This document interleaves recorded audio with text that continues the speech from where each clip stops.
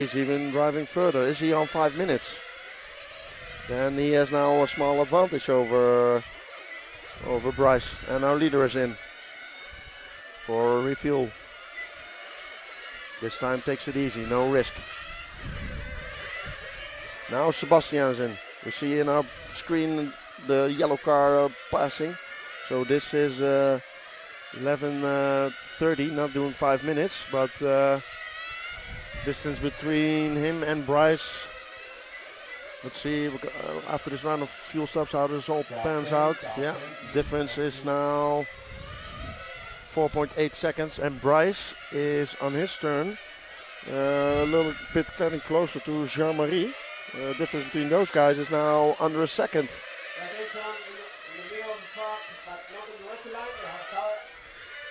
We are following Bryce. There is a lapped car in front of him, but the car in front of that car, that is Jean-Marie. He's now closing the gap. Jean-Marie need to also overtake some back markers, but now Francois is closing the gap. It's now still 9/10, but Jean-Marie on his turn is 3.3 seconds back on Robin, our leader.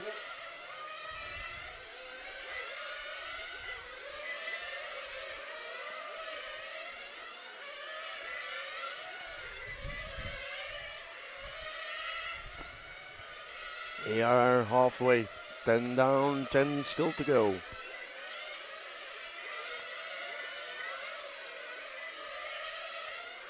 We haven't shot up both second and third place runners. Distance is now getting a little bit bigger again, 1.3. I think Jean-Marie had a little bit problems overtaking the back marker. Less problems for Bryce. But we have still 2 rounds of fuel stops to go. Let's see, Sebastien is 4.7 back on these two.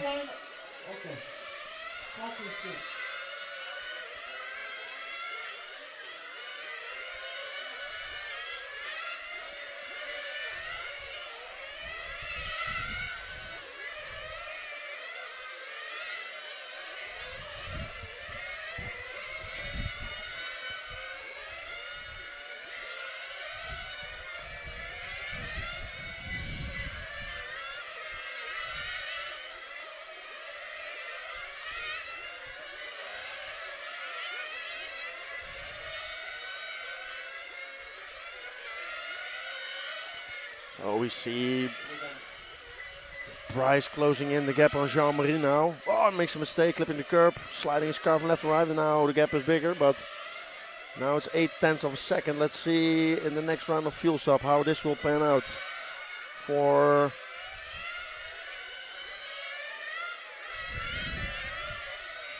the car of Bryce looks a little bit more racy, taking a little bit more chances than Jean-Marie.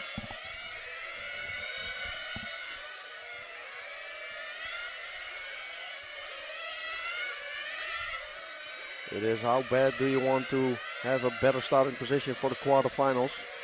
Winner of this race will start at 8th. So Jean-Marie and Francois are battling for 9th and 10th position. It is not a lot, but at the end of 20-minute final, you see that the difference now is 0.8 of a second. And both cars are in.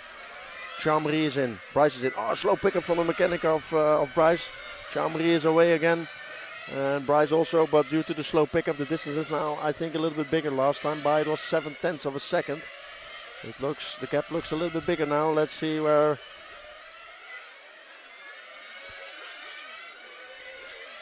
Our cameraman can try to get them both in frame. You see the difference now.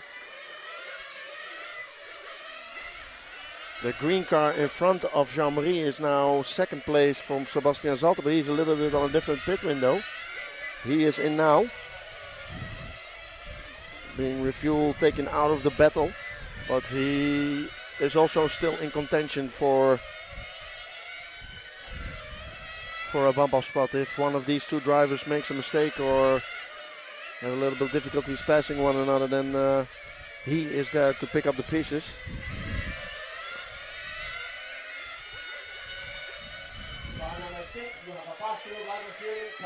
Oh, I hear that Sebastian is getting a drive-through. which means that he is pulled out of contention of this top 3, because this will cost him a lot of time. You see him here having a stop and go. So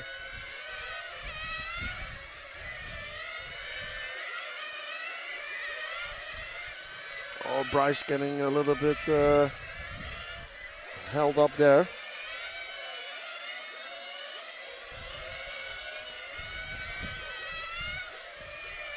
So our top 3 now: Robin, followed by Jean-Marie and Bryce. Difference between those 3 cars is 3.2 seconds, so they are coming together a little bit.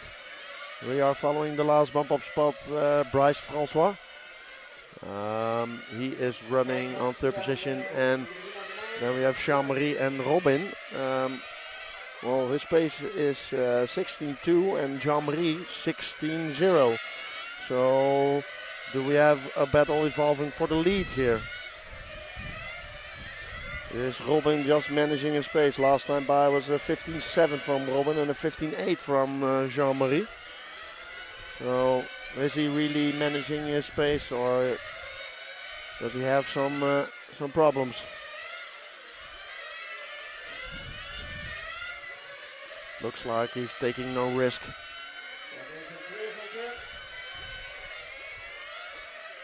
Last time by was 15.3 of Robin and a 15.8 from Jean-Marie. So I think he's a little bit managing his pace to not make any mistake. Just want to get through this one to be in the quarterfinals. Every final we see here today will go faster and faster. 5 minutes to go. We still have 5 minutes to go. In a bump up position now is Robin, Jean-Marie and Bryce. The difference between these 3 cars is 4.1 seconds. The difference between Robin and Jean-Marie is 9/10 of a second last time by. So, Robin makes a mistake. Jean-Marie takes over the lead there. It looks a really weird spot to just immediately slide away. Was it a wind, or because we are having a little bit more wind here? Is our driver feeling the wind on the track? We sure do here on the commentary tower. So I can only imagine with driving on this particular challenging track, it's getting even more challenging. What this? As we see Francois Bryce getting another fuel stop. I think this is his last fuel stop. We see Jean-Marie in. Jean-Marie in from the lead. Go back on track. Let's have a look at Robin's pit stop. He's coming in now. We see Robin in, being refueled by Tobias, and away he goes. And Jean-Marie comes in front of the pit lane, so Robin took back the lead with this last round of pit stops. Oh, there's a slow car. Robin needs to brake there, and also Jean-Marie just pulled through with full throttle, taking all risk there to close the gap with Robin.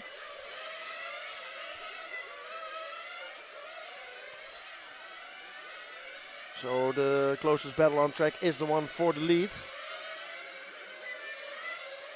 Difference between number 3 spot and number 4 spot is 8.9 seconds, so he's a long way back to get even a bump up position, but this is our closest battle. Jean-Marie needed to fight for 3rd position, 2nd position, and he's now fighting for the win. Let's have a look a little bit to these lap times of these both cars. Last time by from Robin, 15.7. Last time of Jean-Marie, 15.6. Difference 0.8 of a second. What we also need to remember is that Robin did take some tires after the first fuel stop, which I did not see with Jean-Marie. So the question is it really necessary to change tires in 20 minutes? Maybe, like I said earlier, Robin is maybe pacing himself just to get through this. He had a little bit of bad luck during the qualifying. He's already making the gap a little bit bigger now. Last time by from Robin 15.5, from Jean-Marie 16.5. Gap is now 1.9 seconds. Still 2 minutes left to go.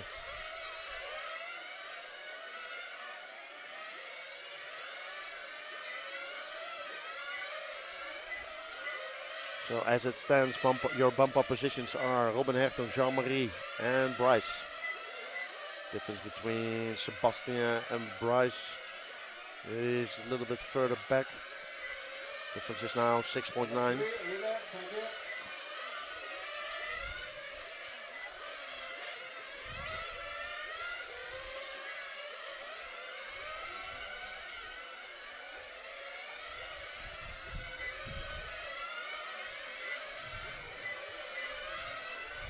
Our leader, still Robin, with 1 minute left to go.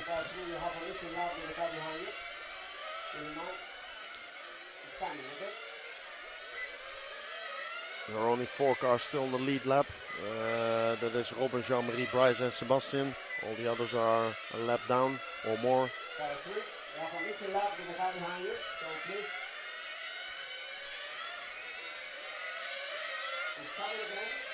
So you have to open the door.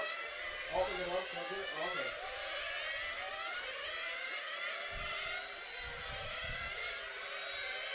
30 seconds to go. Last 30 seconds.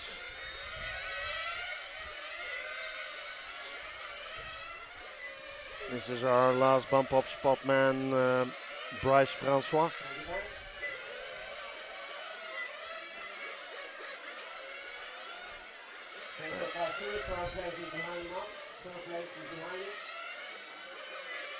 So Robin is already on his last lap. We are finishing. Time is almost expired. Time is expired. Everybody needs to finish the lap they're on. Here he comes. Robin, so taking the win in this 1-8 final. Yes, Robin, followed by Jean-Marie and Bryce. Those are your bump up positions.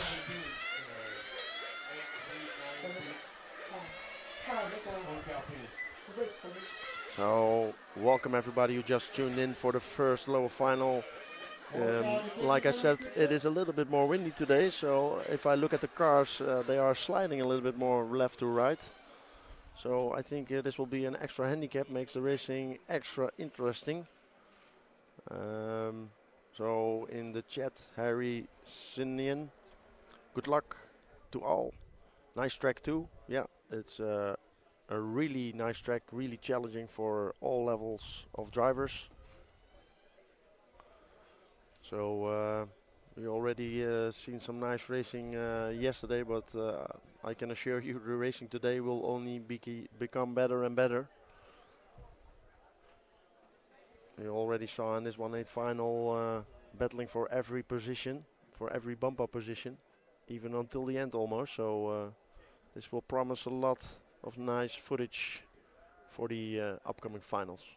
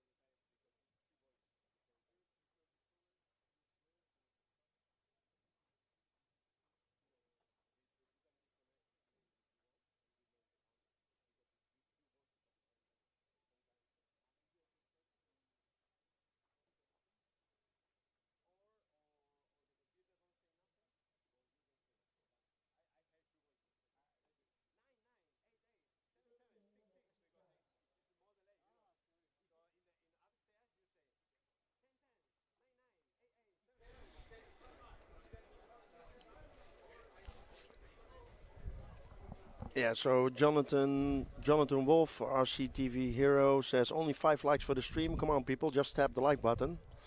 Well, yeah, we're still just live for half an hour, so we'll be live for the rest of the day. Victor Palia says, "Vamos, Fahisa." So I think he is one of the next drivers.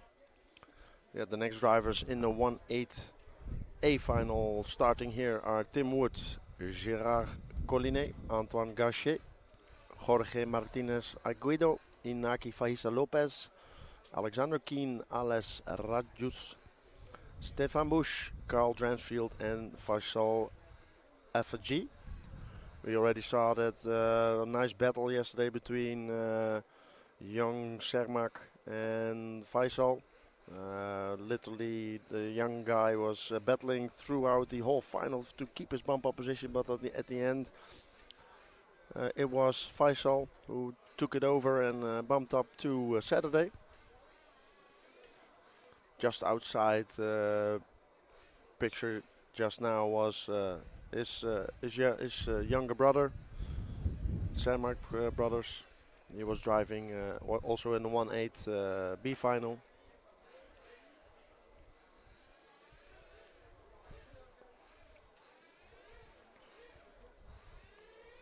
So Jonathan Wolf is asking, how did Kilic get on in qualifying? Well, I think pretty good actually. Let's check where he is.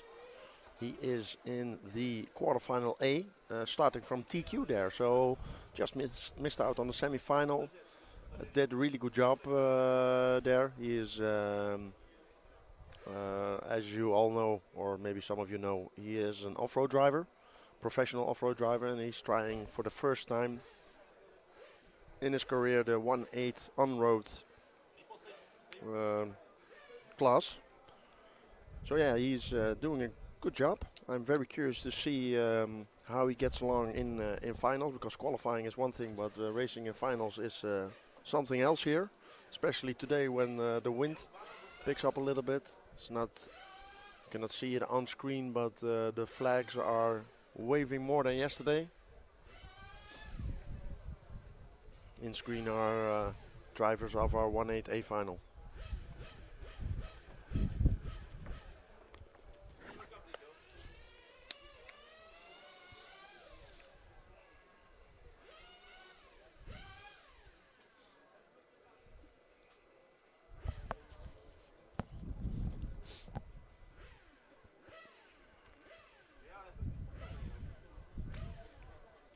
Jonathan Wolf asked, is Kolari racing here? Of course he is. He is in semi-final B, starting from 3rd position. Never count Kolari out, because he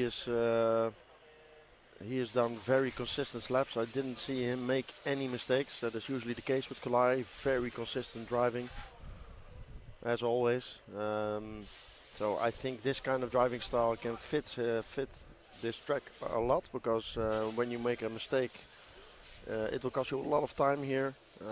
And Kolari, I did not see him make a big mistake anywhere. So let's see if you can find a little bit more results of Kolari. You can see if he had make mistakes in any heat. I think he was in 9. So first one finished in 05. Second one finished in 05. Third one finished in 06. Fourth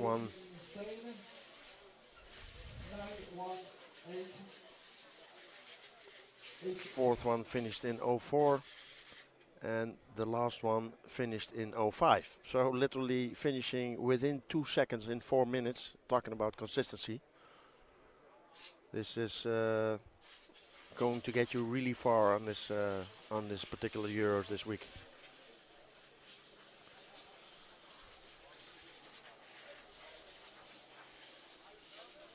How many Worlds wins for Kolari? Is it 9? Yeah, it is 9.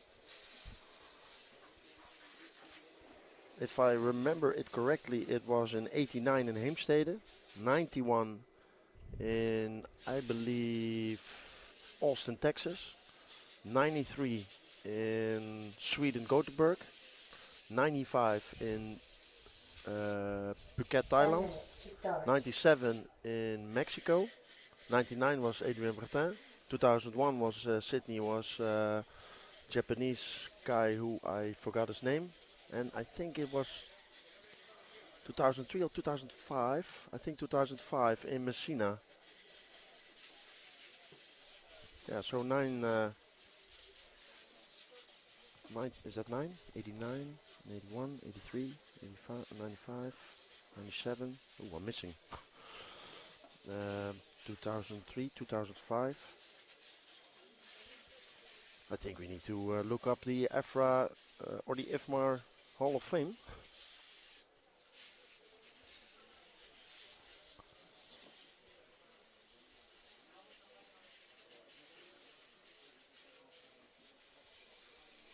So yeah, I have here the Hall of Fame, and it is Lamberto Collari in 89 in Heemstede, 91 in Austin, Texas. So far so good. 93 in Gothenburg, Sweden. 95 in Phuket, Thailand. 97 in Toluca, Mexico. 99 was Adrien Bertin. 2001 was Kenji Osaka. 2003 it was Lamberto in Ohio. Hamilton, Ohio, says here. 2005 it was Lamberto in Messina. 2007 it was Lamberto in Cordoba. 2009 it was Lamberto in Lostallo, Switzerland. 2011 it was Robert Peach in Homestead, Florida. 2013 it was Tadahiko Sahashi in Japan. That was it.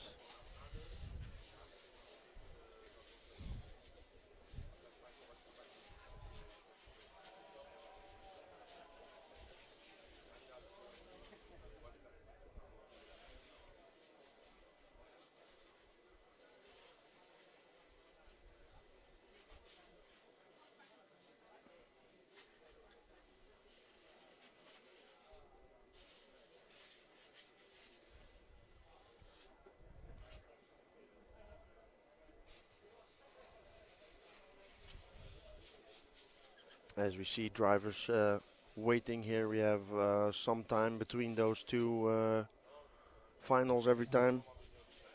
So for the next There's no stress here. final, the marshal Time before starting now is 12 minutes. The 1-8 sub-final B no bump up has to go to marshal. If they can't because they are mechanics or anything else, they can find a replacement.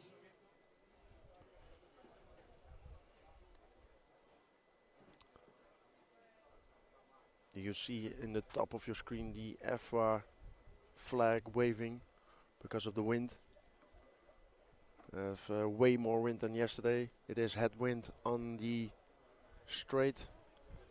So this can mean that you have wind from behind if you drive from left to right to the track. So right hand corner, so to say. This can make driving a little bit extra hard because driving with tailwind is pushing your car more to the outside. So we can see more sliding cars today. We also saw Robin making a sudden slide going onto the straight. Or maybe this has to do with the wind that is playing up.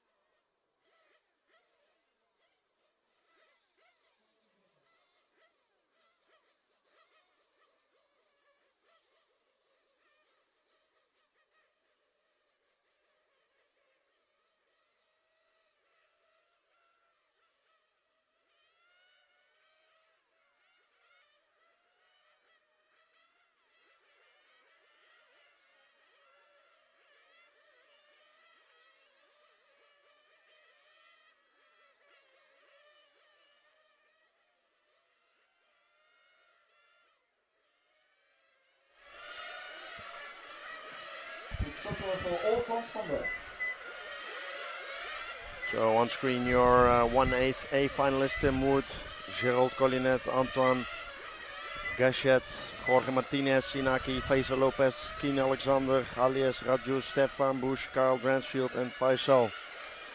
We see here a little bit how strong the wind is on the track. So if we zoom out, we can see how the flags are pointing and waving. So this is along the straight. We see that it is headwind along the straight. Not really exactly headwind, if I am precise. Maybe it's 10 degrees on the straight. So yeah, this is noticeable on track, I can tell you, especially when you go into a right-hand corner. So this corner where we're now focusing on, that corner is then tailwind. So cars are looking quite steady now but the wind can pick up. We see also the trees there waving a lot. We did not have that yesterday. Yesterday it was clear sky, no cloud. And now it's a little bit more cloudy. It's also a little bit cooler today. This can have all effect in setup and driving on this track today.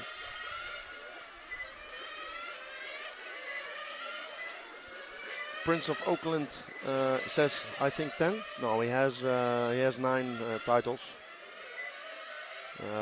He says, what time does racing start? Well, within 3 minutes. Countdown has started, and it is even within 45 seconds. So we're gonna see some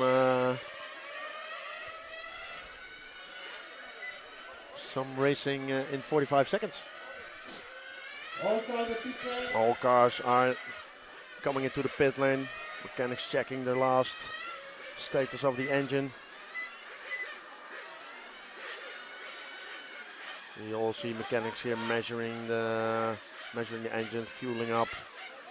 Then they are going to walk to the 30 seconds to start. To the start grid.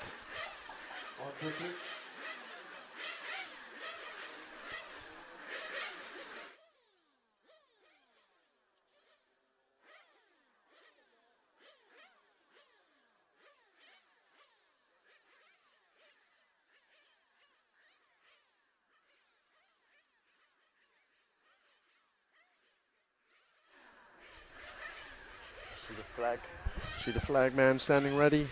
EFRA official. In screen, poleman Tim Wood from Great Britain.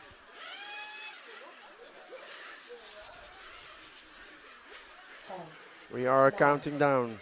8, 7, 6, 5, 4. Cars are down. And away we go. See car number 4 missing from the grid. Car number 4 is Martinez. He is now coming out of the pit lane because he had some problems on the starting grid to be on time. In the lead, Tim Wood, followed by Gerard Collinet. And then it is Antoine Gachet. Gachet now in holding the last bump-up spot, but we see a pile up there behind him. Oh, Gerard Collinet makes a mistake. Now we have a battle for second and third going on here. Looks like Tim Wood is getting away clean.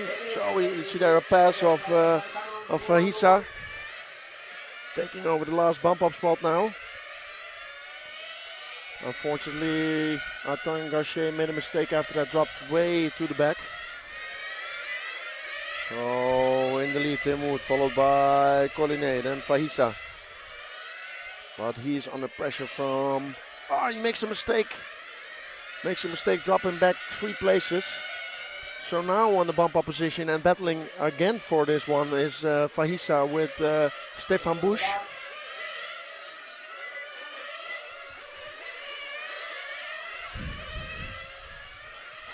So we are filming these 3 cars. This is second, third and fourth. Oh, Stefan Bush gets out of the way there because I think maybe the wind. Also Radius has some problems there with sliding cars. So I think this is the wind picking up. So we got to shuffle through these first 3 positions. First, second, third and fourth position. Let's see So it is now still Radius, Steph, and Inaki is getting back together. Oh, Gerard Collinet dropped out between those three. So he's now in 5th position, but Tim Wood looks out of the woods, so to say. He's 8 seconds loose from the rest of the field. The rest of the field we are filming now with Alès. Alès, then Steph, then Inaki and Gerard. Difference between Steph and Alès is 0.3 of a second. This is your number 2 and 3. Second and final bump up spot. Oh, clips a curb now. Stefan is on it still. You must imagine in qualifying you're racing against the clock, but now these cars are racing against each other. So this is way more exciting. In qualifying it is maximum push until the time is over, but this is a long run. Need to keep the wheels on the black stuff for us. Stefan looking, putting pressure here, putting Alès on the pressure. Let's see if he can take this pressure or that he makes a mistake.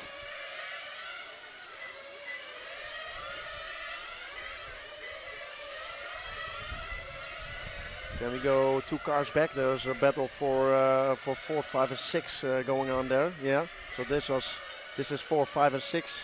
These cars already, all 3 have been driving on a bump up spot earlier on, so they know that they need to carry on, and they are closing the gap between Stefan Busch, because last time by it's 2.6, but the difference between these 3 cars is all 0.2. So can Inaki, Inaki makes a mistake. He needed to go into the pit lane. I think it was maybe a last call of his pitman, a really last call. Maybe cost him a little bit more time here, this fuel stop. And now we have Stefan in. And away he goes. And here comes Gerard Collinet. And away he goes. Tim Wood is in. What are they doing? Are they refueling only? Making adjustment to the engine. I saw an elbow of Speshit making an engine adjustment. So let's see, after this round of pit stop, we have now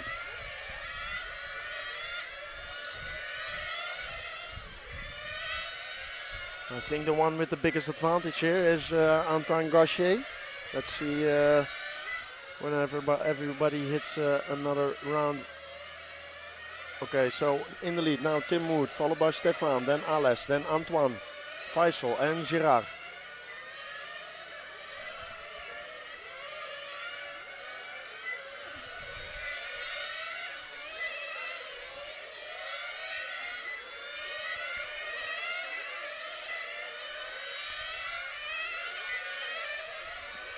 So let's have a quick look where Stefan, Alès and Antoine are driving, because they are battling it out for the 3rd position.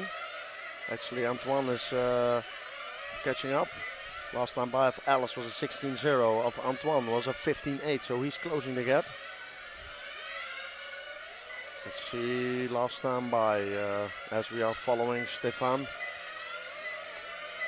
Last time by of Antoine 15.8, of Alès 16.0, again 2/10, so he is closing in on Alès. Let's follow Antoine for a while. Antoine is the orange and white car. Going on to the back straight now, and the car with the green and the white in front of him, and that is our last bump up position. But Antoine is closing the gap. Last time by was 1.2, now is it 1 second. He tried to keep them in frame, because you can see the distance. Sure, the Alès go wide, but also Antoine goes a little bit wide in the straight, so I think the wind is playing parts on driving today. Just to make it even more challenging. Just bring in some extra handicap.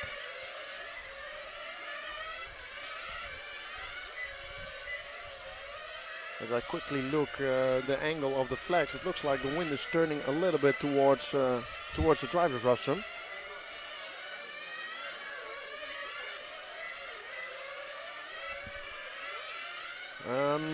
Closest battle on track is now for the lead. Going back on the back straight is Tim Wood, and then behind him is Stefan Busch. Oh, Tim Wood has literally no more power. Literally no more power for Tim Wood. Was the engine adjustment too big? So what is now happening? He's backing up Stefan Busch into Ales and Antoine. So if Stefan Busch is not going to pass him, he is on the straight. But here's Ales. So Tim dropping back to second. They surely need to bring him in for another engine adjustment, because this is no good. This is no good for Tim Wood. Oh. So he's now on the last bump up position, Tim. And here comes Anton. He comes in. This is Tim Wood. I think the engine adjustment was too much. You see again making an engine adjustment. I think they made it more rich, but it was too much, and now more lean. But this will this cost Tim Wood his final? It's still too lean, still too rich. A lot of smoke, no power. They need to adjust again, else he's losing too much time. Let's see. Oh, looks like he has power now. Really weird. As we have another round of pit stops, Tim was comfortably driving 8 seconds in front of the rest of the field. And now he is battling for a bump up position. I see. Oh. So he is now on fourth. And what he needs to do is close on Ales. But I see Ales already been to the pit. So he's now behind Gachet. So our new top four actually, is now Stefan Busch, Antoine Gachet, Tim Wood, Faisal and Ales.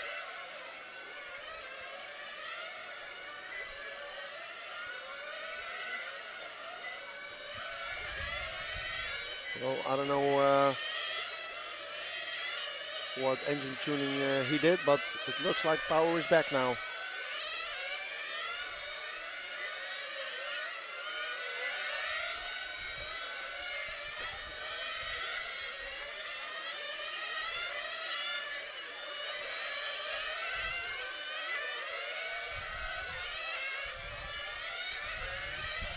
So he is now chasing Antoine Gachet.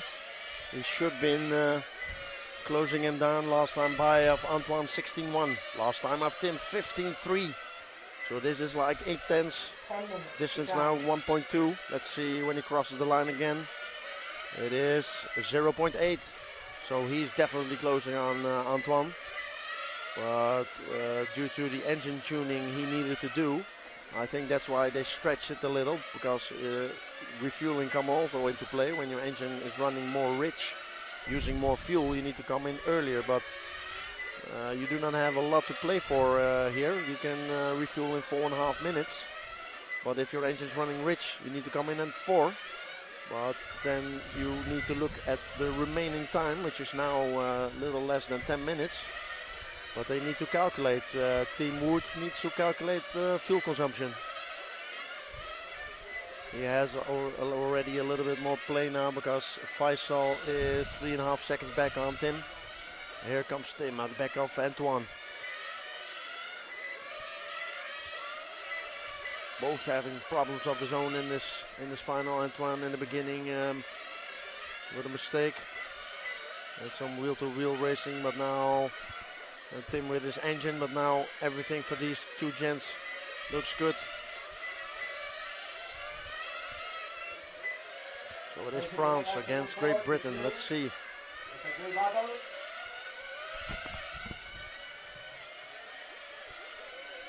Difference last time by was 0.3 of a second. Oh, and getting a little bit slowly there through the chicane onto the straight. 10, 7, and 4. I'm with you, okay? Give it clean, guys.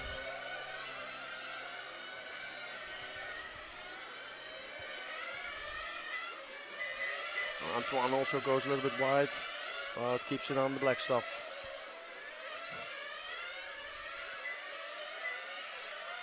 We have now exactly 8 minutes left, meaning pit window is open. I see mechanics watching their stopwatch.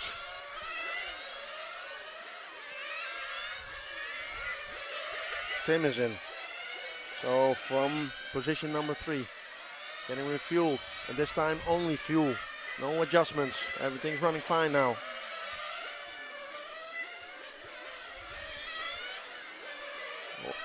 Also, Antoine Gachet is in. Let's see how the refueling goes. He's now out. Here comes Tim. He's just in front of him. So Nicola did a great job there with refueling. Race is not only won on track, but also in the pit lane. Great refueling there for Team Wood. But how bad does Tim want to win this final? Does he want the first position back? He sure looks racy enough. Steph also got into the pit, in and out for fuel. He is the yellow body shell just in front of Tim. Let's look a little bit at the lap times of Steph, 16.6. Tim Wood, 15.5. So it was 1 second. So we are following the leader here. This is Stefan Busch getting held up by Ellis.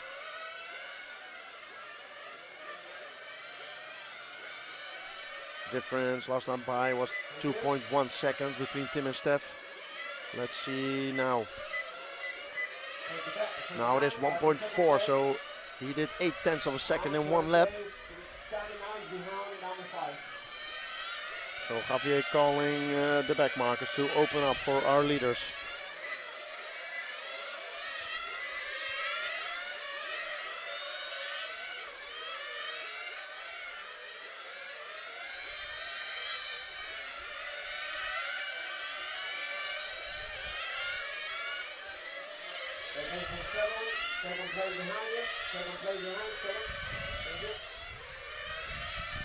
Okay, car number 7 open there for Tim Wood.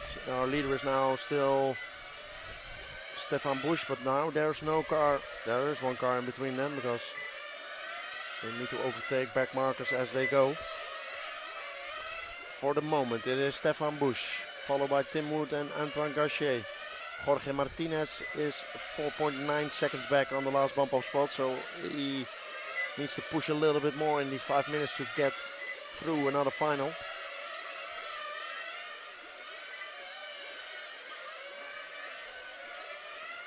I will keep an eye on the lap times of Jorge and Antoine and the distance, and if there's a battle evolving, we immediately switch to the battle on track. At the moment we are watching our leader. 5 minutes to drive. Difference between him and Tim Wood, 1.8. Last lap times of Jorge was 15.9 and Antoine 16.1, so he's closing the gap bit by bit, but still has some ground to cover.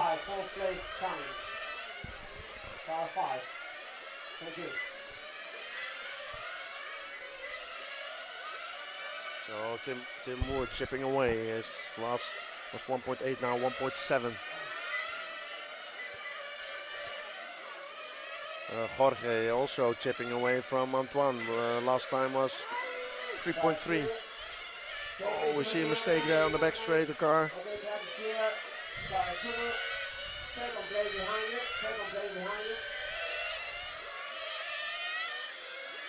Car number 2, open the road to the second place on the track.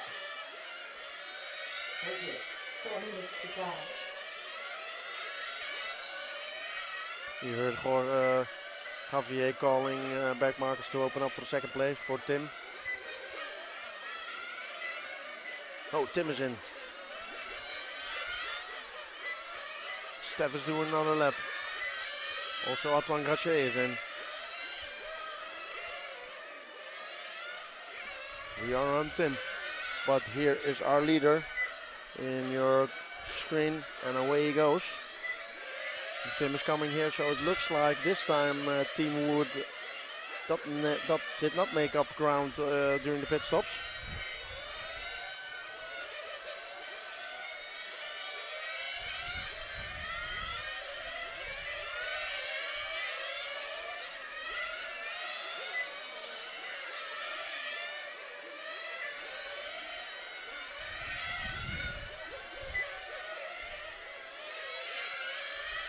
So after this last round of pit stop, with still 3 minutes left to go, it is still Stefan Busch, followed by Tim Wood and Anton Gachet. Difference now within Steph and Tim Wood was 1.8 before the pit stop, now it's 2.7. So this time the pit crew of Busch, Team Busch, did a really good job.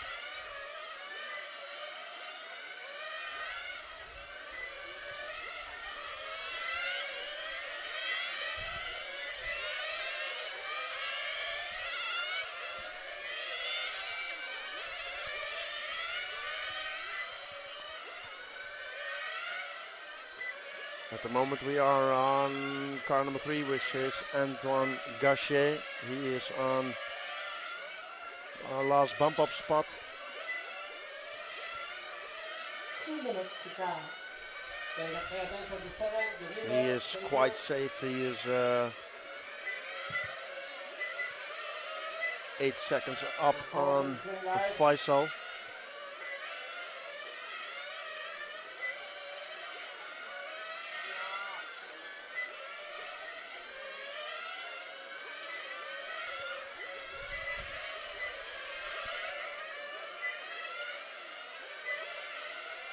Attention 7. 4.2 place behind. 4.2 place behind. 7. Thank you. 2 cars. Thank you.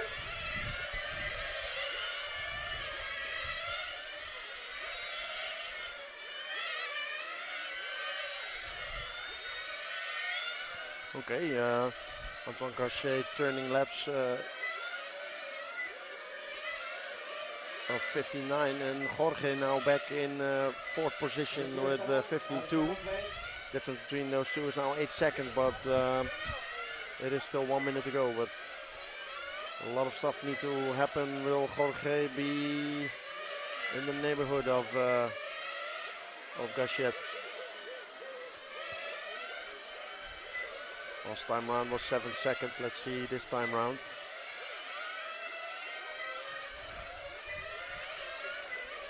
6.9, but with 30 seconds to go, I think if nothing else happens, this will be our bump up spots by Boucher, Wood and Gachet. Wood having some troubles of his own with some engine tuning, but later on recovered from that. Was leading the race comfortably. Now he's pacing himself to keep in 2nd position. No need to take any risks this last seconds. So that is time. Everybody's need to finish the lap they're on. So Tim is finished. We're waiting for Stefan Antoine, but they will bump up through the quarterfinals. 5. Finished 3. Finished 9. So that will be Busch, Wood and Gachet bumping up to the quarterfinals. Hold on. All cars to the pit lane. All cars to the pit lane.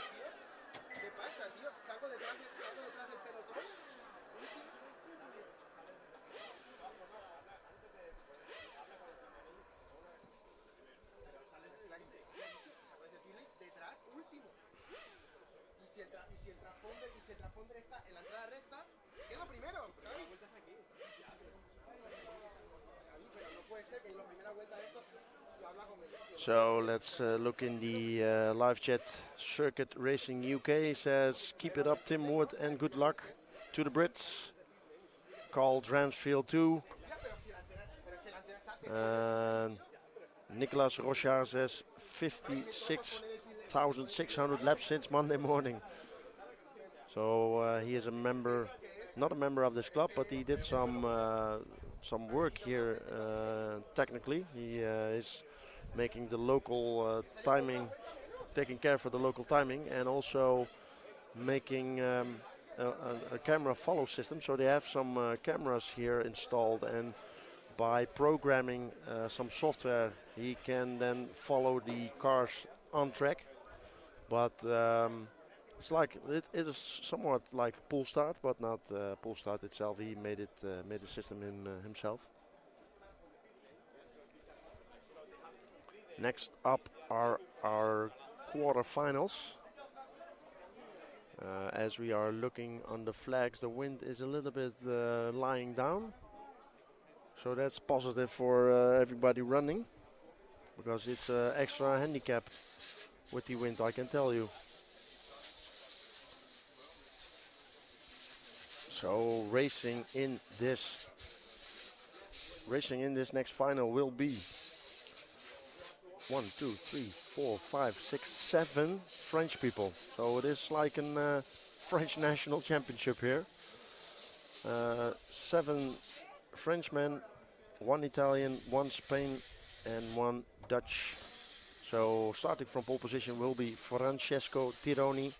Then we have Juan Antonio Hidalgo Garrido, Jules David, Baptiste Jimenez, Fabien Boranger, Christophe Louis, Jorre Gouling, Robin Hertong, Jean-Marie Glorinec, and Bryce Francois.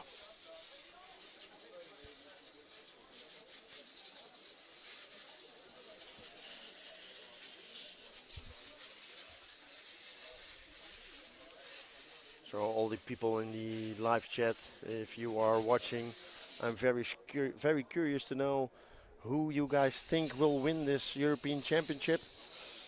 We have been live since Thursday, and we have seen a lot of racing. We have also seen different TQ mans this week. Maxime Ripoll, Mirko Salemi, and Dario Balestri. So yeah, those 3 drivers are in contention for sure. Also, Carmen Raiola is in the mix, being one of the 4 direct qualifiers. Anton Rock says, hello, good luck all drivers. And Julien says, bravo, et Antoine. Yeah, Stefan Bush and Antoine Gachet are both in the next final, so they did a good job.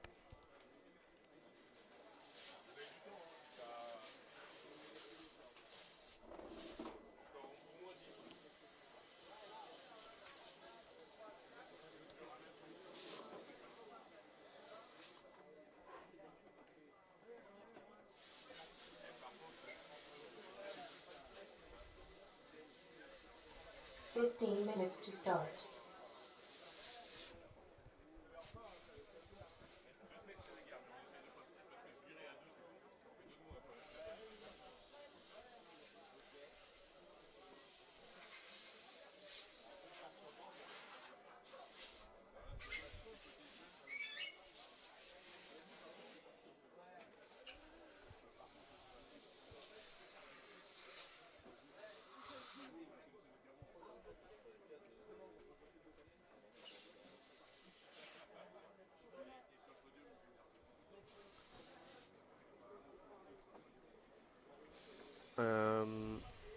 Okay, Julien, my French is not so good, but I'm gonna try it.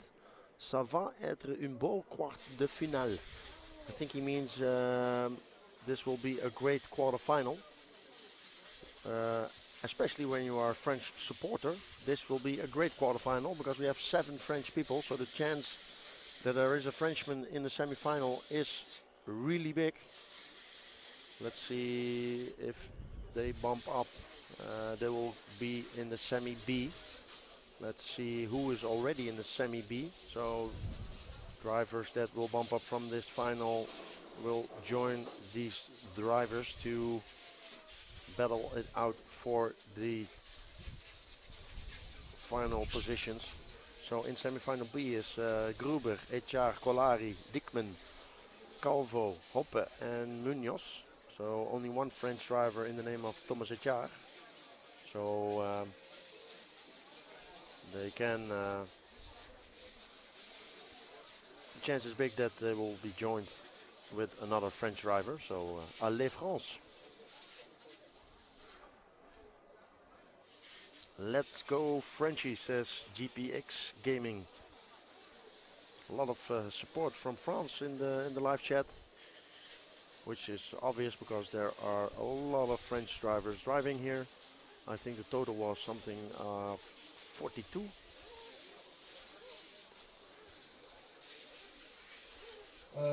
Sorry, it was 51. Am I correct? Or no, 42. 42 French drivers. On the Mercedes GLE in England, and the alarm is ringing.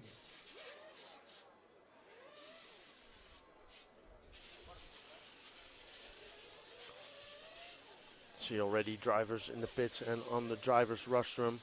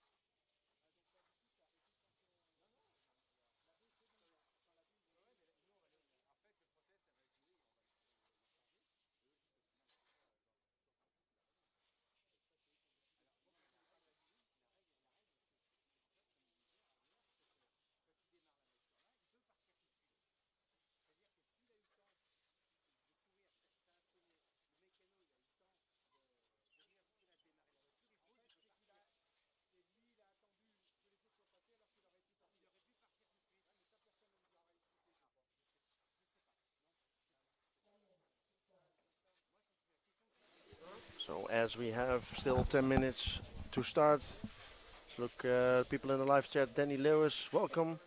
Great commentary, John. Well, I tried to do my best. And Pierre F says, Jules David, RCCL. I think he means that RCCL is his club, maybe. So welcome all the people in the live chat. Yves Strapazon says good luck to all the racers here as we coming up on quarterfinals. I can tell you it's becoming very, very interesting.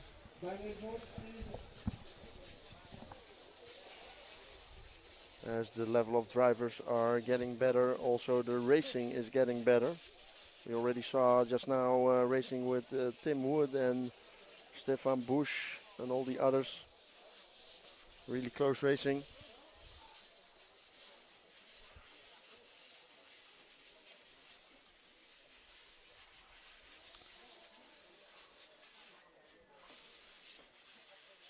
Oh, Julien says Lyon, RCCL. Okay, so it's a club from Lyon. I think I've been there once in Lyon. Let me look that up, RCCL. I think I run there some. Yeah, I've been there in Coupe de France. I've been racing in France for, I think, 4 years for the French national. So I visited in 4 years a lot of tracks. There are a lot of tracks here in France. Some are more difficult than others. This one is, I remember, a rather special one, that one in Lyon. I've been racing there and I can remember that it was a hard weekend for me there.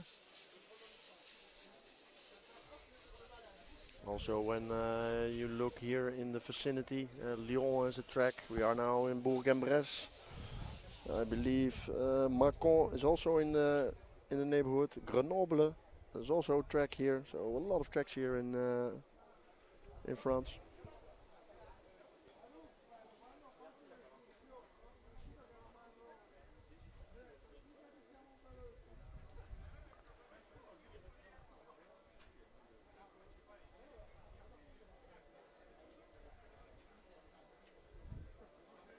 Julien says Lentely. And Alain Grandfils says bravo Steph. Yeah, Stefan Bush is in the next final.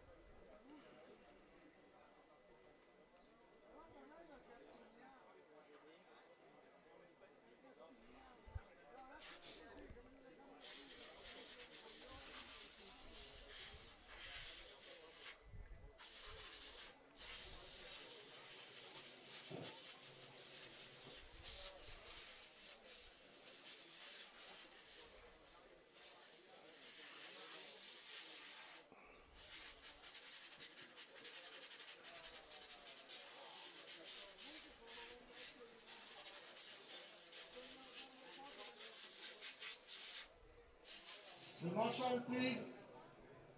The preview, if we don't bump up.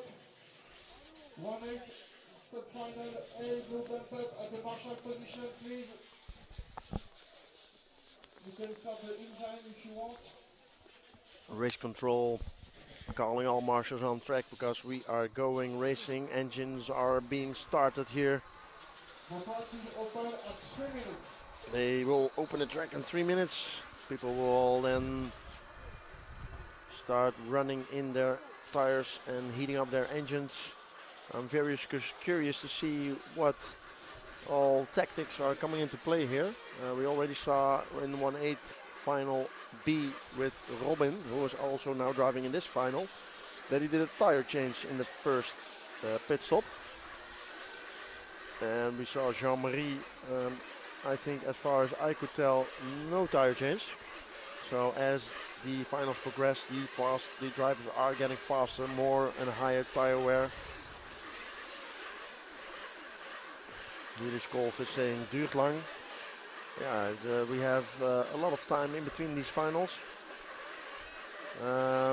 I can tell you it feels really relaxed.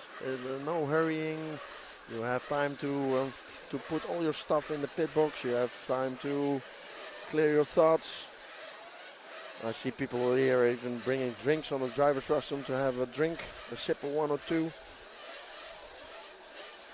So yeah, for people like us, we want to see action. It takes a long time, but for drivers and mechanics, it's really nice and easy to start your final, no stress. Now the French will say it doucement, rustig aan.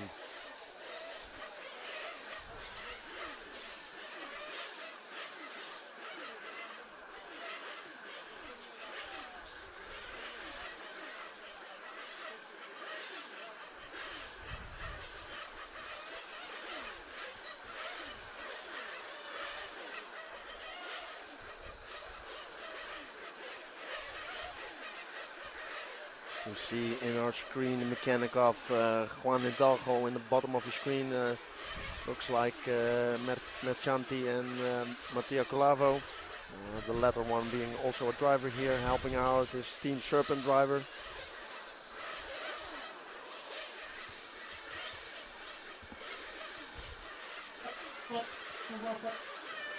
They are opening the track now.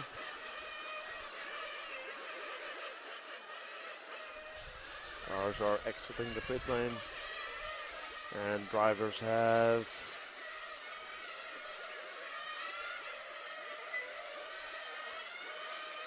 3 minutes to do everything they need to do. And then we are racing again for a spectacular quarterfinal B. Starting is the French party in your screen, with an Italian, Spaniard and a Dutchman. Starting from pole, Francesco Tironi from Italy, then Juan Antonio Hidalgo Garrido from Spain, then all from France, Jules David, Baptiste Jimenez, Fabien Baranger, Christophe Louis and Jorik Gouling. Then we have a French sandwich, which consists of Robin Hertong and Jean-Marie Glorinec. Then the last one on the grid, also from France, Bryce Francois.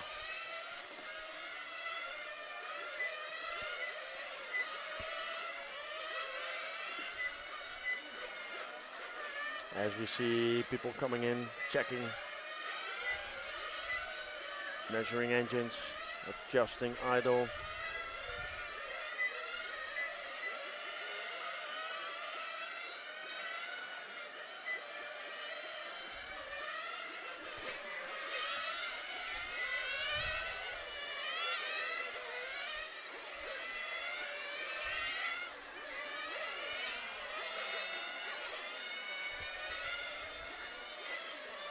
Also to younger drivers in this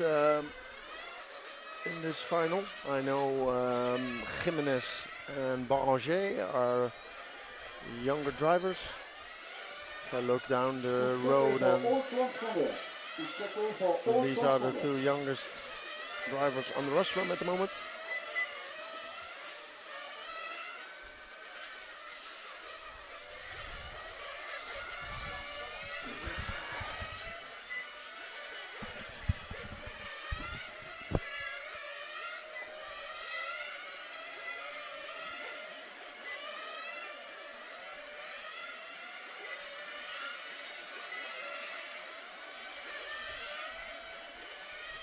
So Birdman says how many advance to the next final? Top 3 will advance. And Julien says it's the great quarterfinal. I want to see 3 French drivers at the first 3 places. Well, they need to move it on because there are 2 drivers in the way, and that is Francesco Tironi and Juan Antonio at the moment, and those are not your least drivers. So, of course, every driver here deserves to be here in this quarterfinal, so all the other drivers are also as good this week. But let's see how this pans out in the first few laps, especially the first 7 drivers. They have their first outing of today. Robin, Jean-Marie and Bryce already felt the track today, the wind, the cooler conditions. So let's see how this pans out. 10, 9, They are counting down, mechanics filling up the car for the last time. 5, 4, 3. release the cars, and away we go. So Tironi and Juan Hidalgo on it. They were away clean. Oh, we see a car flip there from a car in the middle of the pack. But in the lead is Tironi with Hidalgo.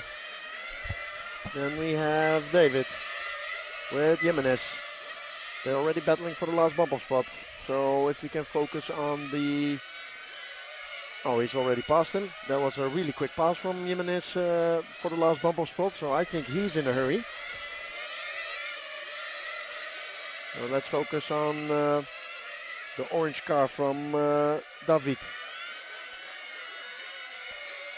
Because he is in 4th now, but he is trying to match the pace of Jimenez. Behind him is Baranger, the young driver. He's also in a hurry.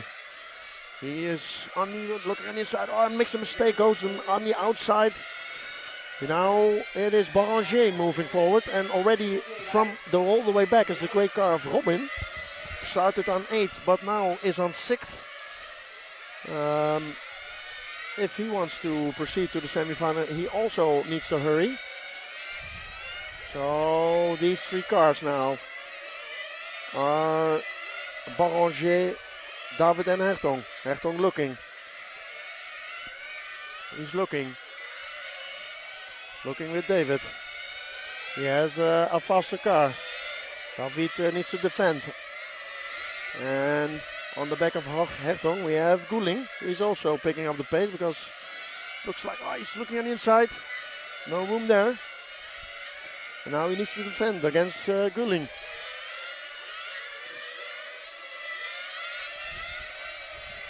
So Robin, he wants to move it on, get going. Oh yes, so we see a slide there from David, and Robin is through. Now is goal. Oh, we see a tire there from Tironi, our leader. Our leader lost a rear tire. There's no marshal there. As we lost a tire for our leader. Problems here for Tironi. Ay. Okay, that is, I think, unfortunately over.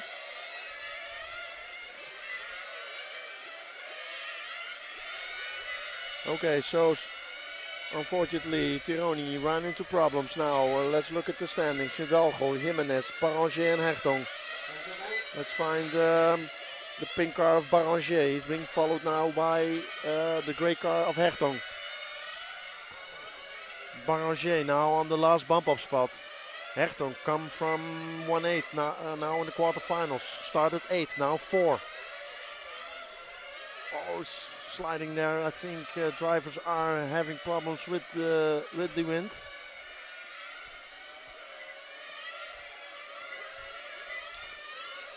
Let's see, Tironi going wide and Hertong is through. Hertong is on 3rd position now as we are approaching pit windows. Let's see if the mechanics can do some work here. In the lead now, Hidalgo, followed by Jimenez and Hertong. Now Baranger, we see them switching on screen. So as it looks now, it's Spain, France and the Netherlands.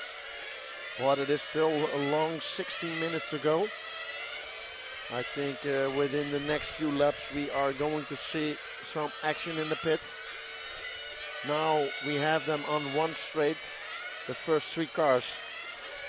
So in is our leader. I will activate the pit cam. In is also Jimenez, Baranger. And Robin, everybody's now out now. Robin, he passed Jimenez on his pit. Now he's in between Hidalgo and Jimenez. So this is our lead car getting hit by a back marker. Also Jimenez need to do some evading action. So let's see Hidalgo, Hertong, Jimenez, David. Because Jimenez needs to take some evading action. He dropped a little bit back, but our leader is now Hidalgo, followed by Robin. Last time by was 1.1, now 1.3. Let's look a little bit on how this battle is evolving. Jimenez now on the last bumper spot. This is the blue car. And the orange car following him is David. He is 7/10 back.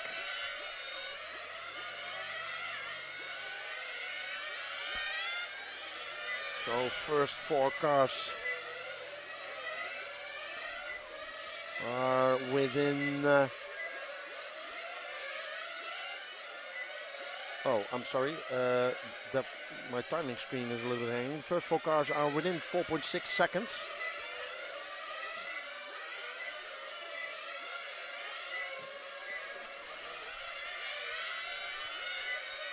As we are following Jimenez, the last bump-up spot.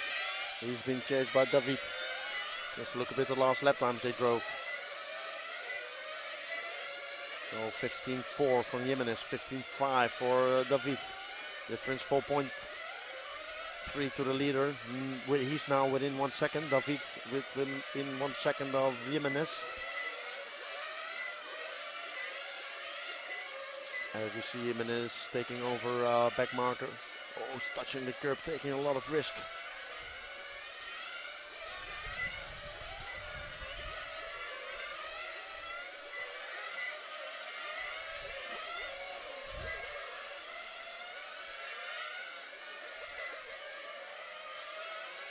Difference between Jimenez and David is he's keeping it in a range of 1 second. If you look a little bit further up the field, we see Robin and Hidalgo. They are also within 1 second. We are now with our leader. This is Juan Hidalgo and Robin Hertong, 1 and 2. We did not catch the pit stop of Robin on screen if he changed tires. I don't think so. Maybe he learned his lesson from the 1-8 final. And has recalculated his strategy and not changing any tires anymore. He is now within 0.8 of a second.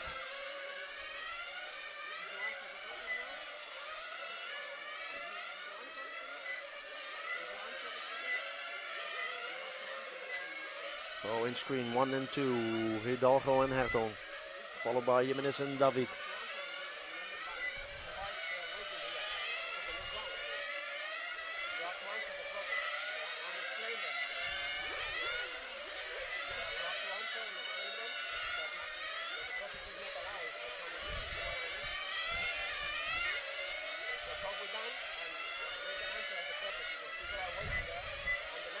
So let's go back to Jimenez and David. Those are the blue and orange car.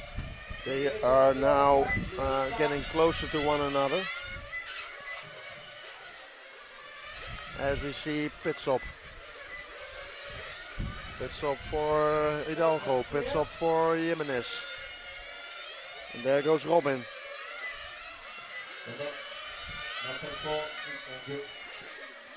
Robin is now in. See, just outside of our screen. We are following Jimenez. Let's see how this pans out. David is now taking the lead, but he is now in. Oh, that was a really quick pit stop of David. And we just saw him exiting in front of Jimenez, meaning on track he has now the last bump up position.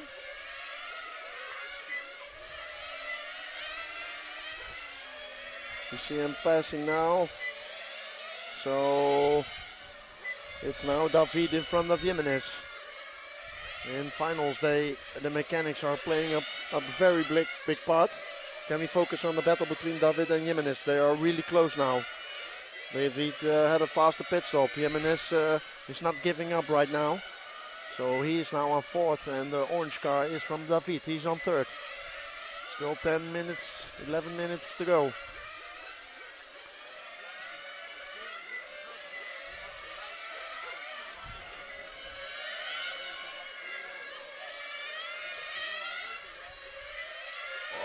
Jimenez, they are taking a lot of risk going onto the back straight. As these two are fighting for the last bump up position, we have also the pair leaders fighting for first position. We'll keep an eye on that if that gets exciting. At the moment the last bump up spot is more important.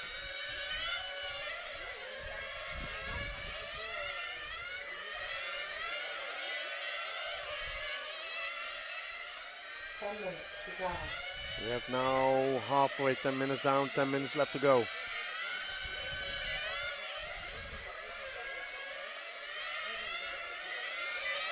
Let's focus on our leader pair, the white and the gray car. They are coming up on the back of some back markers. They need to overtake. This always can cost a little bit of time. Difference between these two is now 0.6 of a second. So Robin coming from 8th of the grid, now running in second, but he's not done. He wants to win. And now we have back markers needed to move out of the way. Who is better? No problems there for the leaders. Robin is closing the gap. Closing the gap to 0.2 of a second. Let's see, can he pressure Juan? Can he put him under pressure and taking that better starting position, that number 8. He can then keep his sticker. Will not need to remove his sticker if he wins this final. But Hidalgo is showing great pace.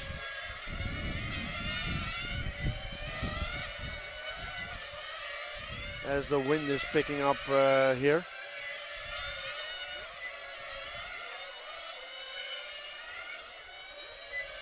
We are on our leader pair 1 and 2.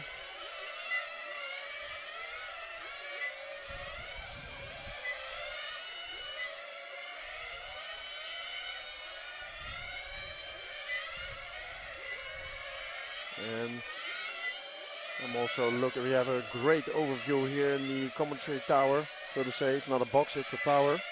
I'm keeping my eye on the last bump up spot as well between David and Jimenez, but the closest battle on track is for the lead. Okay, Jimenez is in. I mean, Hidalgo is in. Robin is going on.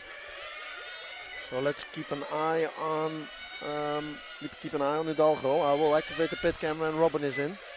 So Hidalgo's now on the back straight. Robin does another lap. Robin now leading.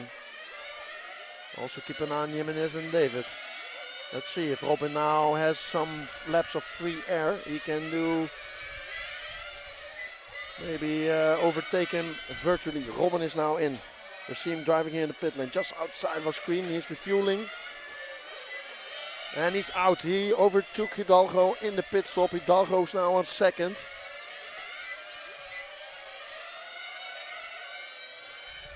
So the win of the final is now in hands of Robin. Coming from 8th of the grid, now in the lead. Having needed to bump up from the 1/8, now bumping up from the quarters to the semi. If he makes it, it's still 7 minutes to go, and this track has been proven challenging. Obviously a problem there for car number 3, which is David. He was hanging in on the last bump opposite, now giving it back to Jimenez, who in his turn now is driving in no man's land because he is on 3rd position and he has 9.9 seconds on Louis Christophe. So Jimenez off pressure now. Let's see, we still have one more round of fuel stops to go. Is it going to be Hertog or is it going to be Hidalgo?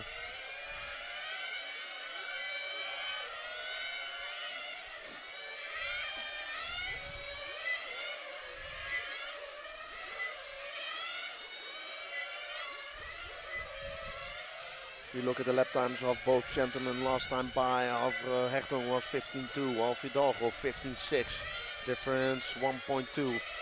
Let's see, they cross the line again. It's now 1.4. So Robin is extending his lead by tenths of seconds.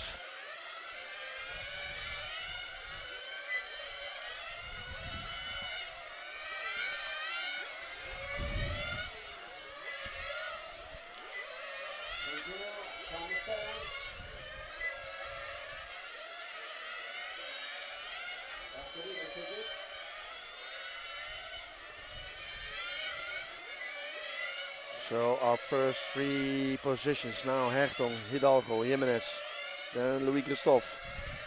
Louis Christophe is still 9.8 seconds behind Jimenez, so Jimenez looks in the land of the 3. 5 minutes to go.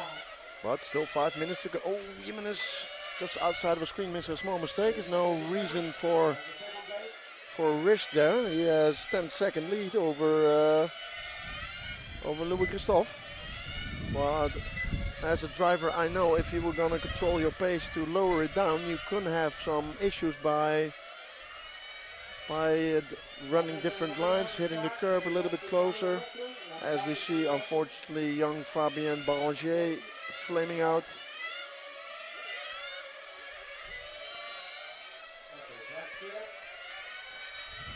But at the moment, still Hertog, Hidalgo, Jimenez, and Louis.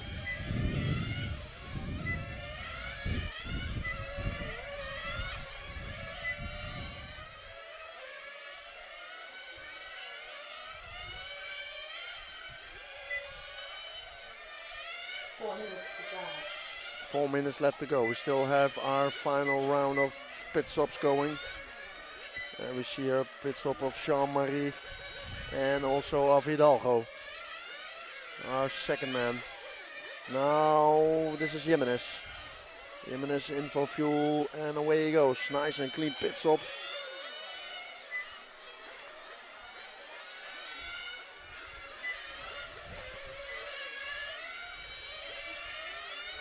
So now Robin is in, our leader is in. And Robin is in, nice and clean pit stop. I think this time by was really quick. Difference was 10 seconds, but because of the pit stops, they are a little bit rounds apart. Let's see what the distance is now. Before the pit stop it was 2 seconds, now it's 4 seconds. So that's a pit stop of 21.9 for Hertong, which is really quick.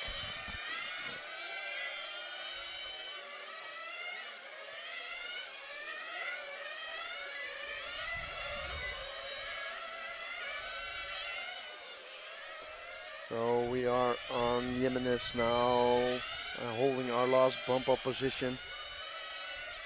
He is the last one on the lead lap, but I don't know if it's going to take long because Hertong is pulling up on the back of him.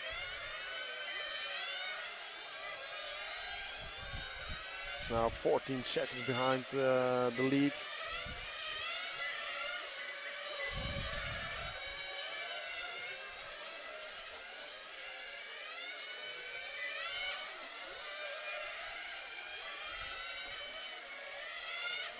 To drive.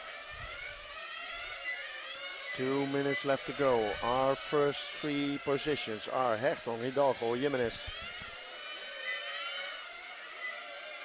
This means one more French driver joining Thomas Etiar in the semi-final. In the name of Jimenez, if he can hold it on the track for 2 more or 1.5 more minutes. And Robin starting from 8 on the grid, coming from the 1/8 final, now on course to progress to the semi-final. He can leave his sticker on, because when you win the final, you are the first bump up and you get number 8 in the next final. Like I explained earlier, it can be a very big advantage when you have already driven a final. Well, Robin has already 2 under his belt. So he's really familiar with the wind, with the grip, with all this situation on the track today. So if joining a semi-final B and you can progress really quick through all positions in the first stages, you can have a little bit of an advantage. Your nerves will be much less than starting immediately in the semi-final.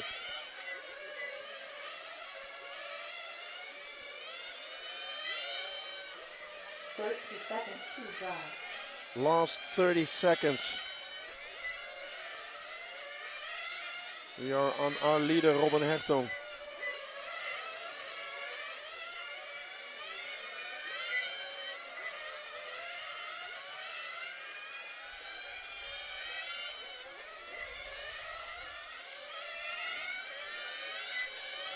So time is expiring. I think he can do... No, not one more lap. He is finished. Jimenez is finished. We are waiting for Hidalgo. He's crossing the line now. So your bump up positions will be Robin Hertong from the Netherlands, Juan Antonio Hidalgo from Spain, and Baptiste Jimenez from France. All car to the pit lane, all done. All car to the pit lane.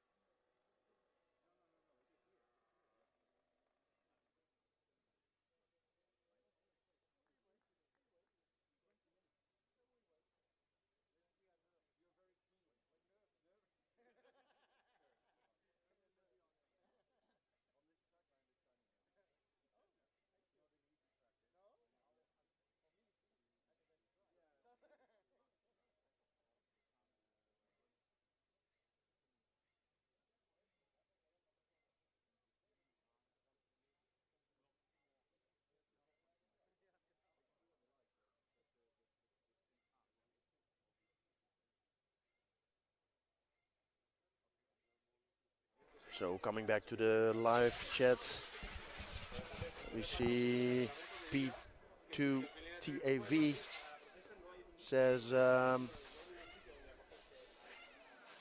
great driving in this final by all. Yeah, definitely.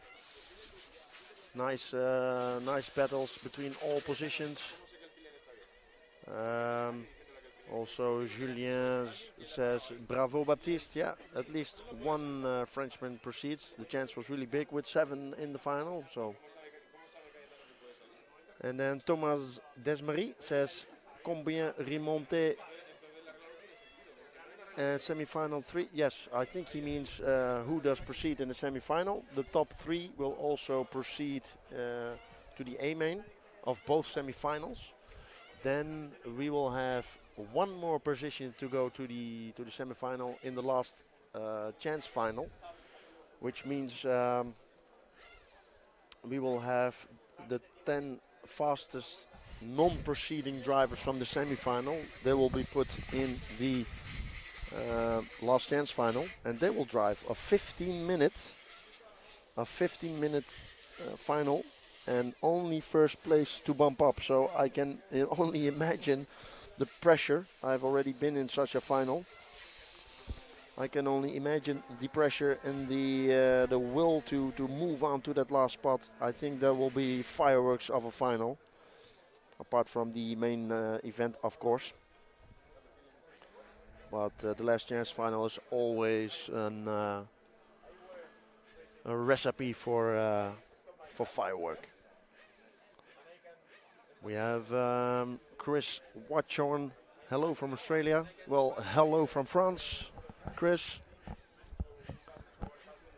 Welcome in the chat, welcome in the live stream, welcome to a lot of hard racing today on Sunday.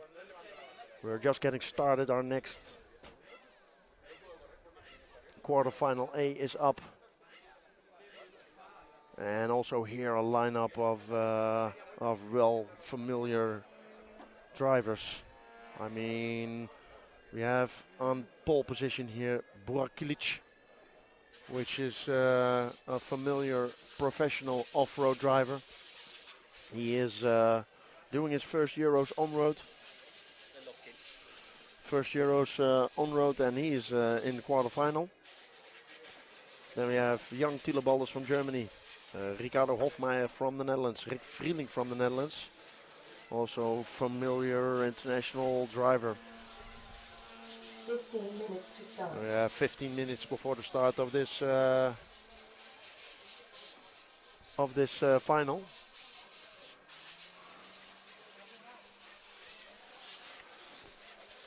Also in this final is Luca Ilassi, son of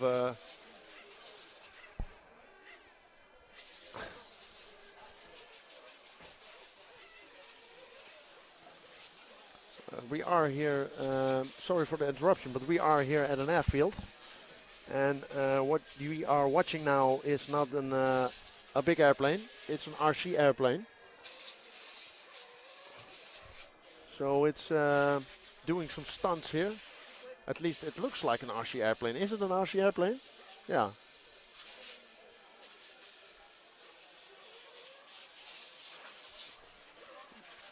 Doing nice stunts here. I don't know if that's also a club member.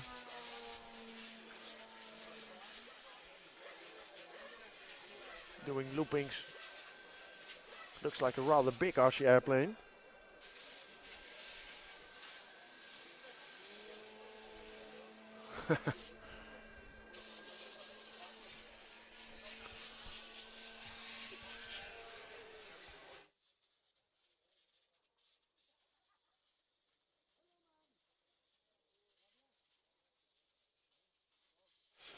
So coming back on the lineup here.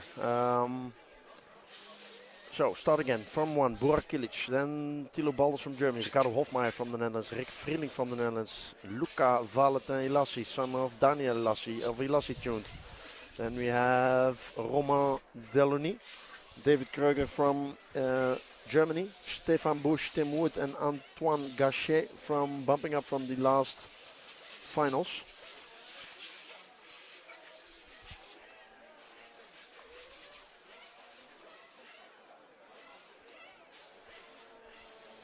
Thomas Desmarie says, thank you, Sir John Herman. You're welcome. If you have any questions or want to ask me something or want to know something, please please let me know. Thomas Desmarie says, now it's jump time with Burak. Well, funny story is that I talked to him for the first time this week, being an RC professional off-road driver. I said to him, well, you have your curbstones you cannot ride. If you get airtime, you are the only one who can control the car. and put it back on 4 wheels. He said it's impossible. He said with these kind of cars and aerodynamics, when the car gets air, obviously the underside of the body shell is completely open. So when you get air, you are just thrown into the hands of fate. You cannot do anything. He said, I tried the first time, but didn't work out. Couldn't do anything. So as we were just videotaping an RC plane doing some stunts, Pierre says you have an RC plane club after the parking. So that's why there are some planes here.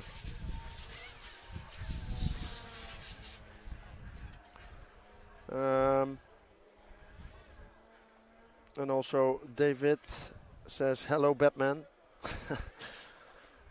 Yes, Batman and Robin. Back in the good old days. I'm going to ask if what the track conditions are today by someone who has already been driving several finals. Let's ask Robin what his feeling is today.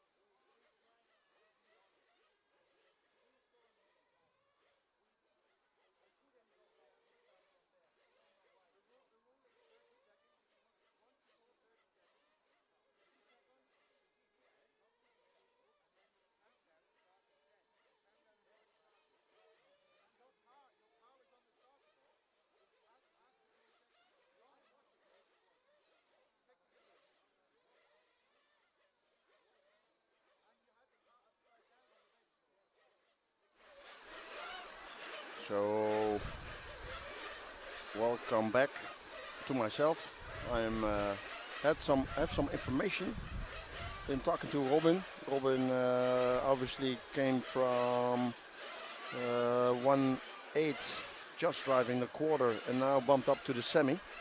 I asked him if there was a change in the track conditions today compared to yesterday or earlier this week. He says the track is completely different, especially with the wind. Also, is somewhat problematic. I told him, yeah, you have at least an advantage that you know these conditions already, and you're joining drivers who do not know. So this can be an advantage when you are starting his semi-final. Let's look a little bit people to the chat. Thomas Desmarie says, Salut, face David. And Danny Scheid says, Sykes, Inen Thilo. So supporters also from Germany supporting Thilo. And we have also French people saying hello to one another. In your screen, we have the people running this final. Bora Kilic, Thilo Baldes, Ricardo Hofmaier, Rick Vriendink, Luca Valentin Ielassi, Romain Delaunay, David Kreuger, Stef Busch, Tim Wood, Antoine Gachet.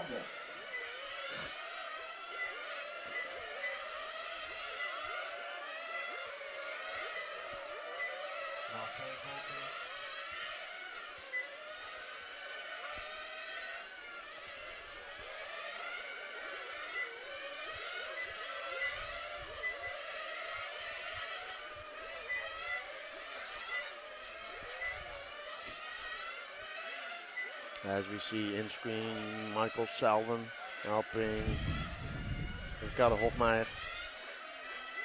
I think next to him is the father of Calvo Fernandez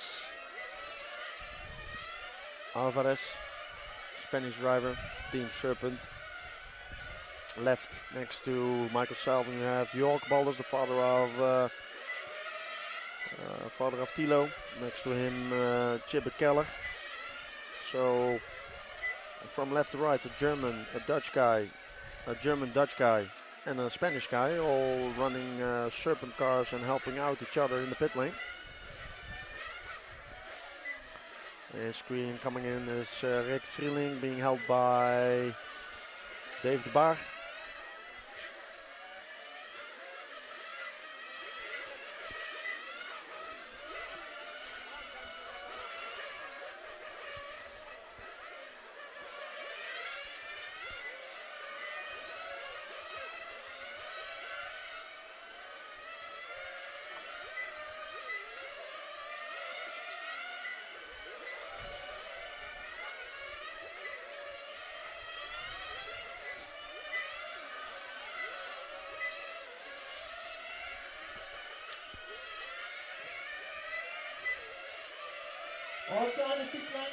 Cars are being called into the pit lane.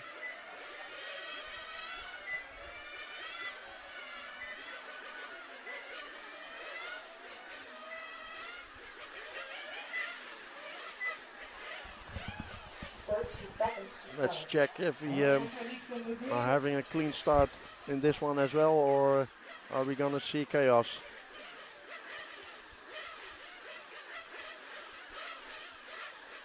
Daniel Mallet-Busch, allez Stef. Thomas Desmarie says, allez Stef, SBR Busch, une demi en une sky. I think he means or in the semi-final or launch the car. But let's focus on this final. David replying to Thomas Desmarie says, Thomas Desmarie, les 5 derniers, ils ont changé les règles depuis notre temps. I don't know, but we are going racing in 5, 4, 3. Cars released. And we are away. Oh, the number 2 car really on it. But at the moment, it's Kilic. Still Balders, Hofmaier in the class of Ielassi. see Hofmeier with the orange and white and Ilassi with the pink and white. Oh, sliding from Hofmeier, loses 2 places. 1 to Ilassi, 1 to Kreuger. And now also to Wood. So lost 3 places and 1 mistake. So we are watching now. Karnam immediately took that place back. He said, that's my place, give it now. So he's now in the back of Bush. Bush came all the way from 8 to 4. A blistering good start there. Like I said, Bush is a driver who already been on the track today. He knows the conditions. He maybe adjusted his car to these conditions. At least it looked like he's doing something right. Because he is now on 4th position. And also Tim Wood from 9 to 6. So both drivers bumping up.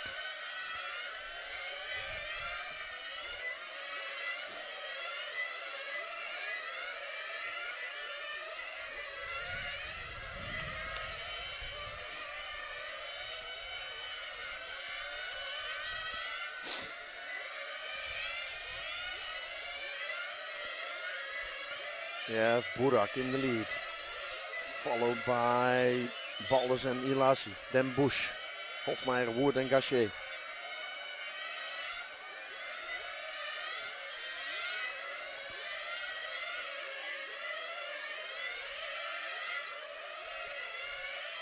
Now Hofmeier is wanted to collect the place back that was his. He started on 3, he's now on 5, lost 2 positions, but Bush goes wide there. Try to get it back. Getting used to these conditions. He's being sandwiched by 2 cars that already bumped. Bush and Tim Wood. In the meantime, front Burak is stretching his lead. It's now 2.8 seconds in front.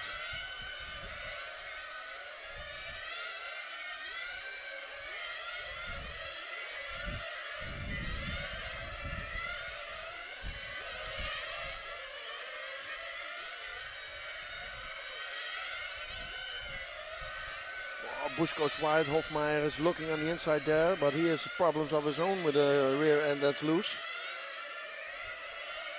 Oh, he flips the car at the moment that Bush also made a mistake. That was his moment, that was the time that he could overtake, but he makes a mistake of his own, and now Tim Wood is there to pick up the pieces.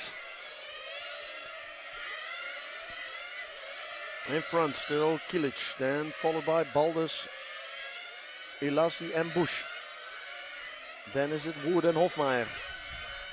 So we are now following the yellow machine of Stef Bush, followed by Tim Wood, driving on 4 and 5, coming from 8 and 9 on the grid.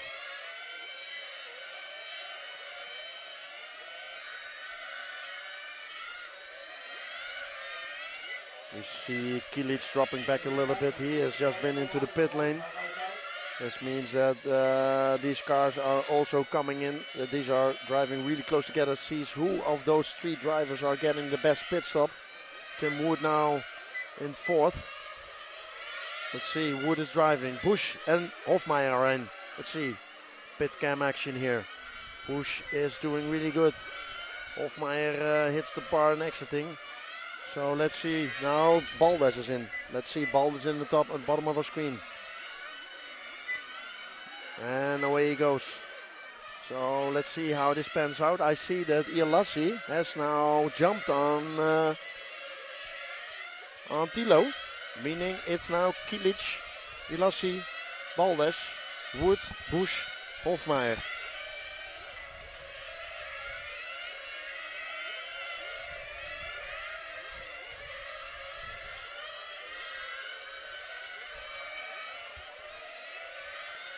Great round of pit stop here for Ilassi. Coming from 5th on the grid, now driving 2nd. But let's watch Tilo, because we go 1 car back. That's the white and yellow car of Tilo. He is now running in 3rd, our last bump-up position. But if I look closely, Tim Wood is now 2.3 seconds away. Let's look a little bit their lap times. Tim Wood last time by 15.6. Tilo 15.4s. 15.4 now for Tilo. 15.6 for Tim. Tim needs to pick up the pace because Steph Bush is there within 1 second of him.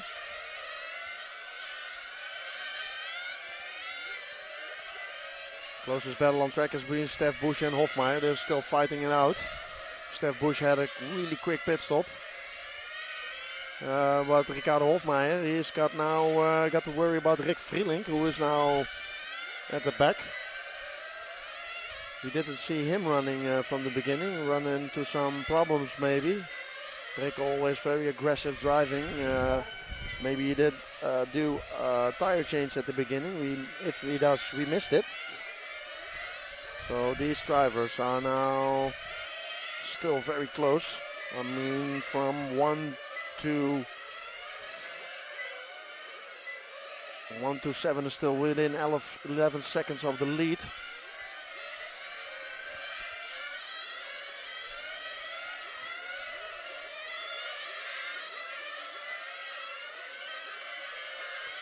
So we have in the lead Kilic, then Ilasi, Baldas, Wood, Bush, Hofmeier and Vrielink. This is Tilo Baldas. He's on the last bump up position. Still, he's one mistake away to falling in the class of Tim Wood. Coming from 9th, now driving 4. But close to Wood is also Bush, Hofmeier and Vrielink. We see our leader in now. He's coming. Oh, it's just coming behind. Just coming behind Ilasi, who just let them pass. So Burak is coming from in the lead, back in the lead. But we see a little bit coming closer together. So these are cars 1, 2 and 3. Probably Ilasi and Baldas are needed to go in the pits. Let's keep an eye on those two. Those two are gonna get need to get fuel within a few minutes, or a few seconds actually. Let's see if we can catch that on camera. Still one more lap. So it is Kilic, Ilasi, Baldas, Wood.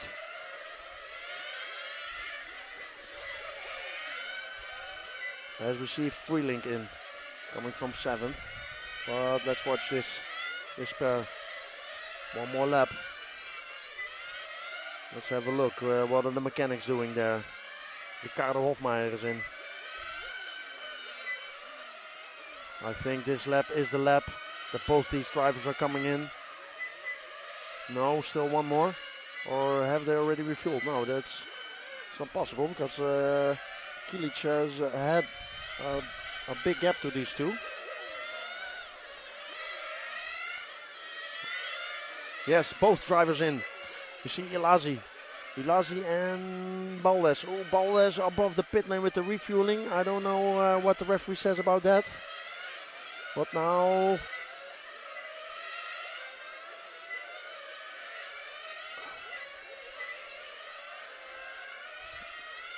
nothing seems to happen there. So I think he had a bit of luck that the referee did not see that. So we have now Kilic, Ilasi, Baldas and Wood. Difference between Ilasi on second is 6 seconds on Kilic and Baldas is 9/10 away. And we have Wood 2 seconds down and then Hofmeier 1.8. So it's a little bit more spread now.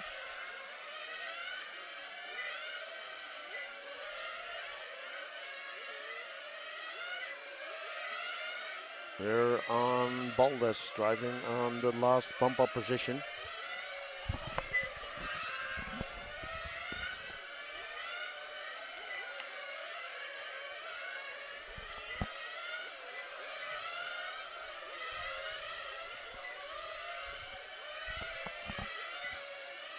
Baldas, one of the younger competitors. I think he's 14 years of age maybe. Same is for Luca Ilasi, also a young Italian driver.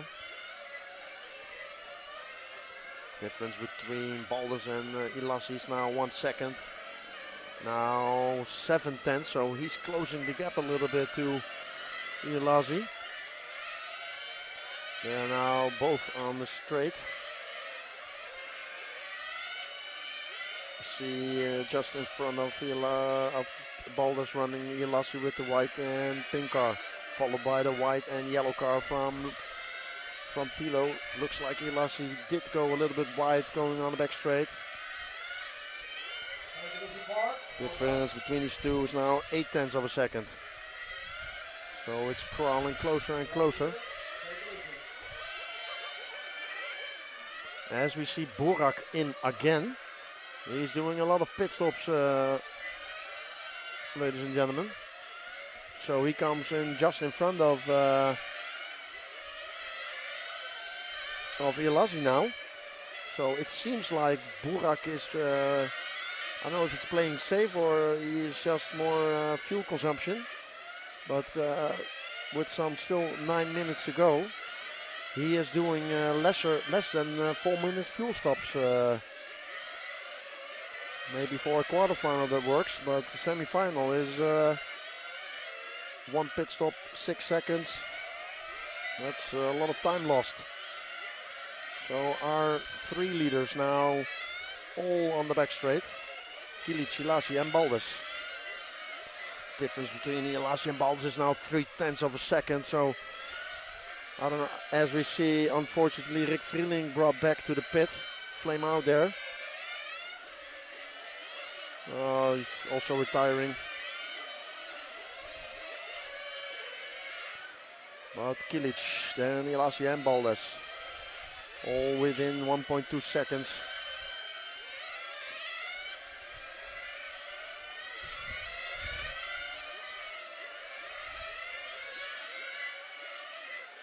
Those 2 young drivers doing a really good job here at the EFRA Euros.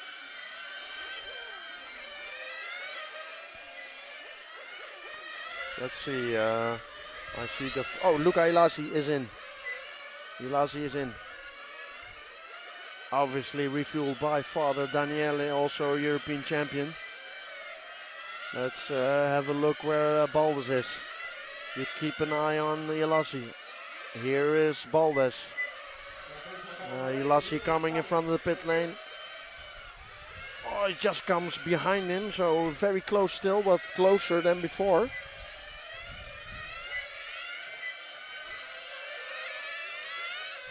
Both fathers, father of Tilo, father of Luca, doing a very good job here as a mechanic. Both well-known, long experience in the scene. What we must remember is that I think Burak needs to come in 2 times and these 2 gents need to come in 1 time. Difference between Burak and Ielasi is now 6.7. An average pit stop takes 6 to 7 seconds. So if he comes in now, he falls exactly in the class of these 2 drivers. Let's watch lap times of these 2. Balders now picking up the pace with a 15.5. Ielasi with a 15.8. Burak with a 15.7. So the faster driver of these 3 is now Balders. Let's see if Balders maybe can overtake Ielasi. Then he can also make it hard for Kilic. Kilic 15.7. Ielasi 15.6. Now Kilic 15.3. Difference still 6.7 seconds.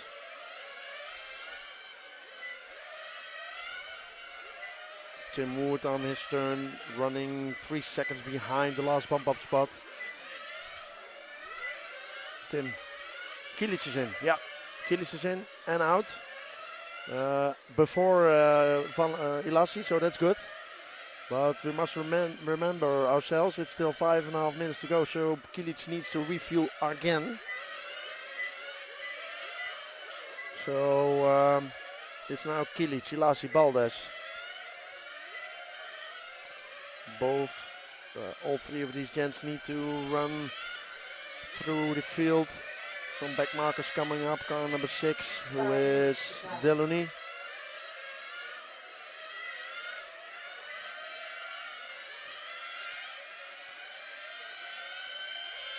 And what I'm curious to see, how about tire wear? I mean, are they gonna make it until the end? And what is the status of your tires at the end? Who saved more tires? It looks like Ilasi's getting closer to Kilic. It's now 6/10 of a second. We must remind ourselves that Baldus is right behind them. So if he got held up by Kilic, sort of held up, still they're fighting for the lead, then it's going to be an harmonica effect with Baldus in the back in the pursuit. And then if something happens, Tim Wood is not far away from the group to pick up the pieces.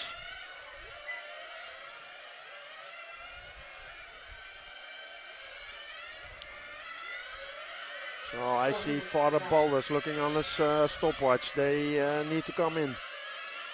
Does not have the fuel gun in his hand yet, so Baldus is... Baldus make a mistake beginning of the straight. Goes off. Luckily did not hit anything. Needs to keep his head cool. Ilasi is in. So Luca in for fuel and away he goes. We are waiting for Tilo to come in. But Father has his fuel gun ready. He's looking.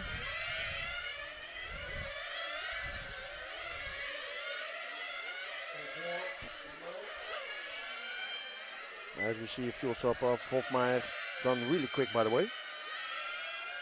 Let's have a look what a quick fuel stop with an in and out lap looks like. And Baldus is in. Now from second position. Well, where's Luca? Luca is now in front of the pit lane. Unfortunately, the mistake of Baldus cost him a lot of time. Let's see, Ricardo Hofmeier 20.7. That is a fast fuel stop, looks like 20.7. We'll keep that in mind for the later finals.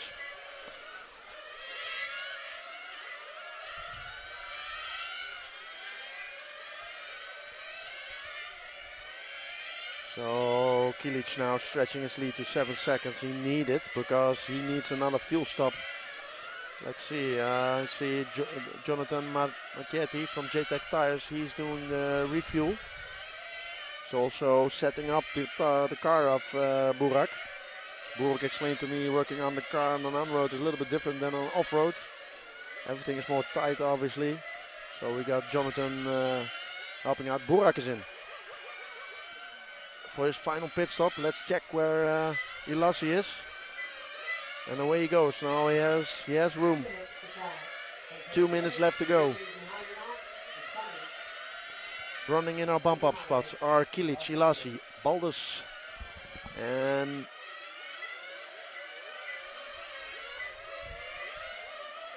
Tim Wood running in fourth. He is 2.7 seconds down on Baldus.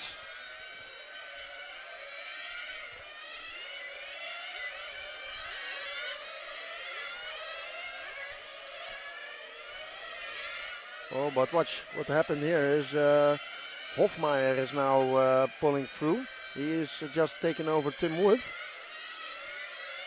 He has 1 minute and 15 seconds to close a gap of 3 seconds. That will be difficult. Nothing is impossible, but Tilo on his turn is closing the gap to Luca. This difference is now 6/10 of a second. We see both cars running in our picture. The white and yellow from Baldus, the white and pink from Ilasi. Last lap time from Ilasi is 16.0, Baldus 15.6. So maybe Luca's running on the end of his tires, I don't know. But are these two drivers gonna risk it? They are young enough to take a chance. Both fathers will be now coaching them through this last stage of the final, last 25 seconds. I don't think any risk is needed here.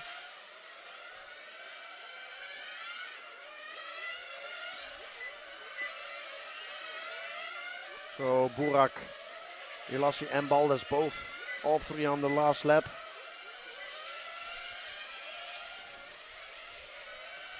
So here is the sound. Burak goes through, Ilasi goes through, and Baldus goes through. let's see the reactions here of both fathers. They are proud that their sons promoted themselves to the semi-final of the European Championship, which is a well-deserved result. All cars to the pin lane. Bring the car to the pin lane. Thank you.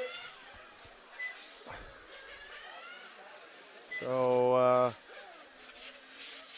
job well done for Baldes and Ielasi. All cars to technical inspection.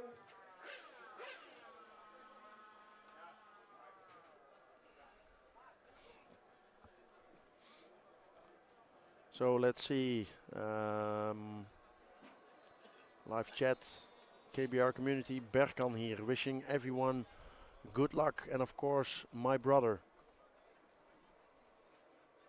I think he's the brother of Burak, I guess. Adot Q. Tim Wood on fire. Yeah, Tim Wood just ended up outside the bump up position, so unfortunately no more running for him. Julien says, Allez Antoine and Steph. Unfortunately, they were also out of contention. Thomas Desmarie say they can refuel without remove the car on the back. No, that's not really the rule, but unfortunately not everything can be seen by the referee.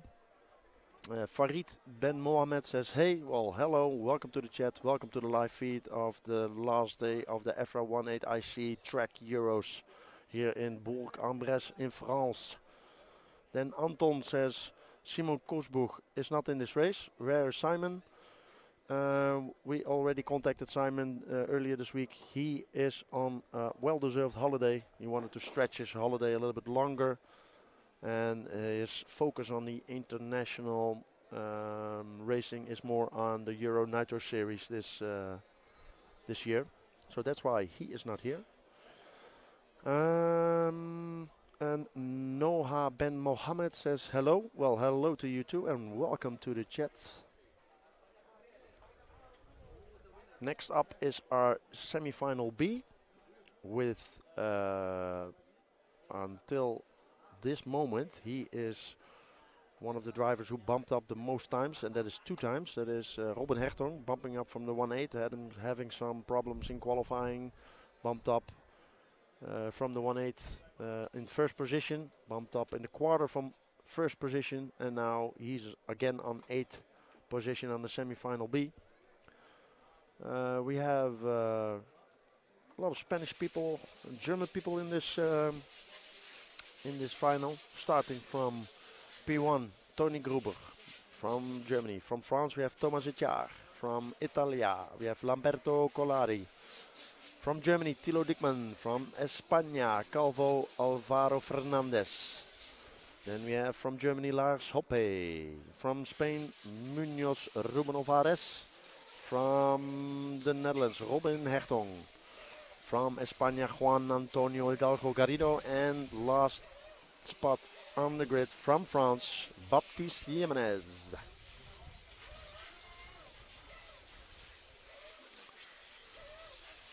S1 Live says, good job for Ielasi and Baldes. Yeah, really good job. They are one of the younger drivers here, getting more and more experience every race they do.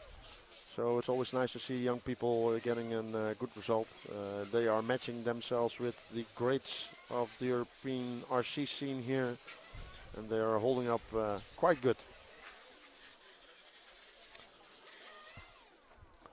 Before we start our next final, we have exactly 15 minutes, so I'm going to take a short break and I will see you guys back in 15 minutes.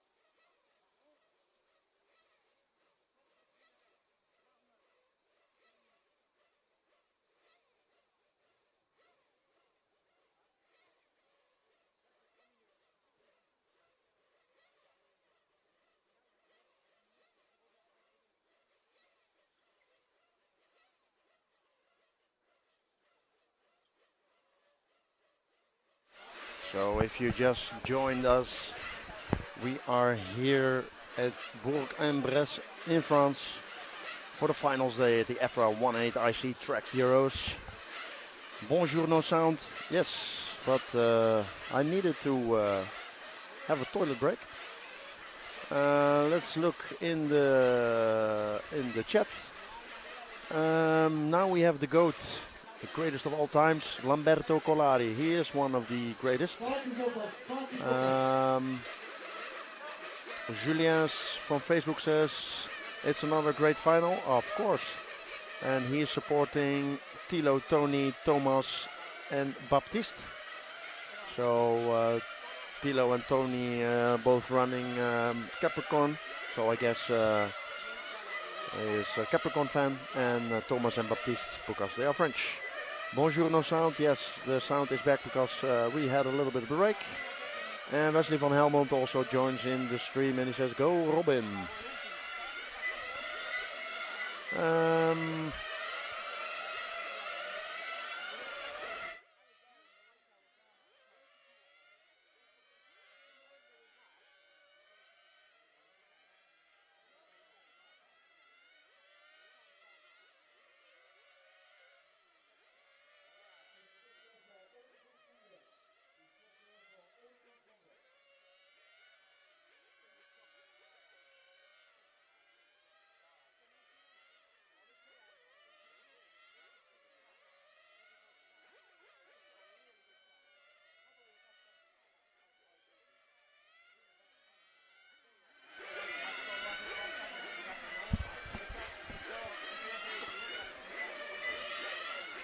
So Robin Lucas says go Lamberto. Infinity Army Troop says soon Henk Hang.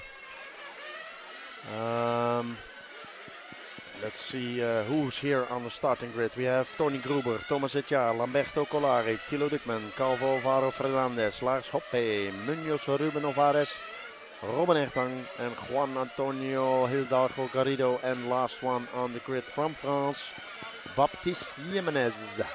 We are starting in 1 minute and 30 seconds. As we see drivers coming in. We see the mechanic of Gruber adjusting toe in. We see also changing tires. So we are going to see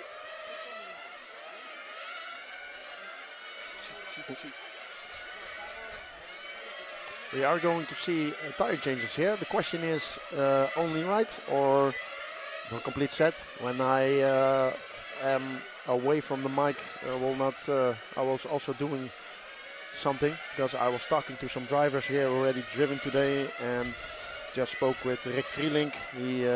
Why he flamed out, he was without a fuel. Also his tires were not there anymore, had no rubber on them. So that's why how faster we get, especially in the semi-final, people will need to do tires. So an extra component in the battle to get to the A-main will be here, and that is tires. Also spoken with Kilic, why he was refueling under 4 minutes. His mechanic Andrea Rossi from Nova said we aren't taking any chances.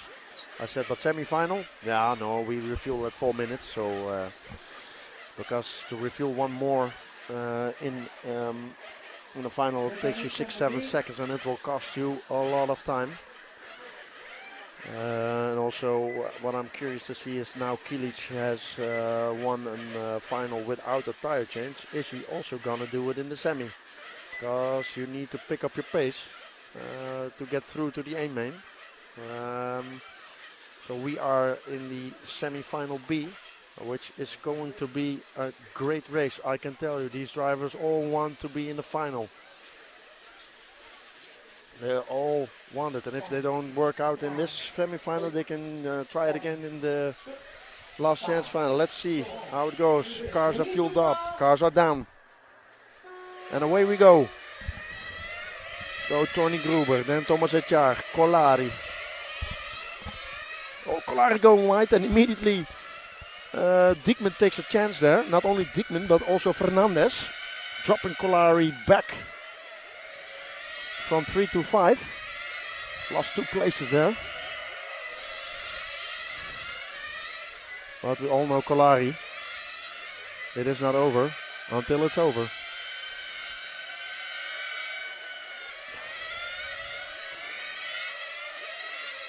What is also curious to see is what Thomas Echar can do. Because he is a local on the track. He knows the track as no other. Yeah, maybe as Maxime Ripoll. But in front of him is Tony Gruber. And if you just tuned in, there were some pictures posted earlier this week by the car of Tony Gruber. I can tell you this was not the car he was running back then. Because there was nothing left of that car. At the moment we are around Thilo Dickman, the green car, running in the last bump up position. Behind him is Fernandez. Behind him is Kolari.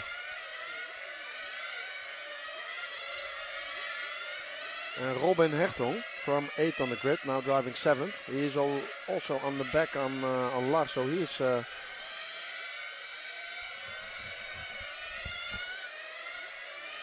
little bit further away from the rest, but like I said, he has the track knowledge already today. Leading is Gruber, then Echar, Diekman, Fernandez, Kolari, Hoppe, Hertong.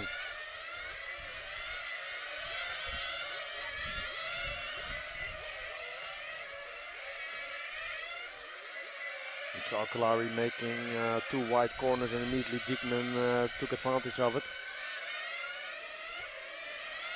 Both Gruber and Diekman driving the Capricorn Quantum chassis. Thomas Echar driving X-Ray. And we have Fernandez with a Serpent. Kolari with an Infinity. Hopper with a Shepherd car. Oh! You see a nice pass off camera by Robin Hertong on the straight on Lars Hopper. It was a really close call, but he had the guts to overtake him there. I always say no guts, no glory, no story.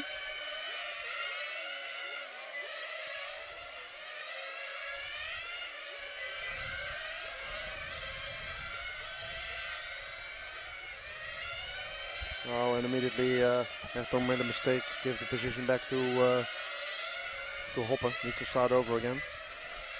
Let's zoom in on Diekman. The green car in picture is our last bump up spot following Thomas Echar.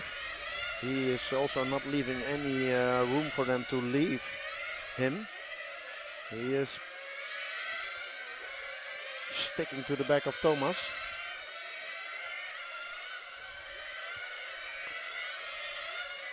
But as we come up on our 16-minute marker, means the pits will open for all the cars.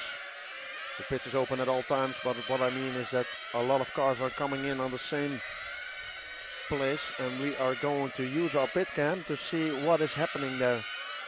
I see, I'm looking here down, people are standing ready with stopwatches and fuel guns. So we have Thomas Echar in. He is the first. And we have Hertong also in. But we are around Diekman. What is Diekman doing?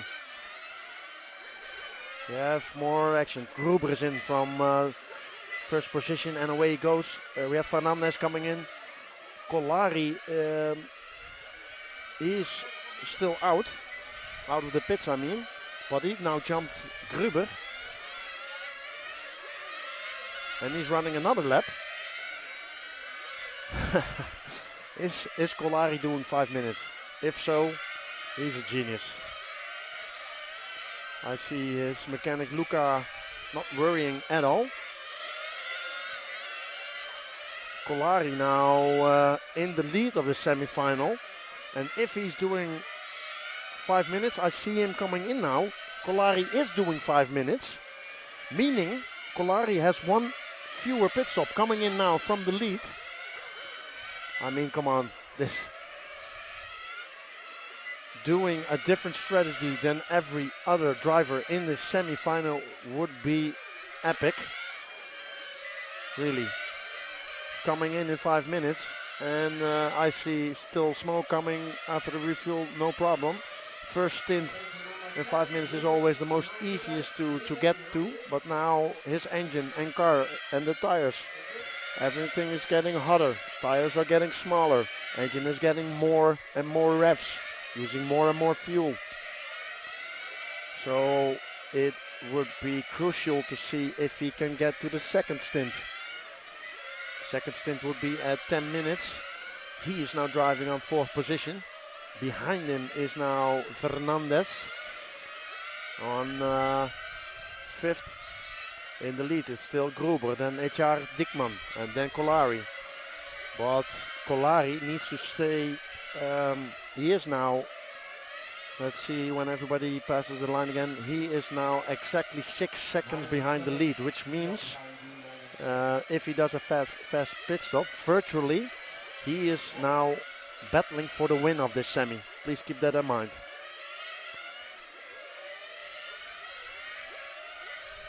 Now back on Dickman. Dickman are holding his not last bump up spot, but virtually Kolari is running in front of him and also in front of Thomas Etjar. What Dickman is not knowing, maybe his teammate mechanic is putting this information through the headset. Dickman then needs to pick up the pace because virtually Kolari is running in front of him, but I am very curious to see if Kolari can make the next pit stop.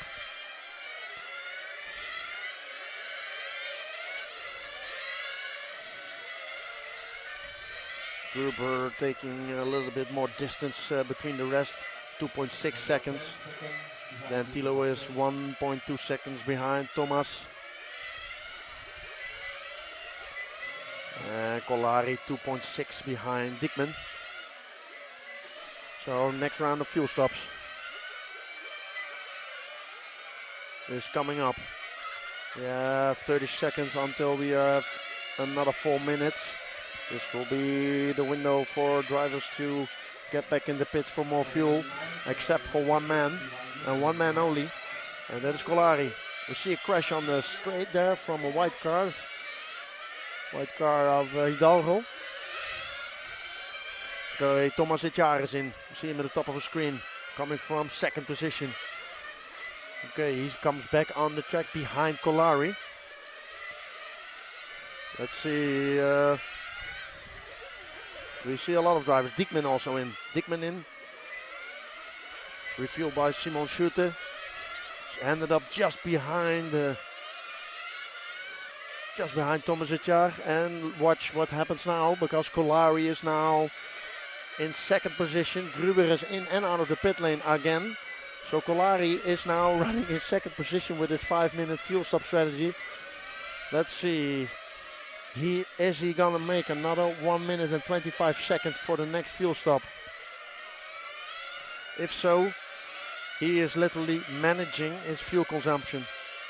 He is driving very smooth, and we know he is Mr. Consistency. Let's look a little bit to the lap times. Gruber now doing 15.1s. Kolari 15.3. Thomas Etjar 15.1. Dickman 15.3. So I think he's definitely managing. 55 more seconds. I'm looking at his mechanic Luca, who's holding the stopwatch. Still no stress there. Could it be? Because Kolari, Thomas and Dickman. Oh, he's letting him pass. Why is he doing that? No pressure, or he is managing his fuel for sure. He just let Thomas Etjar pass. I don't know, 18 seconds. I think next lap, he would come in next lap. I mean, come on, 5 minutes in the semi-final when nobody is doing it. This is the position that he is virtually running, because, well, Dickman, Thomas Etjar all need an extra fuel stop. So here comes Kolari again, 5 minutes. And he's out. And he's out just in front of Hertong, who made his way up. So managing pace is one thing, but keeping drivers behind that you do not want to let them pass is another thing. So Kolari and Hertog now battling for 4th position. Kolari don't want to push too much because, yeah, we all know what he's doing. But in the meantime, it's leading Gruber, followed by HR, Dickman, Kolari and Hertog. We are watching the closest battle on track between Kolari and Hertog.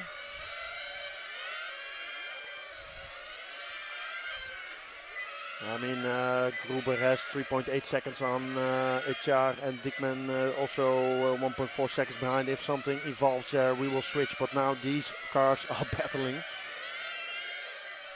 Let's see, 1 minute. So if Kolari can keep Robin behind him for 1 minute, then Robin needs to go into the pit lane for refueling.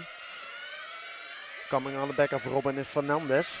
So the last 4 minutes, we will see who is in what position, because it's really difficult to keep track now when Kolari is doing something different than all the others.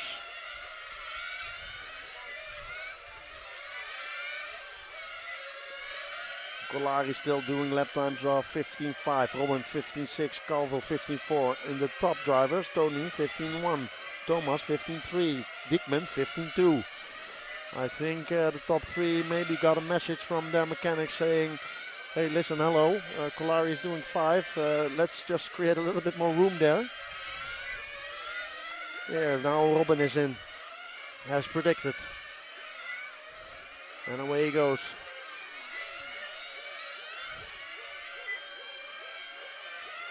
Kolari is now 13 seconds away from the leader, so winning this race is not happening. Let's see, he's 7 seconds away from Dickman. So he is doing fuel economics, but as we see, Dickman in and out already. So I think Kolari needs to go push a little, because Dickman has done a refueling again, as did HR. And they all need now to do 1 more refueling. So 5 minutes is nice, but if you need to reduce your speed, then you're not gonna make it as well.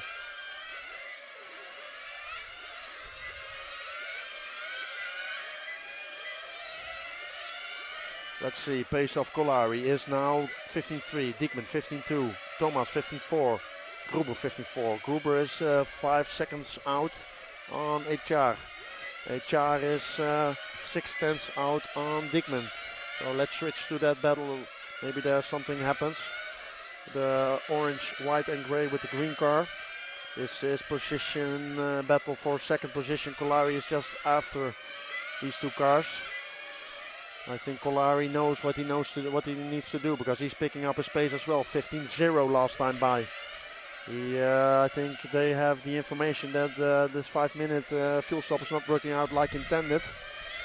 You need to pick up the pace, and the question is, can he make it until the last fuel stop?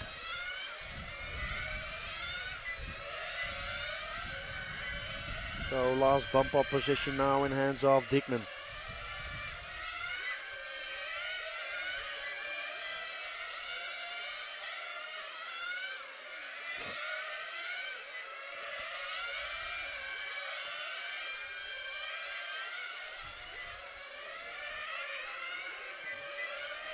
Kolari 15.3, Dickman 15.3, Thomas 15.4, Gruber 15.4.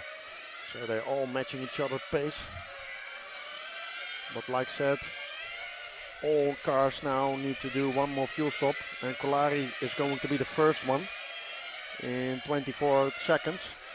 So in my guess, this will be his penultimate lap before the fuel stop. He will now come in. Let's keep our eyes on Dickman. I will switch to the pit cam. Keep your eyes on the green car, please. Let's see what...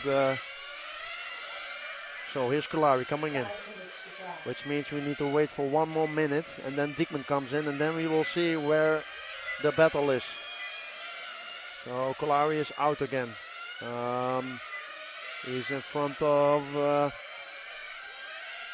Hertog. So let's see, we need to wait 43 seconds and Kolari's pit stop lap is 21.0. Really quick. But is it quick enough? Let's watch the lap time of Diekman and the lap time of Kolari. Diekman doing 15.4. Kolari now coming up on the start finish. Oh, not the lap he wanted, 15.7. Let's check the next laps. Diekman, 15.1. I think Kolari is coming in short on this one. 15.4. So, let's see. Thomas Hetjaar is in from second position. Diekman does another lap. Remember, Diekman was on the last bump up spot. And I see the mechanic Thomas Schutte, he's ready. Diekman is coming in now. Needs to be perfect. Kolari is far away. A nice pit stop. He comes on the track back after Thomas Hetjaar in front of Kolari. So 5-minute fuel stop strategy, chapeau, but not working out. Now we have 3:30 of racing. Last bump up spot in hands of Diekman, the green car. Kolari now need to hold off Fernandez, who is 0.6 of a second behind him.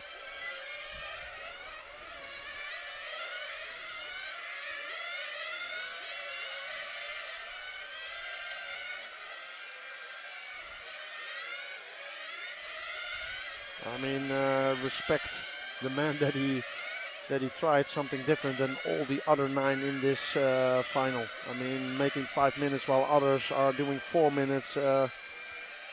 We never know how he does it. So it's a surprise, but he does it. He's a master in planning these kind of things. I was there in Lostallo, Switzerland, where he won his world champion. He did something that no one else was possible. He just changed one lesser times tires, handed him his world championship title, but sometimes it works, sometimes it don't. Let's see. This lap time by difference between Kolari and Diekman is 1.9. I think his pit crew has spoke to him. Listen, man, you need to pick up the pace because it didn't work out like intended. So is he now giving it all? Last times by from Kolari, 15.3, Tilo 15.2. Difference 1.3 seconds. Is Kolari pushing now and just risking it, running dry at the end. Difference 1.2 seconds with still 1 minute 30 to go. 1.2. Diekman or Kolari, one of those is going to be. Difference now 0.9. He's closing the gap, but is he gonna make it with fuel? Kolari knows that he needs to overtake the green machine of Diekman. Is it gonna be Kolari? Is it gonna be Diekman? We have them now in one shot difference now, 0.4 seconds. He has 1 minute to do it. But Diekman goes right, Kolari goes closer. Maybe because of the fuel consumption saving, he saved also tires, and now we have some extra tires with Diekman. So Diekman now needed to hold off. Kolari slides a little bit, loses a lot of time there that he cannot use. He has only 40 seconds left on the clock. Oh, that mistake was costly for him. 30 seconds. Diekman knows he needs to keep the goat away. Keep the goat at bay. Now let's see. Last time by 7 tenths. Now it is 6 tenths. They are gonna do 2 more laps. Is it gonna be Kolari? Is it gonna be Diekman? 2 more laps. Diekman's keeping it nice and clean, nice and tight, as is Kolari. Kolari is pushing. They are on their final lap. Kolari or Diekman. He's got one chance. The sound is sounded. This is the last lap time has expired. Oh, he is coming so close. Oh, oh my God. It is Diekman. with 2/10 of a second in front of Kolari. Race finished. Whoa.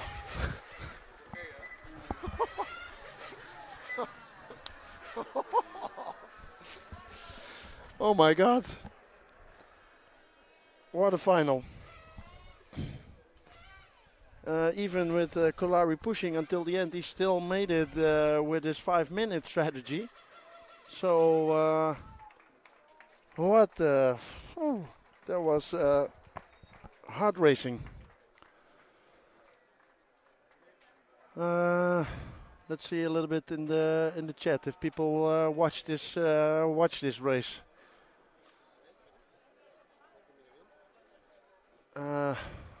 So P2 Tav says, can you go down the list and tell us what car they are running? I can. Let me settle down my heart rate first because it's very exciting here. Wesley van Helmond says, Sean ook natuurlijk, doe je goed ouwe. Thanks man. Allee, Thomas Etjaar, c'est ton jour. Yeah, he is promoted to the final. Waiting of course technical inspection.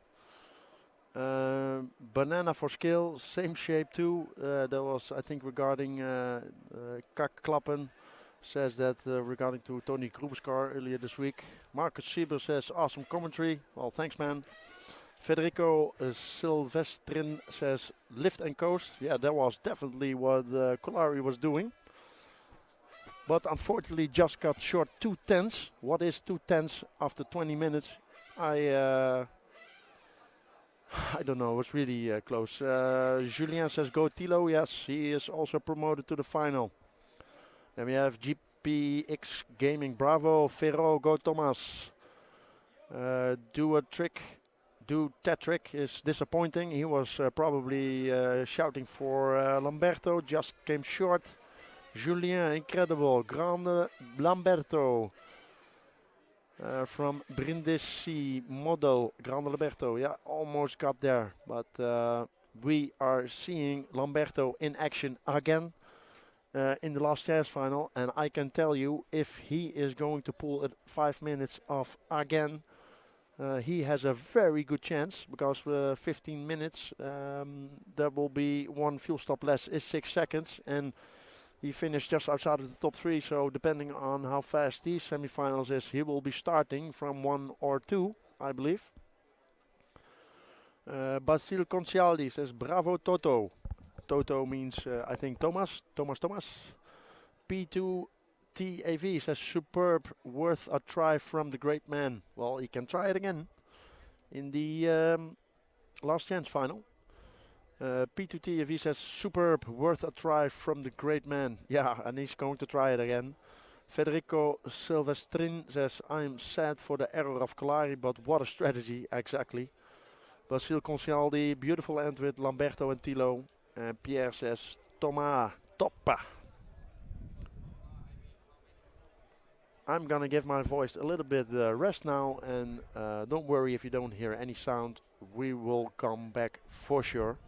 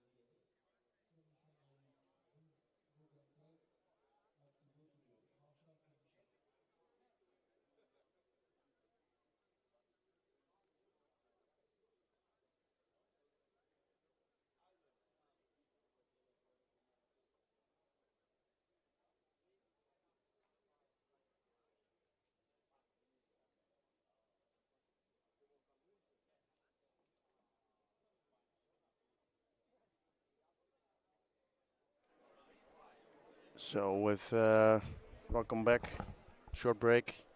We still have 8 minutes before the start. So let's see a little bit in the chat what people are talking about. Basil Concialdi says, I agree, if Lamberto do it again, it will be a very good chance. Federico Silvestrin says, I think we're going to see Colari main character in the LCQ. Well, you must remind ourselves that if he does 5 minutes, he does not have a lot of wiggle room to attack. When you need to keep an eye on your fuel consumption, you are mostly in defensive mode. People are who do not need to watch their fuel economics; they can just push to the maximum.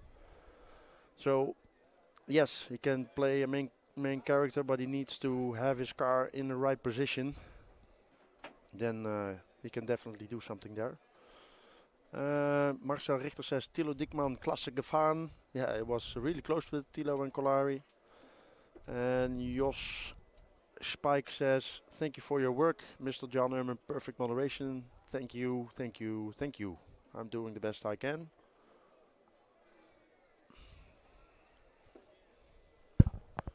So we see drivers already ready for the semi-final semi-final A. Screen is just lagging a little. I think they are waiting for technical inspection. Let me just find out why the results are still there, as I have my EFRA official helpline next to me.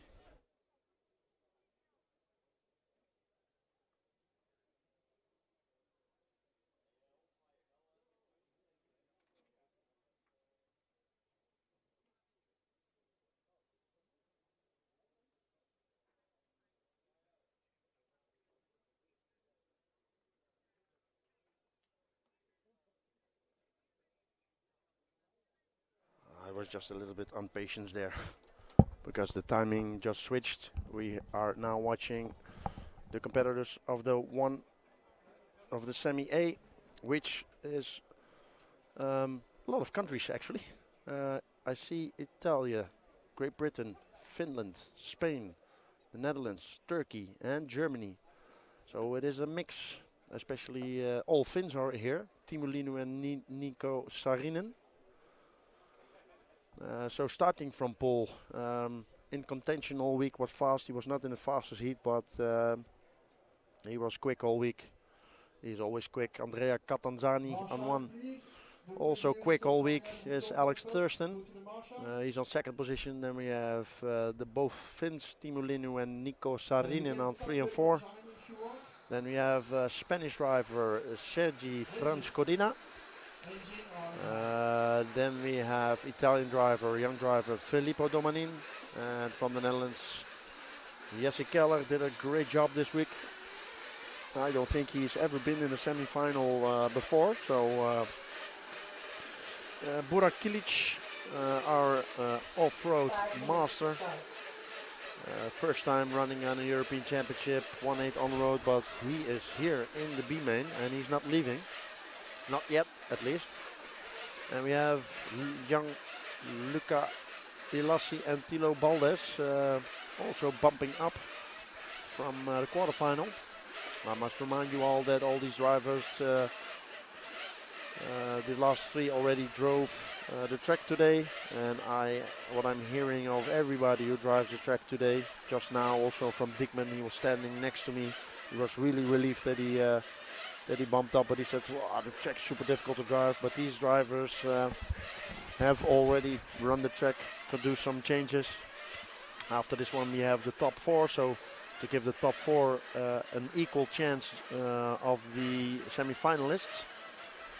They have 10 minutes for practice to feel the track, to do some changes and tests during these 10 minutes. If you guys want to run me through these brands that are all using, Andrea Catanzani, Serpent, Alex Mugen, Timo Linu is using an Affinity. Nico Saarinen, good question. I think he's using a Mugen. Then we have Sergi Francodina. Also a good question. I need to investigate. Domin Filippo's X-Ray, Yessi, Choosing Serpent, Burak, Mugen, Luca, Infinity, and Tilo a Serpent.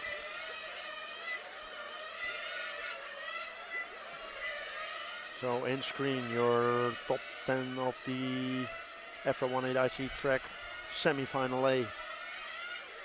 So semi-final A means those are the quicker drivers. Those are the uneven numbers after qualifying. So Katazani had the 5th place, first and 7, Timu 9, etc.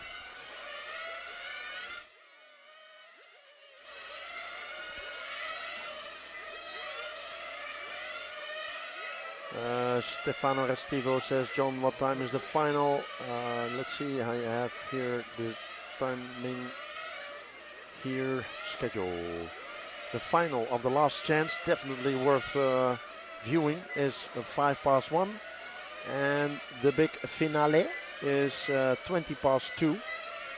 That will be a 45 minutes final. Be sure to not tune out, because this semi-final would also be firework like the previous one, and I can assure you the last chance final and the main final will also be very, very interesting. So Roelof, keep in mind Kolar is also an engine guru, so who knows if he has downgraded his engine to still have performance but a better mileage, of course.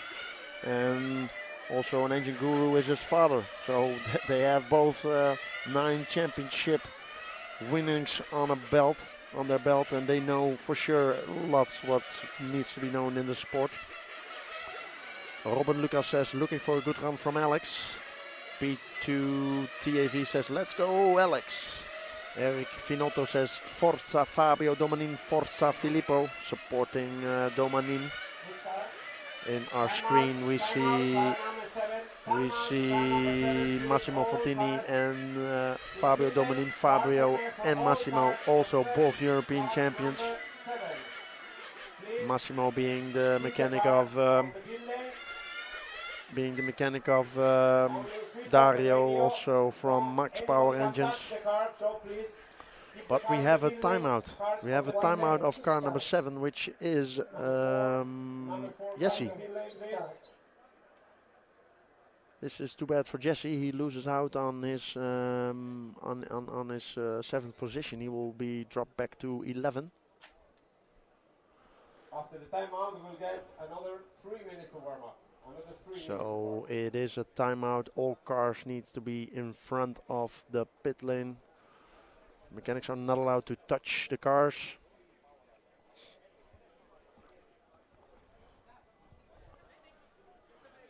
It looks like Michael Salvon is looking at the car of Jesse. Let me quickly ask what is going on.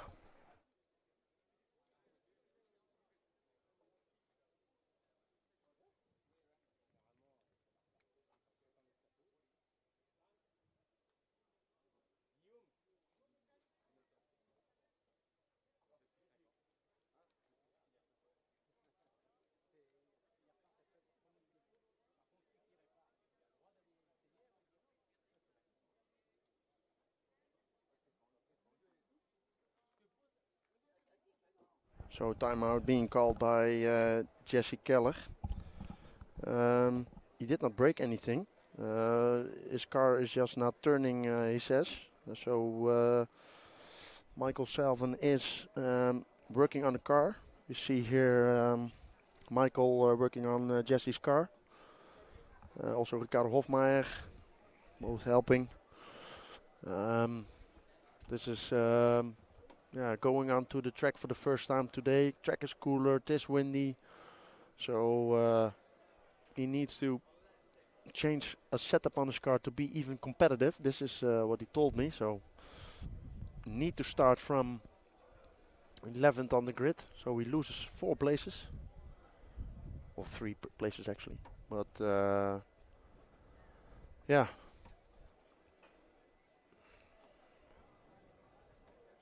So Claudio Codazzi enters the chat, says Stefano Restivo is the Wizard of Lentiai. Both Italians. Stefano Restivo says, thank you so much, John. Thank Katre Sambuca Alvia. I was their race leader earlier last year. Learned some English of Italian words. Leonardo Martinez, Go Andrea and Luca. And Federico Silvestrin, the Wizard. Claudio Codazzi is my target. So as we see, busy working here. Father of Jesse there, Chibe. Solver working the car, getting it on point again. If you know on forehand, if you are not competitive, then it's better to ask a timeout and to fix some stuff.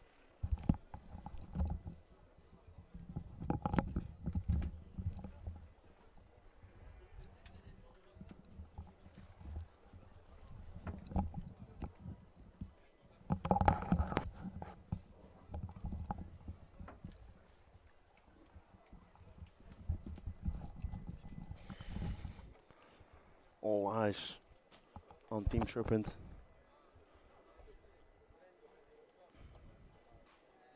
The one who was asked the timeout is allowed to work on the car, but all the other cars remain untouched. They are in Parc Fermé, so they cannot touch or do anything on the car. Fabio, do you know what Parc Fermé means?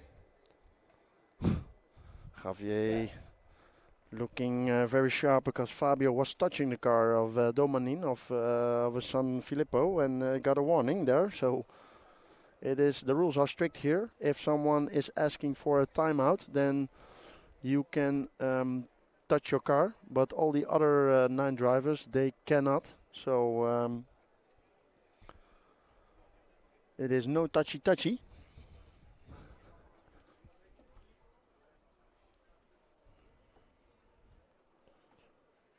So Federico Silvestrin says, good luck for the Italians, Infinity members, and obviously the 2 younger drivers on track. The 2 younger drivers obviously being Luca Ilasi and Tilo Baldes, starting from 9 and 10. Now jumping 1 place because Jesse Kell is going to start from 11th. And Claudio Codazzi knows that he has a target on his back by Stefano Restivo. Jacques Fabien says, cheers John, best wishes from Ireland. Well, best wishes back from Vive la France. Tony Di Febo says, Forza Super Pipo. Daje Max, Daje Fabio. Who is then Super Pipo? I'm wondering. Which color is the car from Burak Kilic, please? He is orange.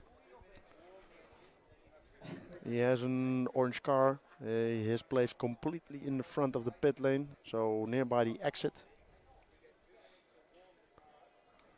So Dan Jones giving some directions here to everybody what is happening. You can start your car, and then they have 3 minutes of warm-up.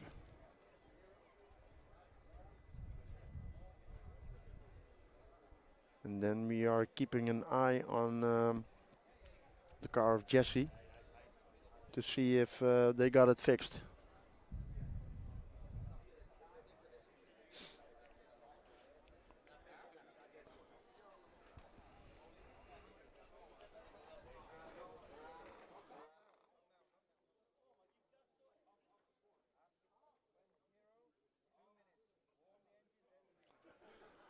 So let's keep an eye on Jesse's car, see if they got it fixed. What was wrong? Jesse complained about complete no steering. So also talking now with Andrea Catanzani, who's also his teammate. Jesse did a really good job this whole week with qualifying directly in the semi.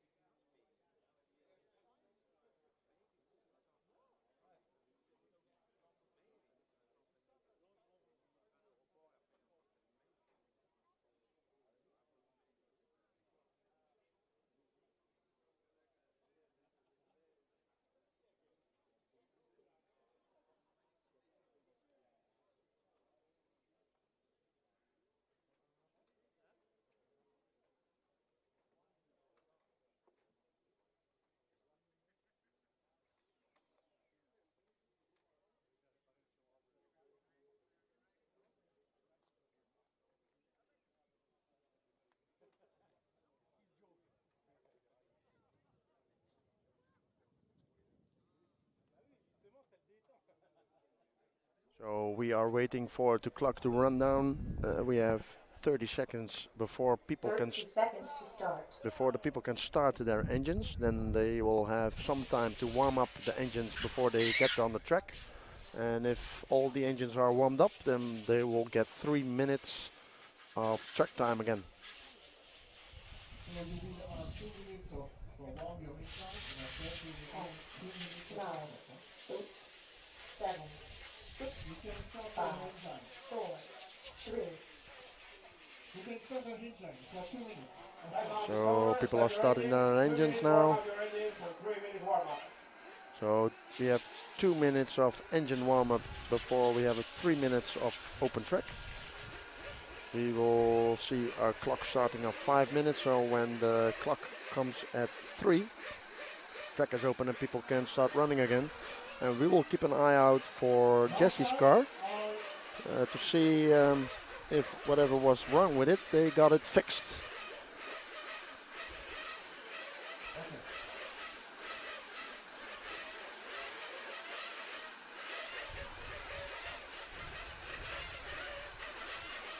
So someone else, Fush Dafson, is asking what time is the final. All time schedule is live on MyRCM, you can check it there. Final is at 14:20 and 13:05 the last chance final is. So 13:05 last chance final. And 14:20 a main. So we have Rakefield posted 2 Finnish flags. There are all the Finnish drivers here are inside the semi. So Timo Linu and Nico Saarinen. Then we have Tony Di Febo says Team X-Ray, Gas a Manetta Filippo.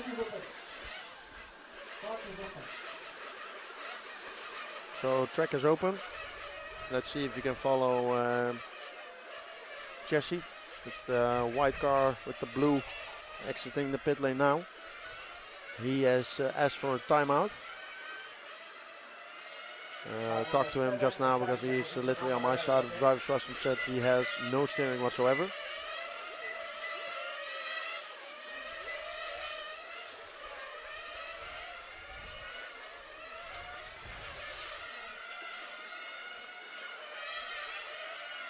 On screen now your top 10.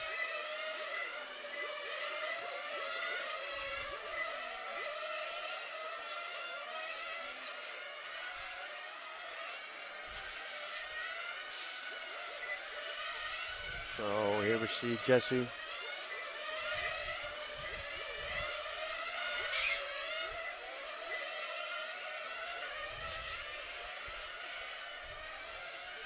turning some laps.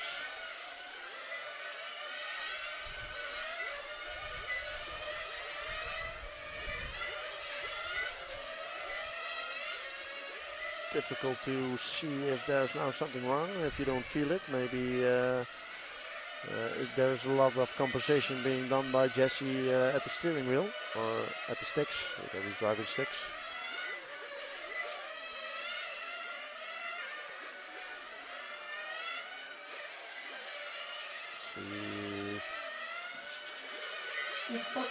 Something done with the ride height, I guess. A little bit more ride height for a little bit more rotation. We have 1 minute and 30 seconds before the start of this last semi-final.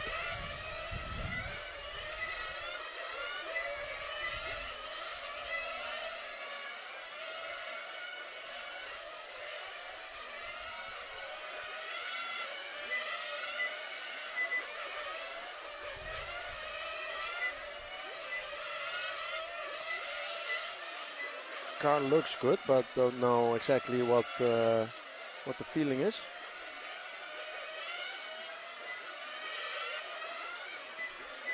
We also see support of Francesco Tironi there for the engine he is running, and Salvan for the car. So team is on point there. Every manufacturer represent in pitbox of Keller. I saw Jesse just adjusting a little bit on his transmitter. Maybe more steering lock dual rate or more exponential. We have 30 seconds before the start. All cars need to go into the pit lane. So Jesse needs to go from the back because he is the one who asked for the timeout. He will start behind Tilo Baldes, who starts on 10th. So all drivers are ready, all cars are ready, and we are going racing for the second semi-final A here in Vive la France, Bourg-en-Bresse for the EFRA 1.8 IC Track Euros. The EFRA official leading the field through the starter boxes. Jesse all the way in the back. Dropped back 7 places. That gives Burak Kilic, which is the orange car, a little bit more room because there's now an empty space. But let's watch the top. Cars are down. And away he goes. Oh, Thurston is off. Oh, Thurston got off the line really slow, then got hit on the back, and he's now back on the field. So he's now on 10th. Jesse already on 8th. And away he goes. In the lead goes Catanzani, followed by Nino Sarine, then Timo Linu. Timo Linu needs to go in the pits for the drive-through because he had, let me see, car there lying on his back, car number 6. That is Domanin. Oh, he lost a lot of time there. No, Marshall could not get to his car. The big winner of this whole party is is Burak Kilic. He is now on 3rd position, ladies and gentlemen, from 8 on the grid to 3. He is on the last bumper position, and look who is pulled with him. That is Tilo Baldes. So Tilo Baldes on 4th. Filippo is there in between, but he's a lap back. So after first minute of racing, we have Catanzani, Sarine, Kilic, Baldes, Keller, Thurston, French, Lino, Ilassi, and Domanin. He's a lap back because the marshal could not get his car and he flipped his car.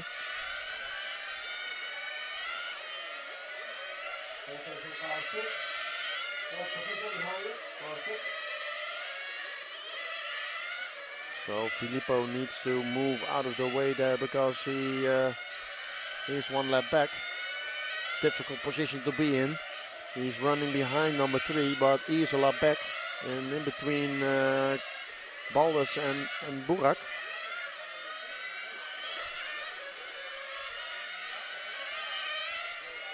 So we are now on Burak, our off-road driver, driving his first on-road 1.8 skill Euros and is now on course to bump up on the aiming, but remember, still 18 minutes to go.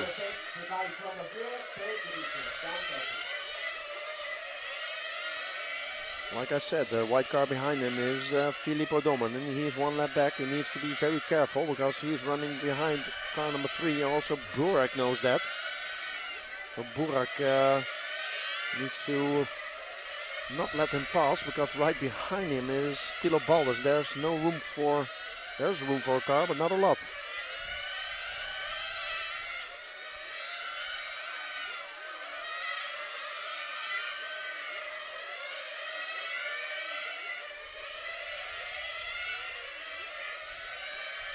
Talked to Burak, his mechanic. Andrea Rossi from Nova asked him, hey, you were refueling more than 4 minutes in the quarterfinal. Yeah, just to keep it safe, and we are refueling on for in the semi-final. They need to be, because else we have 1 pit stop extra, and that is time preciously lost.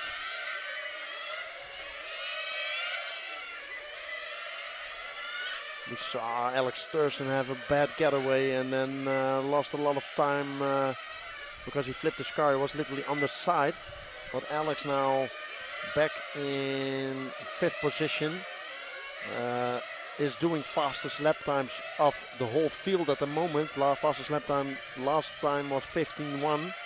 Catanzani 15.3. Nico 15.6. Burak 15.2. Tilo 15.6. So Alex showing great pace whole week, topping the time sheets of free practice. So he's needed to make up a lot of time that he's lost in the first lap. Got a slow getaway. You see our first fuel stop, 4 minutes exactly. Burak Kilic like predicted. He's in. Alex is in. Refueled by his father Martin, and away he goes. So refueling also of Jesse, who is now started from 11th and is now behind. So let's see how this pans out for all our. The leader pair is now Catanzani, followed by Iceman Nico Saarinen. That is the white and green car. This is your top 2. Top 3 is now Kilic, and Baldus is now jumped on track. Filippo 1 lap back.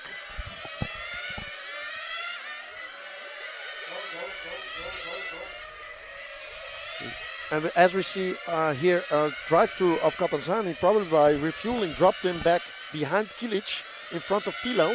So we are now watching the battle for 3rd place is forming. So Kilic now promoted to 2nd, Catanzani to 3rd. Baldus right behind Catanzani. Catanzani looking here to bump up. I saw him just now running on the red on the straight, 2nd time already. I don't know what's happening there. Car pulling maybe to the right a little bit. But here's Catanzani. He's behind Burak Kilic, our off-road man. Doing on-road for the first time. Running in 2nd in the semi-final. Coming from the quarterfinals. Now in the lead we have Iceman Nico Saarinen. And I would not say comfortably, but on this level to have a lead of 2.5 seconds is something.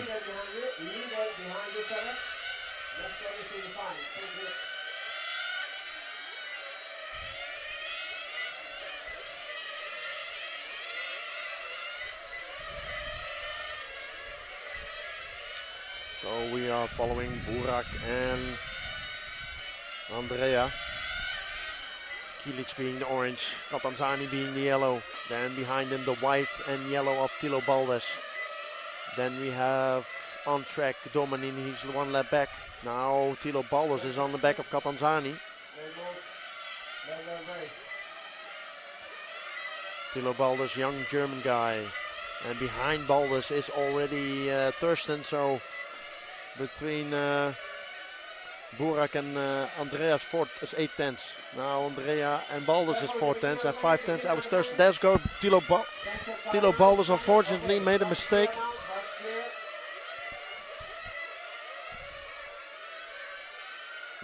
Handed Catanzani some breathing space. Flipping the curb, lifting his front end and just hit the barrier. I hope sure his car is okay. Now Catanzani is on third, but look at that. There's the pink machine of Alex Thurston. Got a slow getaway, flipped his car in the first corner, but he is not giving up. We still have 12.5 minutes to go. Kilic needs to defend from Catanzani, who had a stop and go on his turn, being for bad refueling. So Kilic, Catanzani and Thurston all in contention. Difference between those three cars is they are spaced out 5/10. So Kilic 5/10 in front of Catanzani and he 5/10 in front of Alex Thurston. Let's see, 12-minute marker. Are there going to be pit stops? Yes, Kilic is in. He's at the end of the pit lane. Keep on Kilic while I'll switch to the pit camera of Alex Thurston and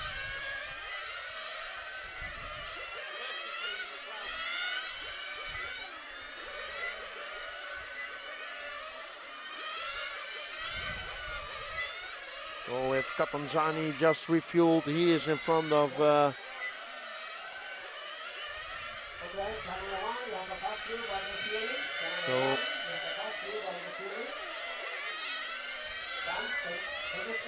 so this round of fuel stop went so fast that I didn't even see it happening, but now Alex is a little bit into traffic here, but we are on Catanzani, who is still at the back of, oh wait a minute, Timo Lino is in the mix here. I don't know where he comes from, but we have now Nico Sarina, Kilic, Catanzani, Lino and Thurston. So Lino being the orange car, and he's just jumped Alex. So I mean, talking about fast fuel stops. Again, Catanzani a drive-through. And he needs to pack up behind Thurston now, so he drops back to 5th position. Catanzani coming from the lead of the race. 2 pit stops done, 2 times drive-through for bad refueling. So now we have Sarina, Kilic, Lino, Thurston and Catanzani. This is a semi-final A, a different race, but also a very interesting one. Catanzani very quick all week, but he needs to deliver 2 drive-throughs because of bad refueling. His mechanic still has 2 refuelings to do and to show Javier that he can do it nice and clean. So we have now Sarine, Kilic, Lino and Thurston. We're on Lino, which is the orange car.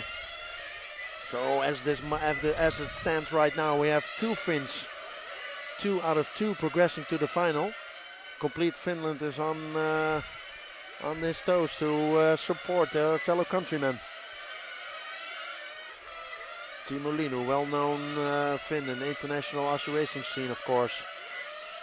Nico Sarina is trying to make a name for himself here at the European Championship, leading the race 3.2 seconds in front, but Alex Thurston is on the lure. Oh, he's flipping the back of Timo Lino, lost again a lot of time. He do not need to do that right often because Catanzani is already there to pick up the pieces. Lino now under great pressure, not from 1 but 2 drivers.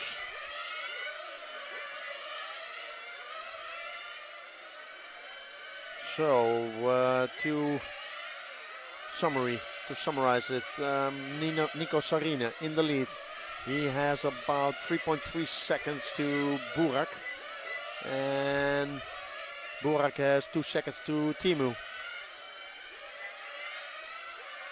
You see in the bottom of the screen the green and white machine of our leader. Not worrying a lot. Turning laps of 15.5, Burak 15.7, Timo 15.2, Catanzani 15.8, Thurston 15.5. This is battle for 4th position between Catanzani and Thurston.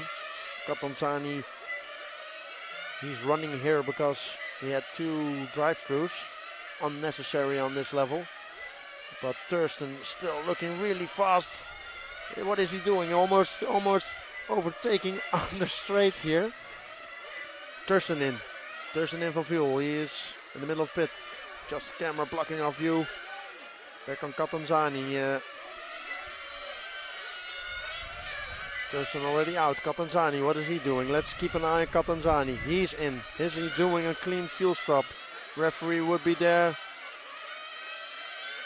Yes, so it looks like a clean fuel stop. He just jumped. Thurston clipped the curb there. So now Catanzani.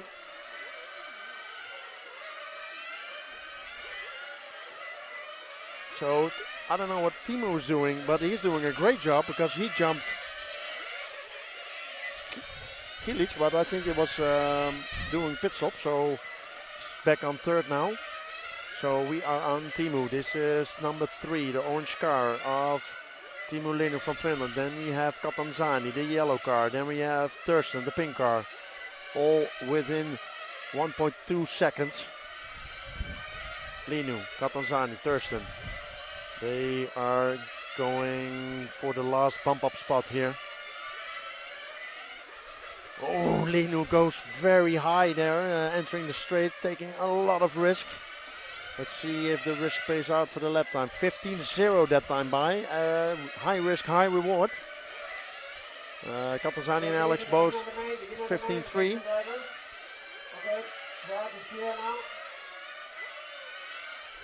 Oh, Catanzani in this place where he is right now due to 2 drive-thrus. Alex in this position because he had a bad start of flipping his car in the first corner.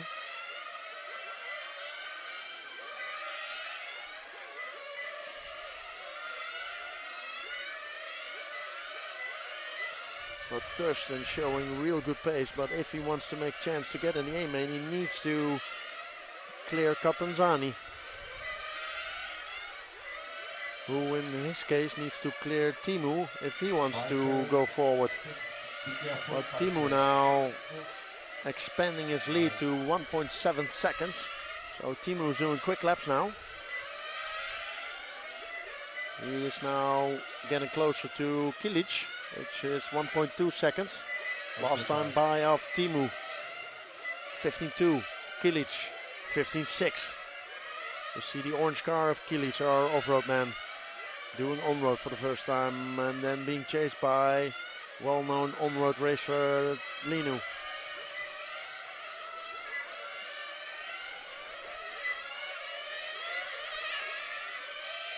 We are on Kilic now. It's the first orange car. The second orange car is the car of Leino. 5 minutes to go. Still a round of pit stops.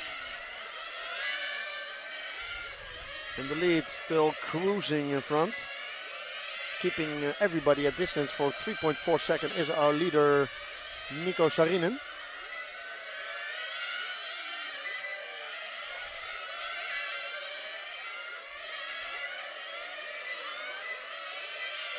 Timo really driving very close to the curbs you cannot touch. But he's coming closer with Kilic. So close it is now, 4/10. So Timo is activated turbo mode. Kilic now needs to defend. Still enough for both gentlemen to proceed because they are running 2 and 3. We have another round of fuel stops. Kilic is in. Now Timo has free air. Let's see how Timo is doing this in lap. He has a really quick mechanic because his mechanic is on point all final. He literally refueled him. Here is the mechanic of Timo. In, out. You see Catanzani also in. Takes a little bit more time. So yes, ladies and gentlemen, Timo Leino has jumped Kilic. The Kilic mechanic is doing not a great job as the mechanic of Timo. We are in our last stage of our final, and these 2, 3 and 4 are coming back together because Timo Leino is now in second, Kilic in third, and Catanzani and Thurston in 4th and 5th. They are just behind these two as we see the car of Luca flaming out. Let's see, is this gonna be a photo finish for Kilic? Because Kilic is now on the last bump up spot.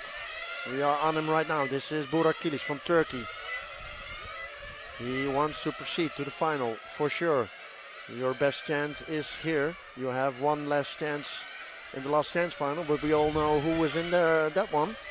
That is Kolari, our fuel economic specialist. So Kilic needs to defend now from Catanzani and Thurston. So Timo Linu now has 1.1 seconds on Kilic.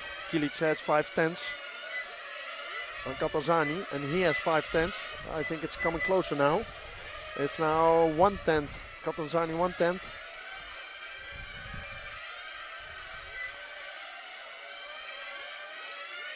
Oh, Timo goes wide. Immediately Catanzani is there. Kilic goes wide. Catanzani is there. Now these three drivers are driving within 2/10 of a second.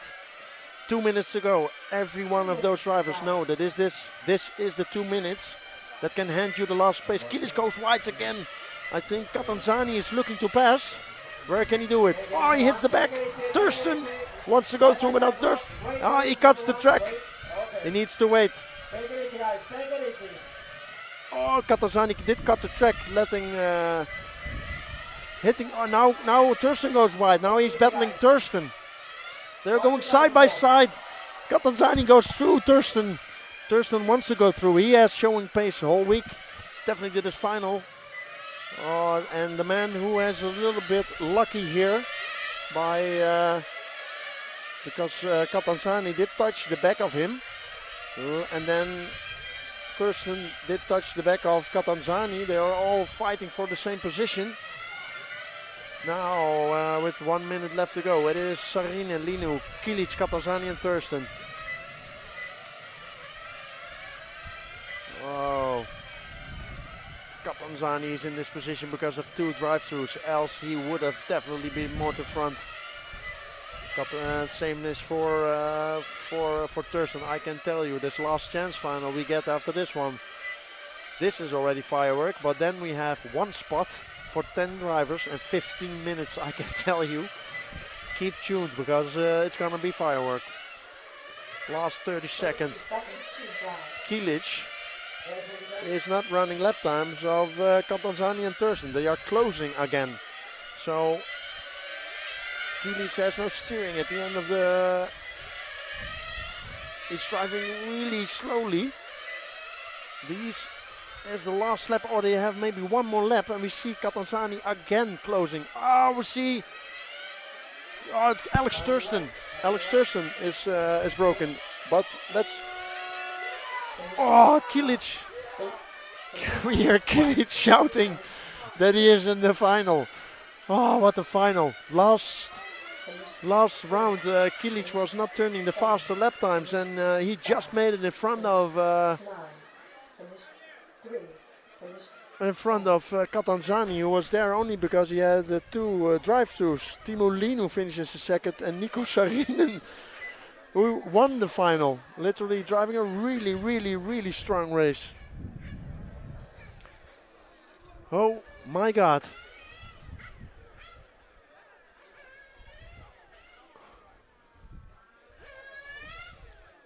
Oh.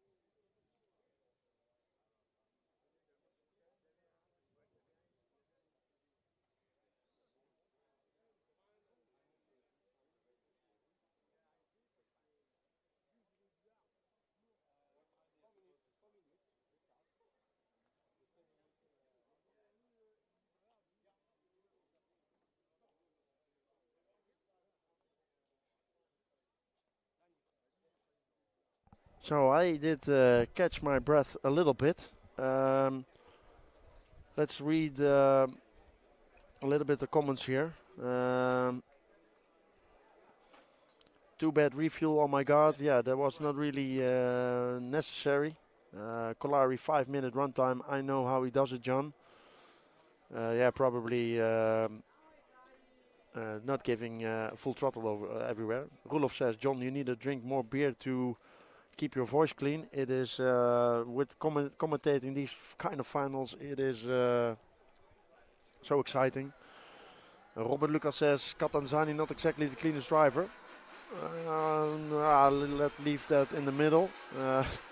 It is so close racing here that it is really difficult to get also clean runs every time. But yeah, he is a spicy one, so to say. Josh Spike said, nice job from the off-road boy. Yeah, I heard him shout really hard when he finished third. So Julien says, unbelievable semi-final. Well, there are 2 more unbelievable finals to come, I can tell you. I hope at the end of the day I still have a voice. Ian Hobby says, definitely should have been a stop and go for Catanzani. He clipped Kilic and therefore wanted to go back to the racing line real quick and then hit it Thurston and went off track. He gave the position back to Thurston, who did go wide at the end of the straight immediately and then got overtaken by Catanzani again. So yeah, it was done real quickly, but I think it was correct. Robert Lucas, no, a bit too hot-headed. Yeah, definitely. Catanzani was simply battling for the direct access to the final. Now we have to do the LCQ with Thurston, with Kolari. It's going to be a spectacle. Stig Burston not battling when he took himself out. Federico Silverstream says, when you're on stage, you don't think you have an incredible adrenaline rush. When you're there 1 step away from the final, you give it everything you got. I 100% agree. People need to get space to move. It's not like some run slot cars just because they are a tiny bit faster. No, you need to work together with all drivers there, and sometimes it is a little bit more difficult, especially when you are on a track with wind, with low traction. It's difficult today. We all know what it's like when racing, but it's still no excuse to drive like an animal. He had even nailed Kilic after the finish line. I'm not saying he's right to push his way out, but he's right to try.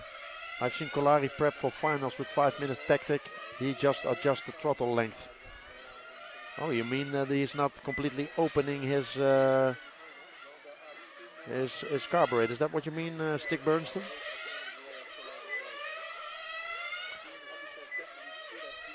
What I'm going to do is I'm going to grab some lunch. The direct finalists are now on track with some practice. We leave this camera open here for you to see timing and stuff. Timing is also available on Marcian, but I'm gonna rest my voice a little and go out for lunch and see you guys after lunch with the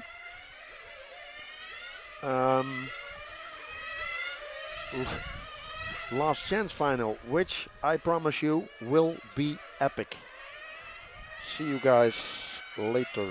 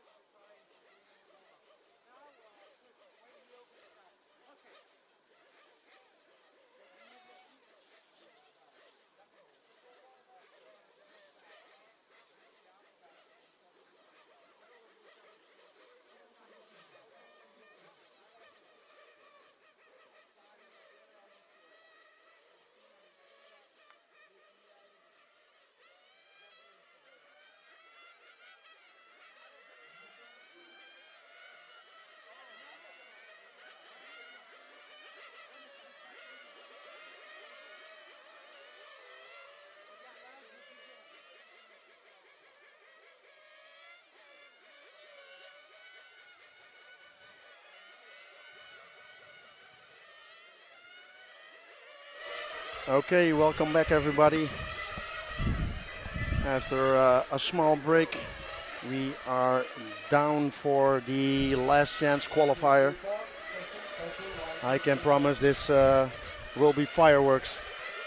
We have not 10 but 12 drivers in this final, and all 12 wants to win that first spot. Only one spot is promoting all these drivers. So 15 minutes of qualifying. Literally everybody will give them all. So Josh Spike said, is the chance for the first two driver? No, the chance is only for the fastest driver of this qualifier. And like it is LCQ, meaning qualifier, it will be 15 minutes of qualifying. And the drivers in this qualifier will be Lamberto Colari, Calvo Alvaro Fernandez, Robin Hertong, Lars Hoppe, Andrea Catanzani just missed out during his battle with Burak Kilic and Alex Thurston, previous semi-final. Baptiste Jimenez, Munoz, Ruben Alvarez, Tilo Baldes, Alex Thurston, Filippo Domini, Jesse Keller and Sergi Frans Codina. These are your 12 drivers and they are warming up to get going. And I can tell you this, we have Lamberto Colari on one. He will be trying, I guess, to do the 5-minute strategy like he did in the semi-final. But all the drivers behind him know that if Colari does this and they are keeping behind him, they already lose. Because if Colari can keep the first place before his first pit stop, he has already a 6-second advantage. If you cannot pass him on the track, then you will need to pass him during pit stops. And then if you are in front of him on the track, you need to have a distance of minimum of 6 seconds in front of him. I'm very curious to see if he makes the 5-minute fuel stops, but let's see how the start will pan out, because we will see a start that will be explosive. Everybody wants to be first in this first corner, because that is the place you want to have. That's the place you need to get to the final. So all countries almost represent: Italy, Spain, the Netherlands, Germany, France, Great Britain. Robin Hertong now in the last chance final, coming from 1/8 this morning. Drove the 1/8, drive the quarter, drive the semi and the last chance final. But he has two drivers in front of him, which are not the least. Let's see how this start will pan out. A full grid with 12 cars on track. Never seen before in this whole week, 12 cars on track, but we will see it now. They are starting. Countdown. 7, 6, fueled up. 4, release the cars. And we're gone. Oh, Robin got collected by Catanzani. And again, Catanzani hits Robin. Oh, in front of the pit lane now. But Colari in one. Followed by Alvarez. Then Hoppe. Then it's Tilo Baldes coming from 8 on the grid. Then we have Thurston from 9, jumped up a few spaces.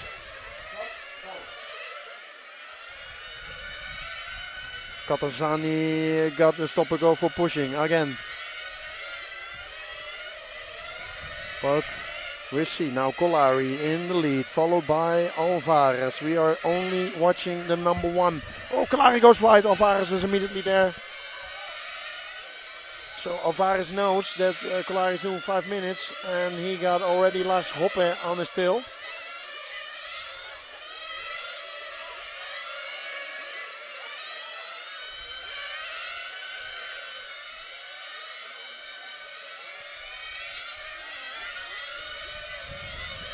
So it is Colari, then Fernandez, Hoppe, Baldes, Thurston.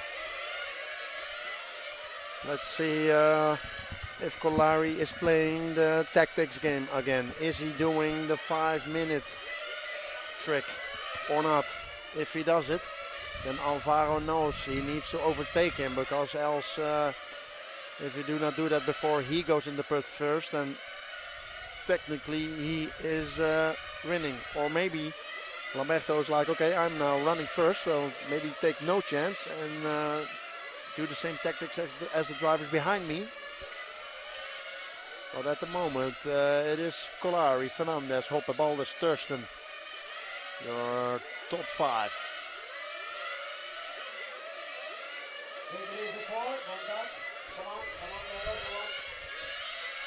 Thurston in a hurry, now on 3rd position. Got to overtake Hoppe.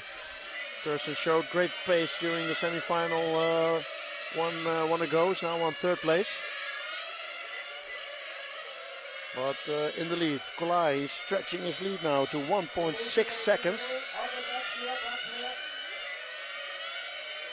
Maybe stretch his lead and then lower the pace. You never know with Colari. Driving really smooth and consistent laps. Fastest lap time 15.4, last time by was 55. Oh, he makes a mistake. Immediately Alvaro there, so his distance of 1.7 is now nothing. Colari, now Alvaro, Thurston there, Balders there, so now it's all packed up again.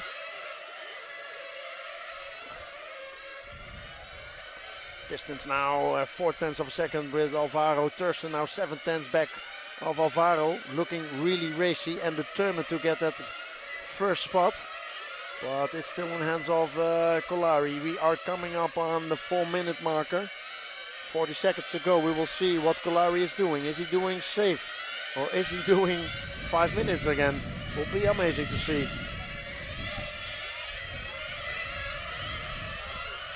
I see people getting ready for pit stop. It will be pit stop mania here. 11 drivers or maybe 12 drivers. Thurston in. Let's see, pit cam here. Thurston is in and away he goes.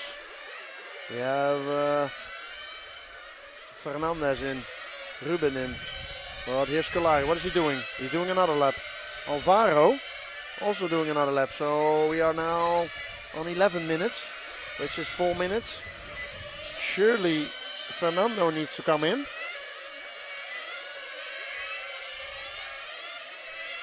Fernando is just following Colari at the moment. 40 seconds until 5 minutes. Are they both playing the game? Fernando Alvarez from Spain. He's running another lap. Now on 4.5 minutes. Is the game now being played by both drivers? Are you kidding me? Alvaro just following Colari. Colari must now be thinking, ships. There's another guy who's doing the same tactics as me. So it is now on for 2. That is Colari and Alvaro. On 5 minutes now. Colari in, Alvaro in. Yes, sir. It's a battle between these two. They are both doing 5 minutes.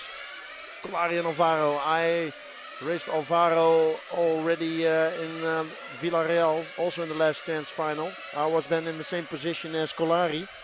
But at some point Alvaro pick up the pace and was faster than me. Now he's playing to that game that Colari did in the semi-final. There was a slow fuel stop of Alvaro, but let's see if Colari can maintain the pace and the distance.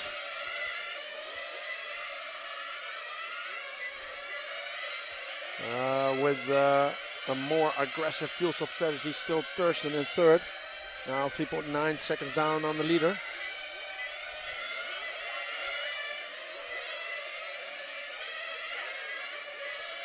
And Catanzani, who was dead last, now also needed to came in for stop and go. Oh, Catanzani crashed his car in the straight. That is surely finished now. Here comes our leader. Car is still in the straight. Mechanic is there.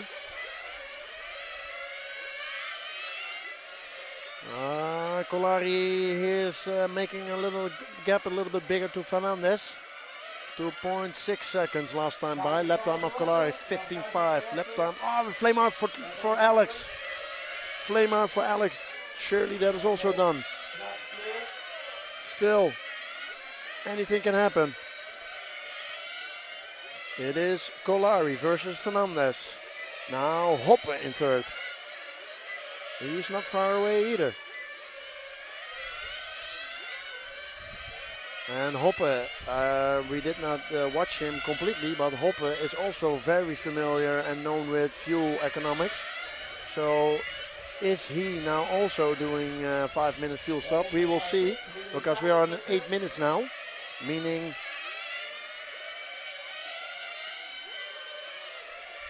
we have 1 more minute for other people to, we see Tilo making a mistake there. In the lead still Kolari, followed by Fernandez, difference still 2.7. Lars is 2.8 seconds back on Alvaro.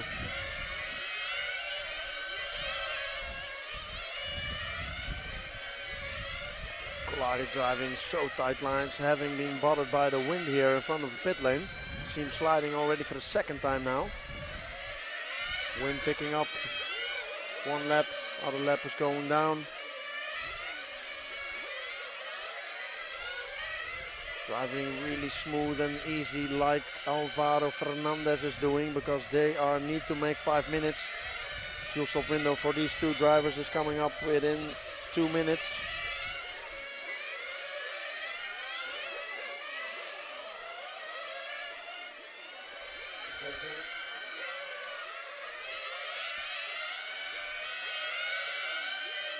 So we're on Kolari, then it is Fernandez.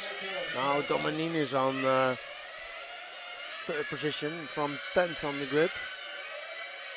Also not giving up. Well, Schoppe dropped back to 4th, so I think he's now doing 5 minutes.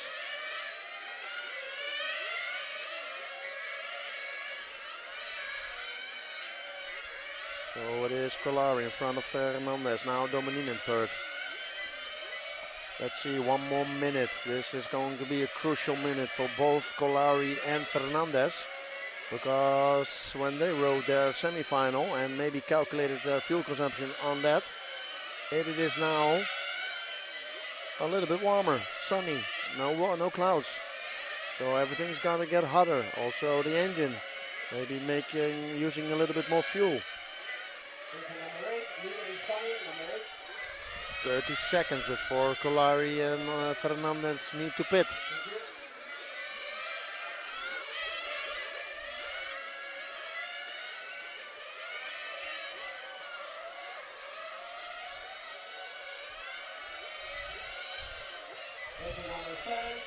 Ooh, Kolari, yes, is limping to the pits. No more fuel. And he stalls, giving the lead to Alvaro, who's doing also the 5-minute game. Let's focus on Alvaro. Alvaro's at the end of the straight. He will be in now. 5 minutes to fly. He's in. And in the lead now. But he needs to do 5 more minutes.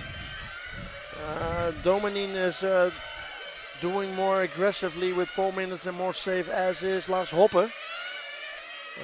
Domanin is in now. Hoppe is also out, so now it's Hoppe in second. Domanin in third. Kolari started back on track, but out of contention. Kolari is now behind on track on Alvarez. But Alvarez is cruising, meaning he has a 4-second gap. And I think he is managing his fuel now. But let's see, because behind is Lars Hoppe. Let's see lap times of Hoppe. Is 15.4, 15.6 from Fernandez, 15.3 from Filippo. Both Domanin and Hoppe are giving it 110%, while Alvaro Fernandez is doing maybe 90%, because he's on fuel consumption. Last time by 16.4 for Fernandez, 15.1 for Hoppe. Distance now 2.6. Let's see, last time by 15.5 for both gentlemen, with still 3.5 minutes to go. Alvaro knows that Hoppe is in. Oh, fast refueling there from Nicola Wood. Well, this means that Hopper now needs to close the gap. And Alvaro needs to really go on fuel consumption saving mode. Because he only needs to make it to the finish. And he's doing that. 15.7. Domanin 15.3. Distance 4.3.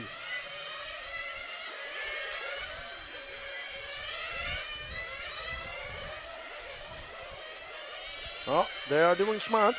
They have time for a safety stop. So they did a safety pit stop.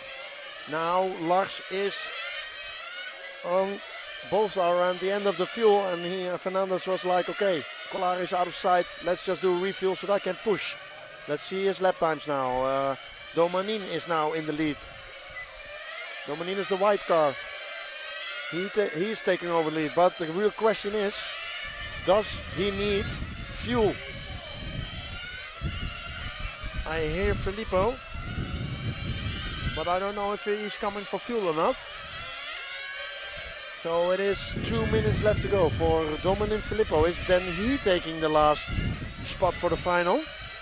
Alvaro switched his game from 5 minutes back to aggressive so he can push, but maybe now Domanin is turning it the other way around and he is going from push to saving mode. Difference between Fernandez and Filippo. Domanin is now 1.8 seconds.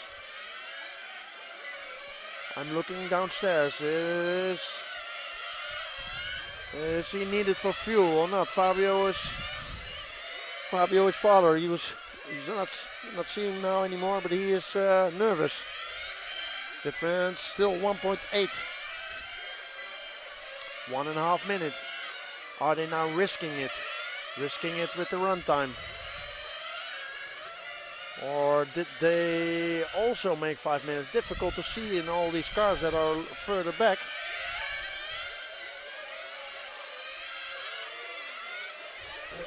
We see two back markers in front of Filippo now. They need to open. Difference between Fernandez and Domanin is now back to 1.6. And he needs to clear his cars. Distance this time by will be definitely fast. We see the orange machine of Fernandez coming into picture. 1.2. 50 seconds to go. The yellow car from Tilo Baldas need to move for the leader. Okay. 1.2 this time by. And now, how much is now? 1.2. 30 seconds. Did Filippo make 5 minutes, and is he gonna make it to the finish? We know that Alvaro Fernandez can make it because he already had a safety stop and he is pushing. 22 seconds. If I'm correct, they can do 2 more laps. Difference 1.3. Alvaro Fernandez is there. Filippo needs to push. This is their penultimate lap. They are going by one more time, both on the final lap. Question is now, can Filippo make it to the finish with his fuel or not? Sound is on. Fernandez or Domanin. One more corner. Filippo, Domanin has made it and has made it to the final. So the last spot from number 10 on the grid. From number 10 on the grid to first, Filippo Domanin. Lamberto tried 5 minutes, didn't work out. Alvaro tried the 5 minutes but changed his strategy because Lamberto was out of the way. But at the end, Filippo Domanin was suddenly there. So, whew.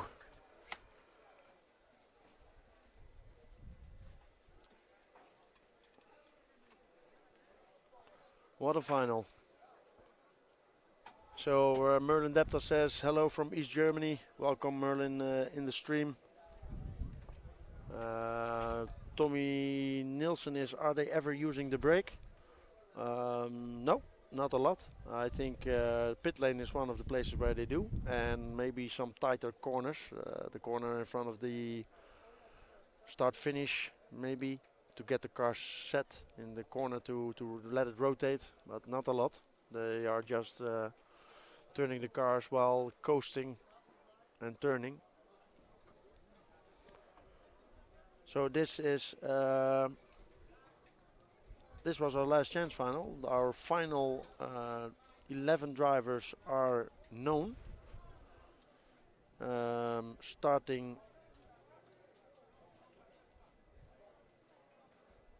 from pole is Dario Balestri, second on the grid, Mirko Salemi, third on the grid, Carmine Raiola, fourth on the grid, Maxime Ripoll. Then number 5 on the grid, Tony Gruber, Thomas Etjar on 6, Tilo Diekman on 7, Nico Sarinen on 8, followed by the other Finn, Timu Linu on 9th. Our only Turkish person here, Burak Kilic on 10. And on 11th will be, if he passes technical inspection, Filippo Domanin. I'm taking a short break and I will see you guys a little bit later in the final.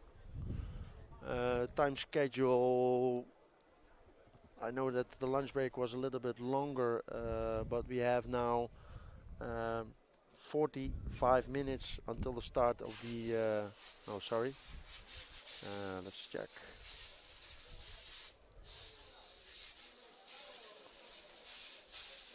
Final will start at 14:20.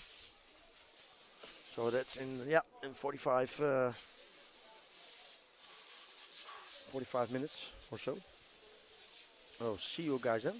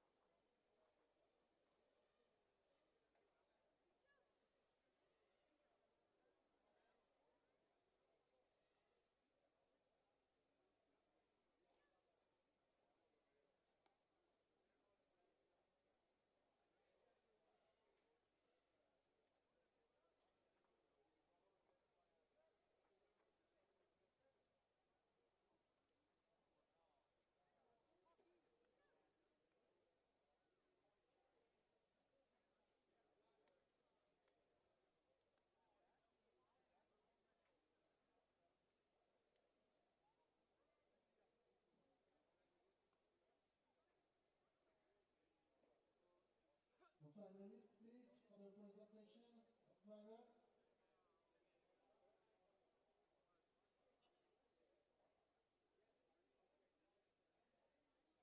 Vous êtes pas sur le podium pour la présentation?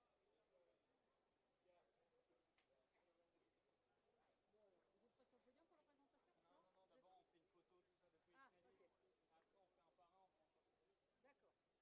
Ok. Après on fait un par un, on prend un photo.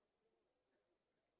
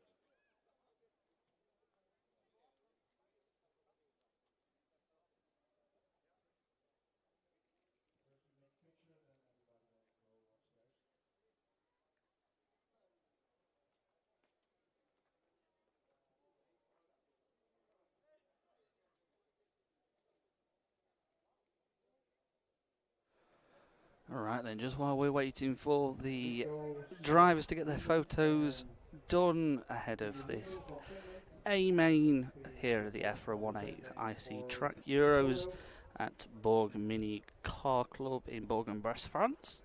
Just want to thank our sponsors, Team Infinity, Energy and Lessitune, for being able to bring you this content this week.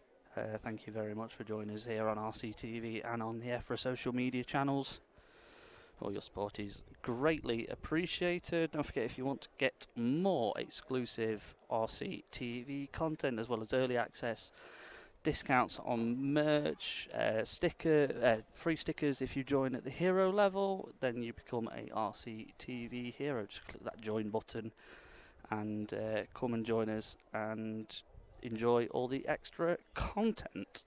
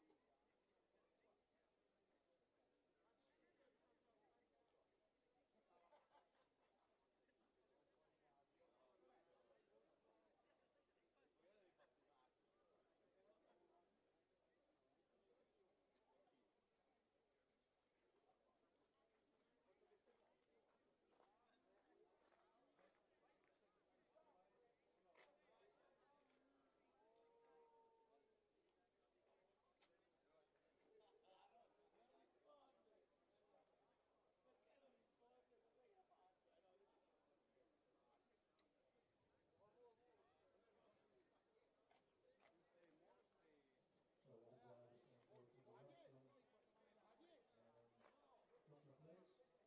We do a short driver's presentation. This whole set for emergency, if you need the urgent.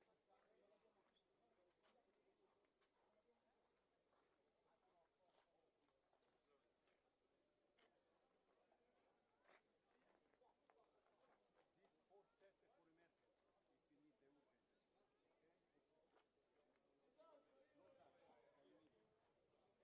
Okay?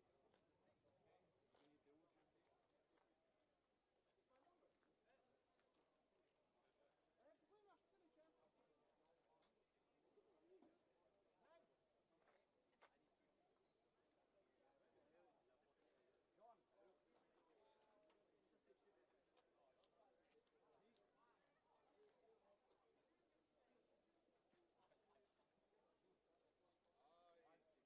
urgently. Pourquoi il marche pas les casques? John, full set for emergency. Okay? Full set inside. Okay? Il manque des marshals. 8, 10, 1.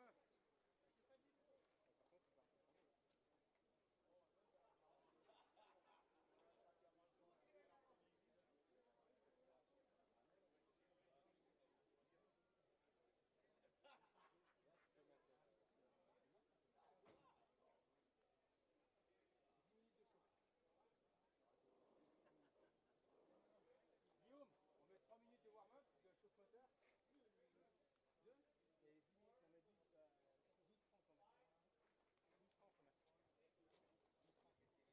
Quand il a fini la présentation. Ah, oui, mais quand c'est fini la présentation. Il manque des marshals. Hein. Oui, j'ai plus de micro. C'est Wilson qui l'a dans les mains. Mechanic please, name of your driver.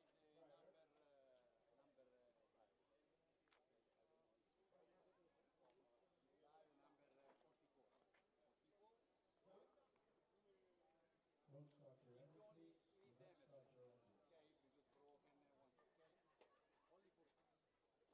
not start your engines.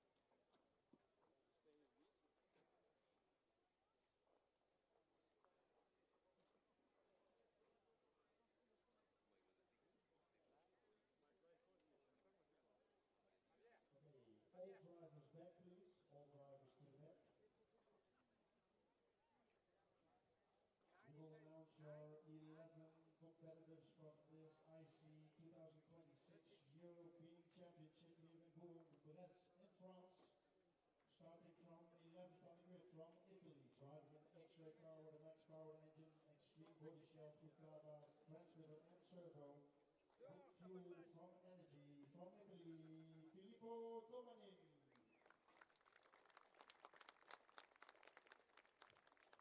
Coming from long way, from the quarterfinal and also from Turkey.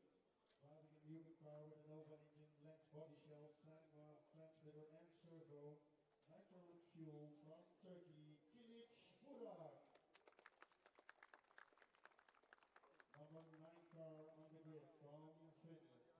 Driving an Infinity car with max power engine, energy fuel, extreme body shell, both Sandwell, radio and servo from Finland. Timo Lidu.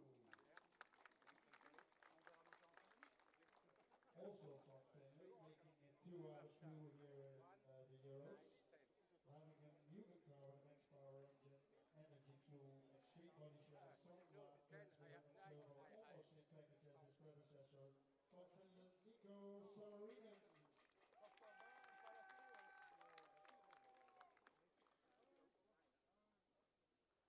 Number 7th on the grid from Germany, driving a Capricorn car, RS engine, energy fuel, extreme body shell, both Futaba, transmitter and servo from Germany, Tilo Diekman.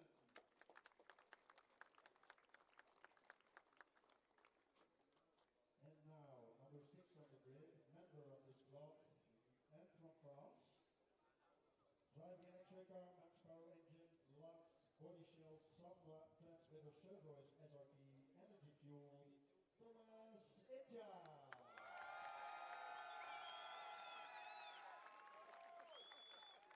With a really big fan base. Number 5th on the grid from Germany, driving a Capricorn car, Lasitune engine, extreme body shell, power HD servo, Futaba transmitter, fueled by energy, Tony Gruber.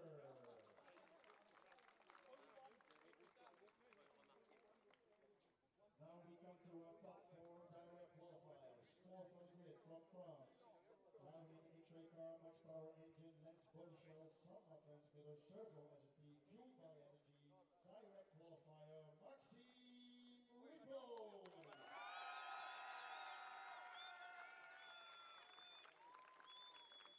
Home race for Maxime because it's his home club.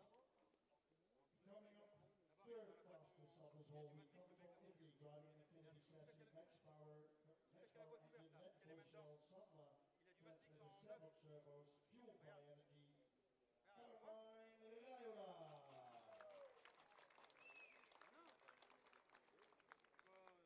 Second on the grid, posted TQ runs overnight TQ, but is now second from Italy, driving a Sherman chassis, Lasitune engine, extreme body shell, Sandwell, both servo and transmitter, energy fuel, Mirko Saleghi. Now coming up to the fastest man of this week after qualifying. He drives an Infinity chassis and a max power engine, extreme body shell, transmitter and servo, both Futaba, also fueled by energy. From Italia, Dario Balestri.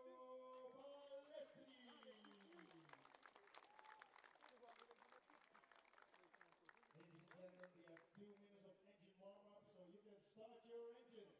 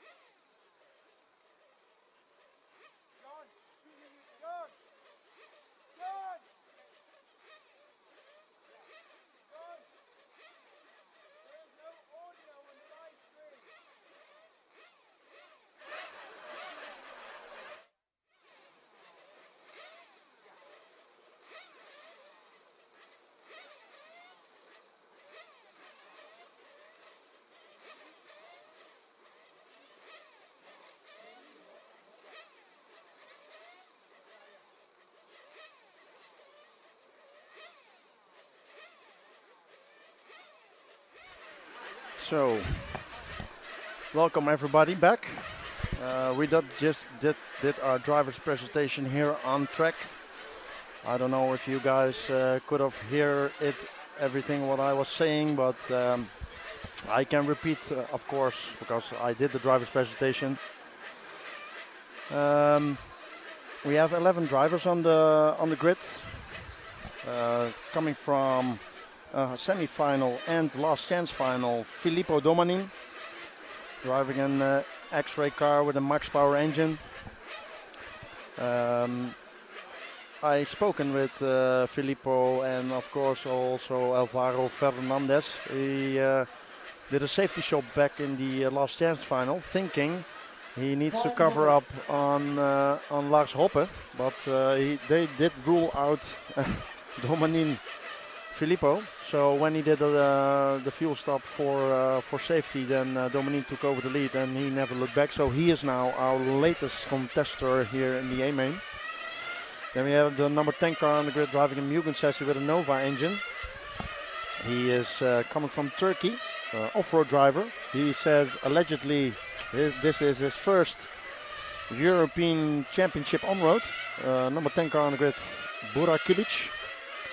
Then we have 2 out of 2 Finns competing in this A-main. Timu Linu starting from 9th on the grid, driving an Infinity Chassis and a max power engine. Then we have 8th Nico Sarinen, driving a Mugen car with a max power engine. Number 7 on the grid is Tilo Dickman. He had a great fight in his semi-final with Lamberto Collari. Only finished 0.2 of a second in front of this man. So he's driving a Capricorn car with an RS-tuned engine. Then we have number 6 on the grid, and we hear a lot of cheers here when we announce his name. His name is Thomas Echard from France.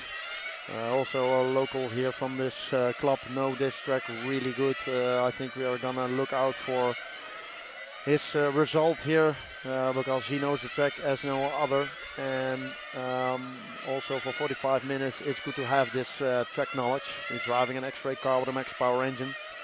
On 5th on the grid from Germany we have Tony Gruber.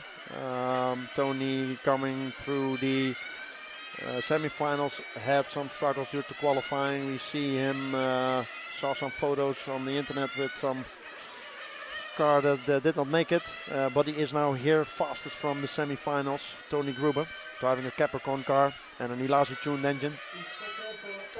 Then we have a number 4 on the grid, and when I tell that Thomas Echard, no one knows the track better than him, maybe there is one person, and that is Maxime Ripoll, also a local here at the club. Direct qualified, TQ'd 1 round, driving an X-ray car with a max power engine. Also very loud cheers when I announced his name, so also can never underestimate the people with a lot of track knowledge. Then we come to the number 3 person on the grid. Did not ever TQ the round, but was super consistent during qualifying. That's why is he even above Maxime without a TQ run. Never rule him out. Carmine Raiola from Italia, driving an Infinity car with a max power engine. Number 2 on the grid. Posted 2 TQ runs, had the overnight TQ from Thursday to Friday, but at the end Dario Bellestri was a little bit faster, so 2nd on the grid Mirko Salemi, driving a Serpent car with a Lazy tuned engine. Then our TQ man did also TQ 2 rounds, was only a little bit faster than Mirko Salemi, did it in I think a couple of tenths faster, so that's why he had TQ and not Mirko. From Italy, driving an Infinity Chassis and also a max power engine, Dario Ballestri. These are your 11 contestants for the European Championship 2026 here in Bourg-en-Bresse in France. Let's see, live comment. Please try to do it in English because my French is not so good. So Black Angel says, work is now done, all fingers crossed for Gruber, let's go. when is the A main? Well, it is now. We have 10 minutes of warm-up. Warm-up is a little bit longer than normal because they need a little bit of preparation to prepare their tires. For there we are going to see tire changes for sure. Only question will be what and how. I tried to find that out during the run, but I can tell you it's going to be difficult. Then we have good luck to Burak. Good race, guys, says Julian. No audio. That was because I was not behind my place, but audio is back. Let's go French and German drivers. We have here Stig Bernstein says, my guess Dario takes it home, but I hope Tony Gruber will race, fight and win. His season has had downs this year, deserves a good result. That's definitely true. Forza Ragazzi, said by Maurizio Ersinio. So Forza Ragazzi means go France, I think, in Italian. We have a lot of Italian and French support in the chat also. Federico Silvestrin says, let's go Dario, Carmine and Philippe. Also French support. GPX Gaming says, go Thomas and Maxime. So in this final we have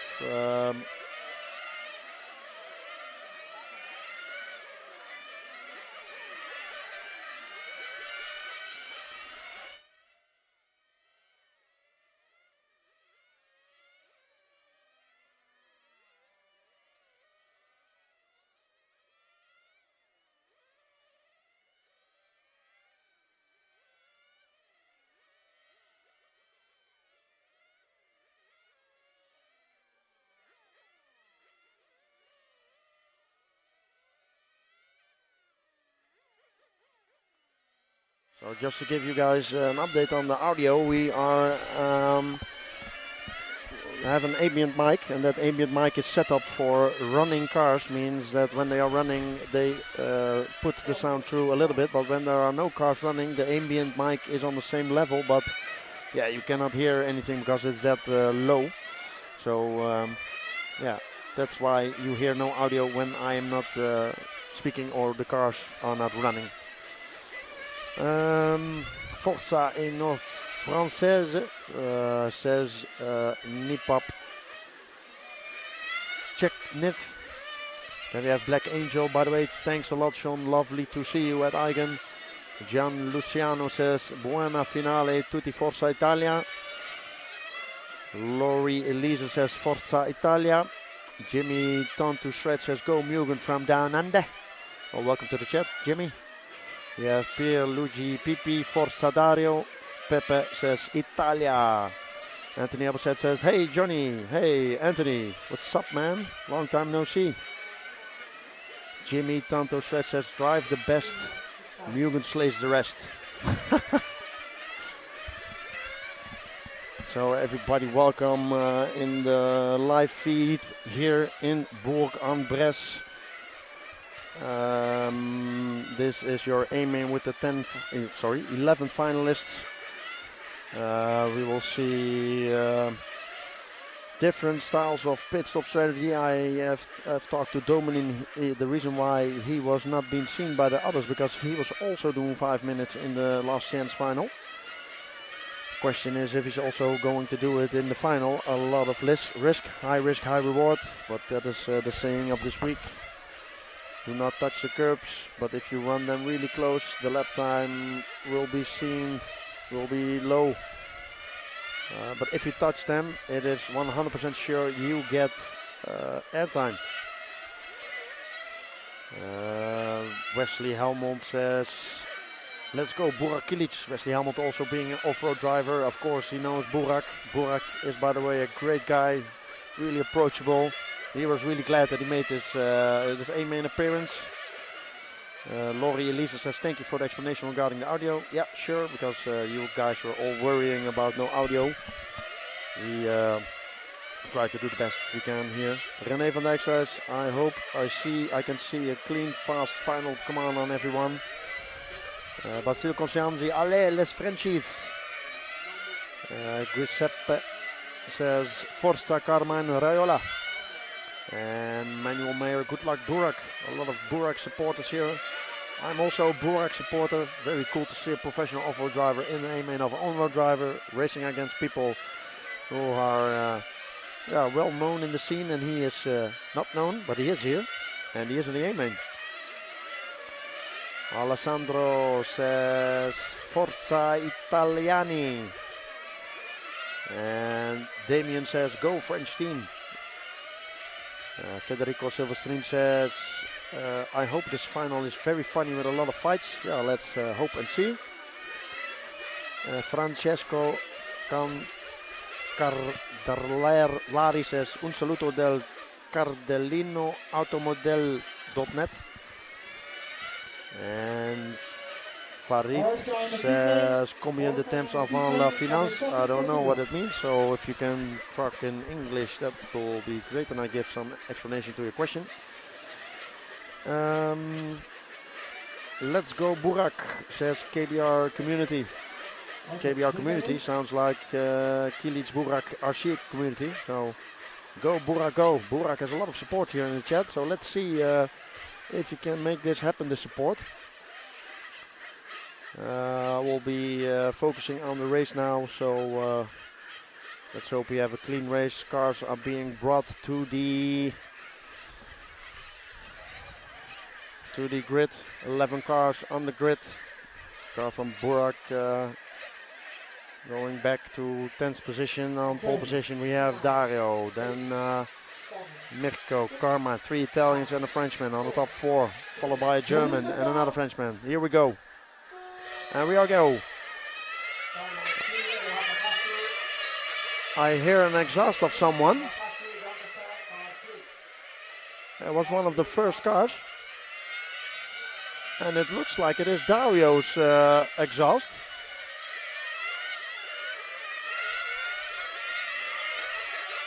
As Carmen Raiola gets a drive-through penalty for jump start.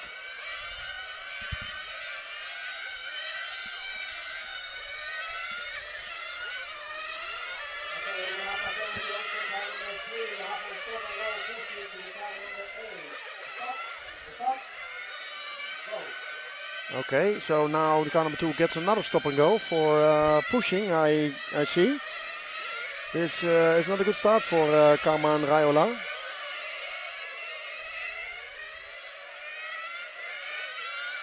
But in the lead now Balestri, followed by Salemi, and Ripoll now bumped itself to 3rd because Carmen Raiola was busy getting stop and goes. Then we have a train of Gruber, HR, Diekman, Kilic and Domani. Looks like Dario, Mirko and Ripoll are spaced evenly, and then we got a train where Kilic overtook just Diekman. So Kilic is now in 6th position when he crosses the line, and he's at the back of HR already, coming from 10th of the grid. So our off-road driver surely knows how to drive on-road. What we are seeing on screen is a battle for 4th position between Gruber and HR. HR knowing this track inch by inch. And Gruber needed to get it to know it during the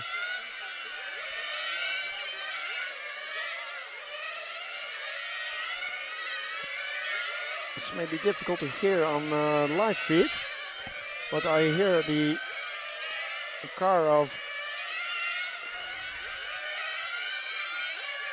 Dario making a lot of noise. I don't know if it's part of the setup or something that is already breaking, but let's sure hope no, because he's leading.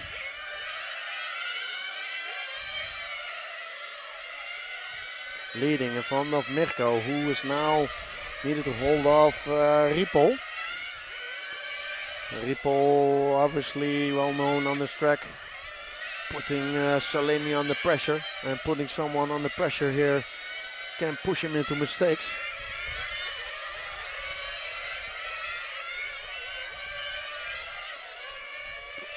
Closest battle is, however, between Gruber HR and Kilic and Domanin. Can we focus on these cars here? We see now Gruber under pressure of Thomas HR. If something changes in the top three, I will let you guys know and we will switch. But for now, this is 5 cars on the back straight. And that is Gruber, HR, Kilic, Domanin and Diekman now. Now we have Gruber in. First one to pit. That is 3:30. I don't know what they did, but it looks like something they did for tuning. Now it's HR to 4th, Kilic to 5th, Domanin to 6th. Yeah, I'm watching the live feed myself with a lot of delay.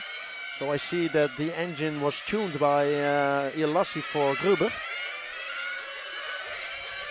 So here comes Kilic is now in. Kilic is in, but we are still on HR. I see Salemi is in.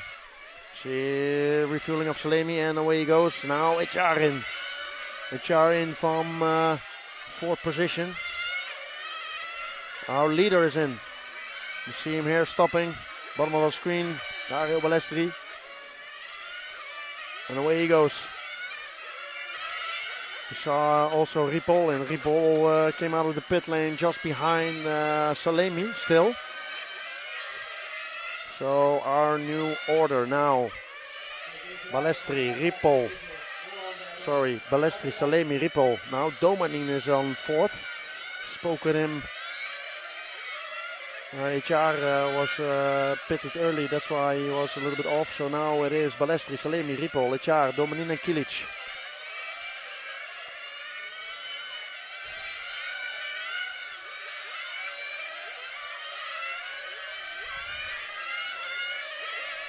On your screen now, Mirko Salemi followed by Maxime Ripoll. Ripoll still pressuring Salemi into a mistake.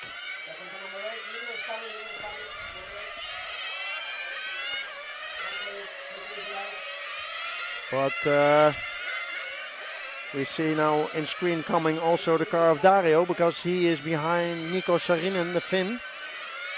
And he needed to open, but now we have our 3 leaders again on one back straight, which is Dario, Salemi and Ripoll. 1, 2 and 3. Talking about close racing, we are now 6 minutes on the way, but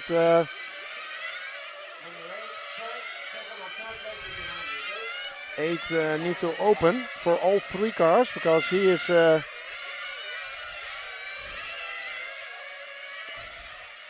Javier already calling it, but now Salemi is coming on the back of Dario, and Ripoll is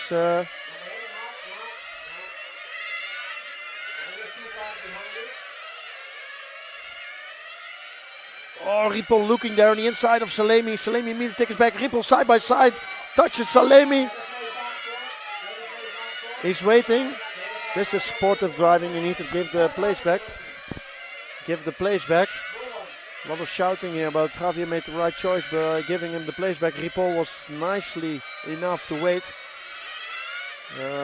Maxime Ripoll full of confidence here, because in these kinds of moments, if you wait for another driver to give the position back and then immediately fall back into line without stressing, I mean, Mirko Salemi is getting pressure, a lot of it. This gives Dario some breathing room. Difference now between Dario and Mirko 4.2. And Ripoll is now 4/10 behind Salemi.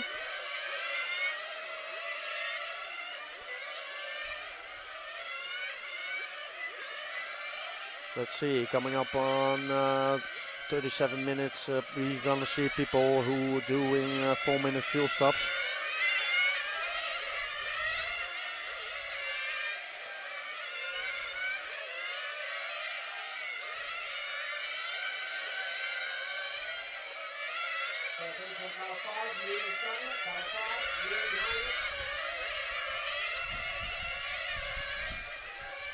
We are seeing in our screen Maxime still trying to get past Salemi.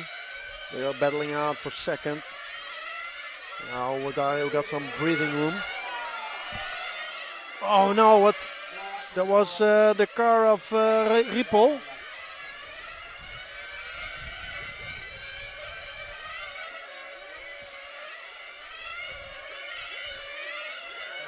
Oh no, that was Salemi making a mistake, and then Ripoll hitting Salemi. And he was the one who got damaged, his body shell.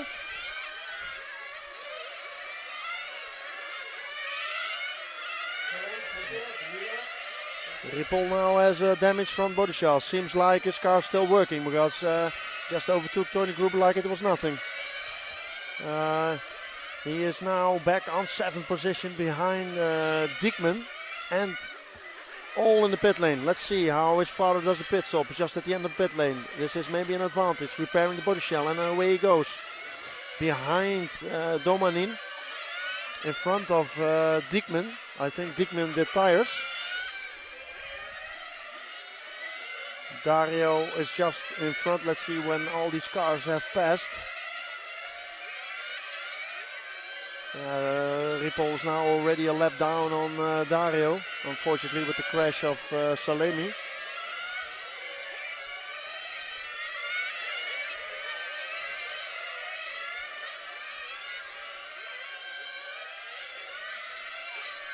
But in the meantime, Raiola is also gaining some more ground. He is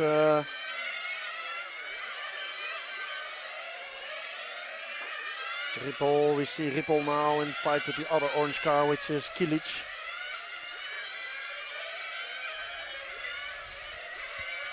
This mistake of Mirko caused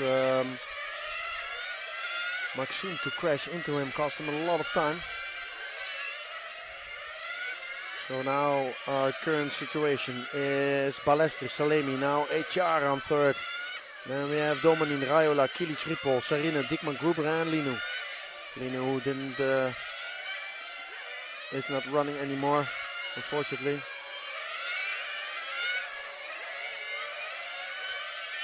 Oh, the engine of Max seems like it is much faster, but I saw body lifting. I think he lost his body shell clip or something. Let's see the next straight if he can. And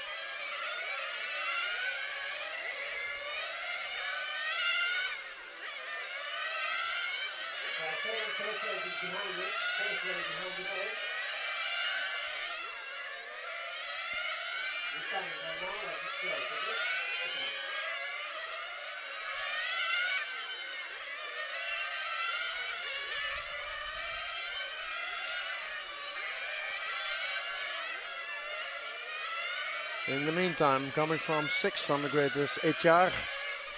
He is running on 3rd position, but we are following the battle between Kilic and Maxime, who is getting closer and closer.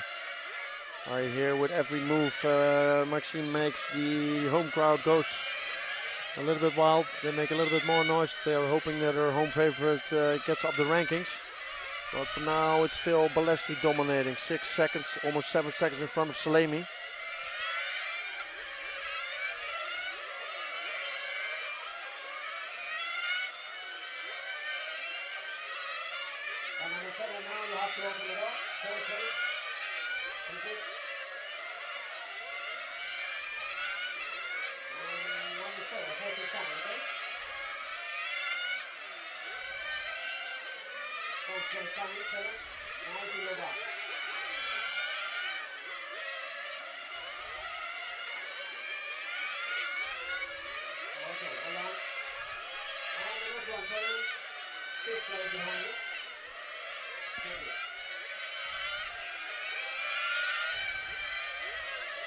So let's focus on Raiola, who is this blue car here.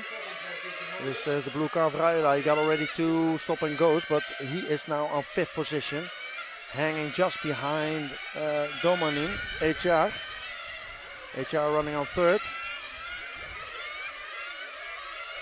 As you see, Mirko in and out. He comes now out behind Raiola. So because we have intermittent fuel stops, everybody is stopping on a different level. Raiola doing a really strong race now, 4th. The white car in front of Raiola is Domanin, who is now running in 3rd. and HR in front of that, who's now running second, but they all need to come into the pit lane. They all do another round, but will they then all come the same lap? Now it's becoming very close.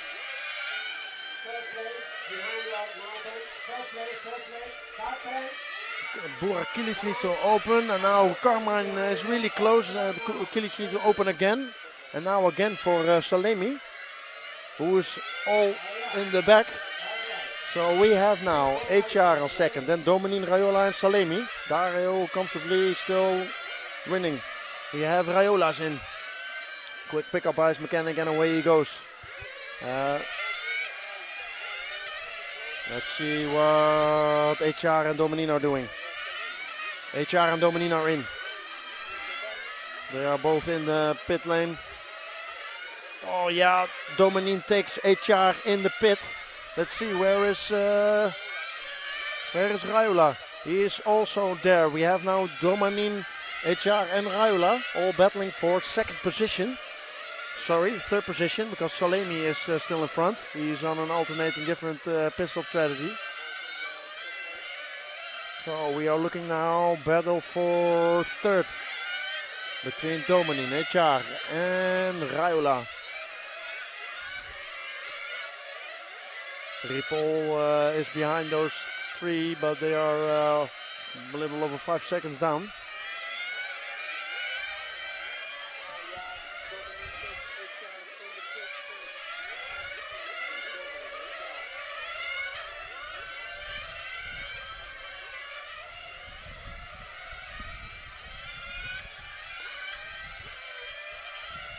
See the car of Kilic brought back to the pit.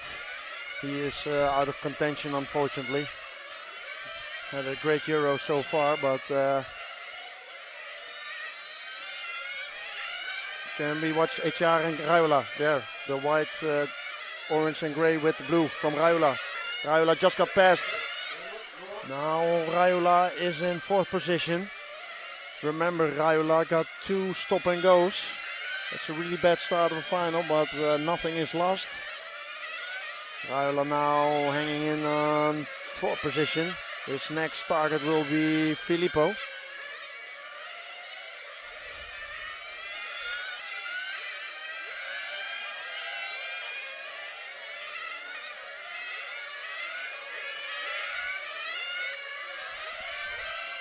But in the lead with a 7-second gap.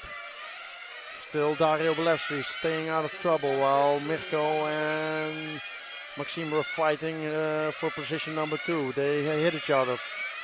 Maxime had some body issues and need to fall back. Raiola had problems of his own by dropping back with 2 stop and goes for pushing and jump start. Now he is back on fourth, looking for a podium here at minimum.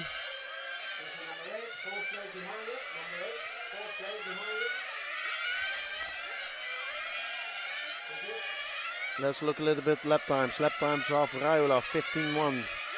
15-1 2 times in a row. Filippo, 15-0. Mirko, 15-5. Balessi, 15-4. Thomas HR, 15-3. Maxime, the last time I was 16-0.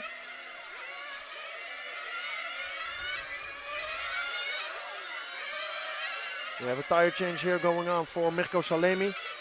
I see right and left tires, and away he goes, and we see Ripoll coming out. So it is now 15 minutes, and I think this means that Salemi is going full attack. I see cars coming in, doing no tires, but 15 minutes tires is quick. He's doing a full attack strategy. Let's keep an eye on Dario. Dario is on the straight. Let's watch him for a few laps. He's now leading the race. 10 seconds gap to Dominin. He's coming in for fuel now. And I see tires also complete set. So he's matching the strategy of Mirko. Full set, 15 minutes. Meaning they both need a new set. But up and away he goes. Last lap time he did with all tires was 15-1. He's now in front of Raiola. Let's see if this is about track position or not. As Raiola entered the pit lane.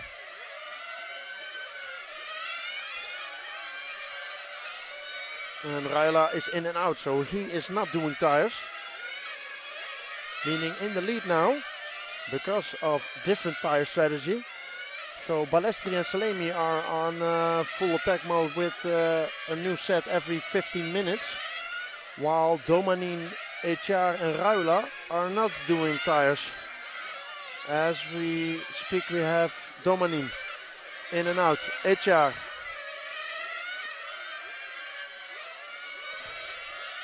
HR also in and out. So it looks like Domanin, HR and Raiola are doing one tire change, and Balestri and Mirko Salemi are doing two tire changes. For now it works out for Balestri because he's still leading, but Salemi dropped back from 2 back to 5.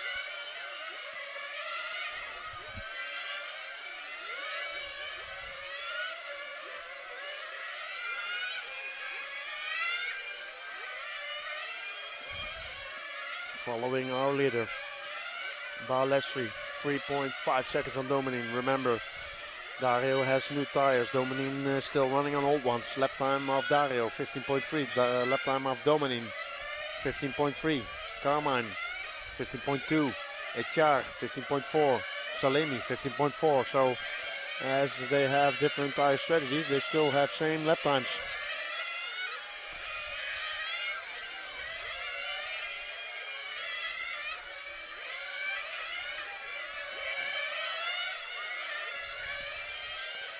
As it stands, after 25 minutes left to go, we have Balestri, Domanin, Raiola, HR, Salemi, Ripoll, Dickman, Saarinen, and Gruber. Kilic and Linu unfortunately need to retire.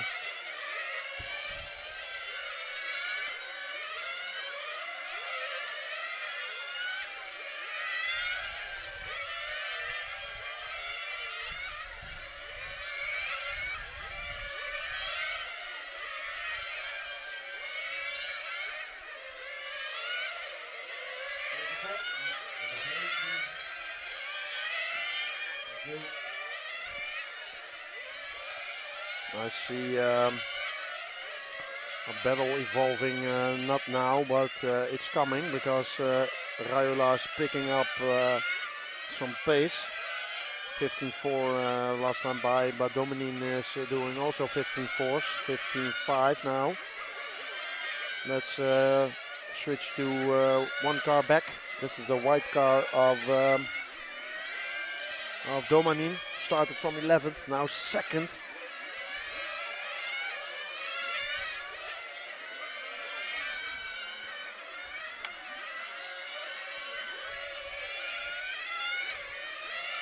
So he's now in second position behind Dario and in front of Raiola.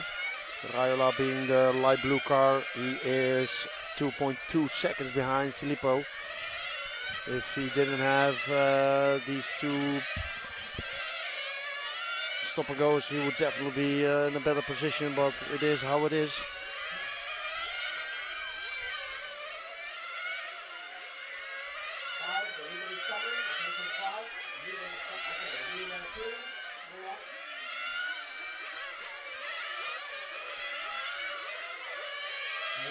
And now Dario Balestri,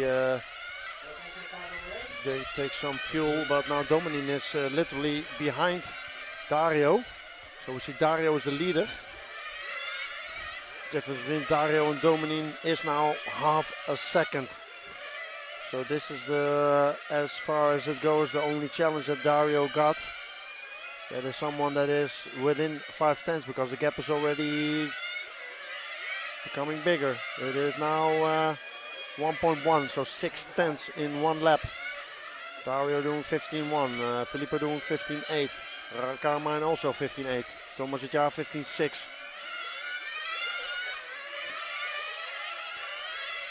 As we just saw a quick pit stop from Carmine. Now at the back straight together with Mirko Salemi, which is full position. Oh, they touch each other. Go on, we're back to the line. They touch each other. Also driving. They touched each other while he was trying to overtake. This is for fourth position.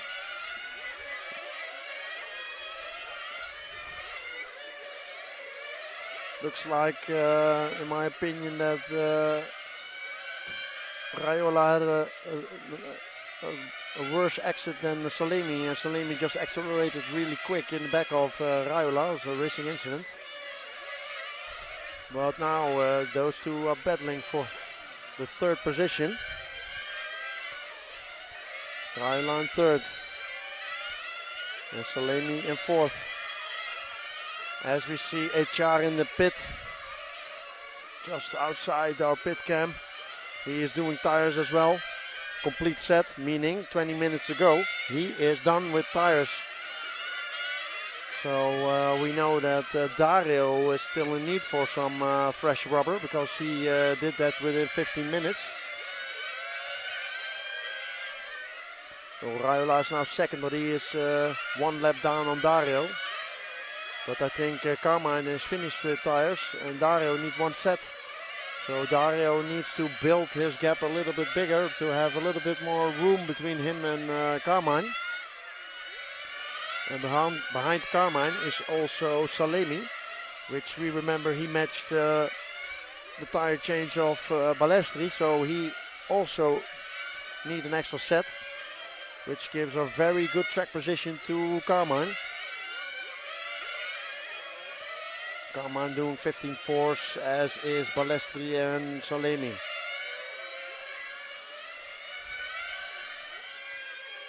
Oh, we see the car of Mirko Salemi going wide and sliding at the end of the...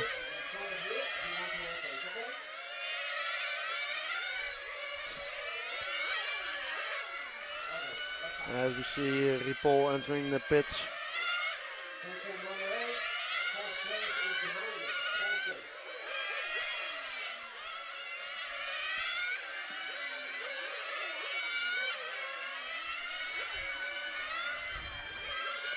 Some pit action here from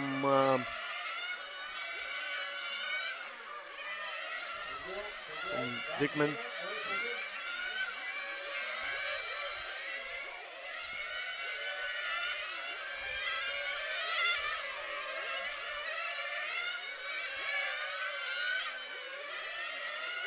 We are still on Carmine Raiola, dropped back to 11th now in second position.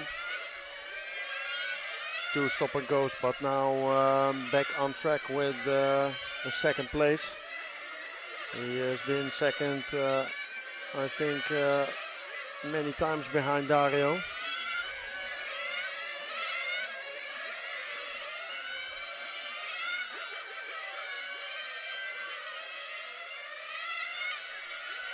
Dario now 17 seconds in front. Meaning one more lap. Sorry, 10 seconds.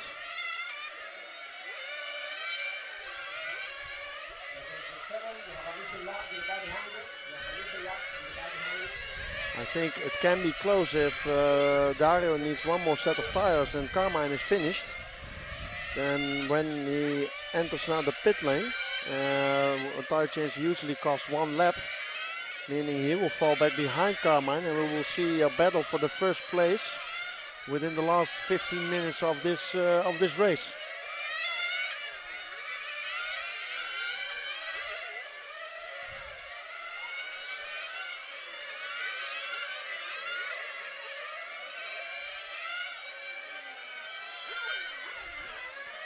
Carmine now in for fuel and fuel only.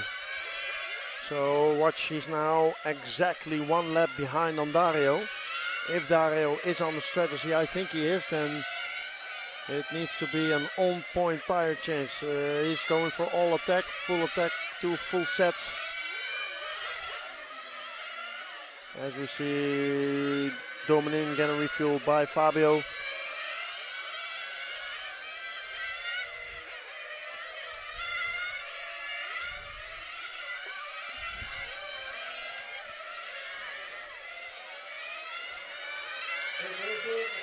Oh, we see Thomas Etjar on the roof.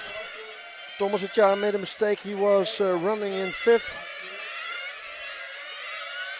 This is a rare mistake from Thomas Etjar, from the one who knows the track really well.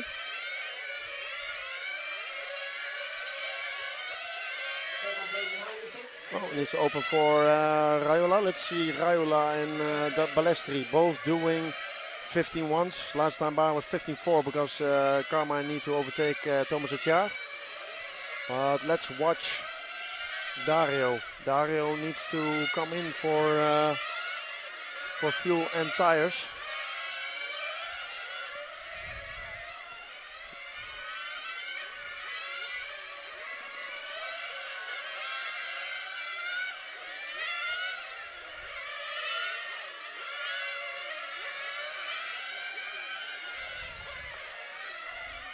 As we see Thomas Etjar on the pit cam in.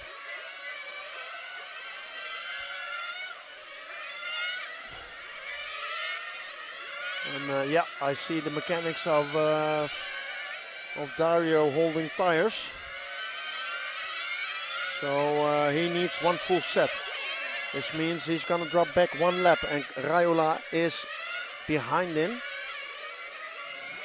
Exactly 1 lap. So let's keep an eye on Dario. Next fuel stop will be tires.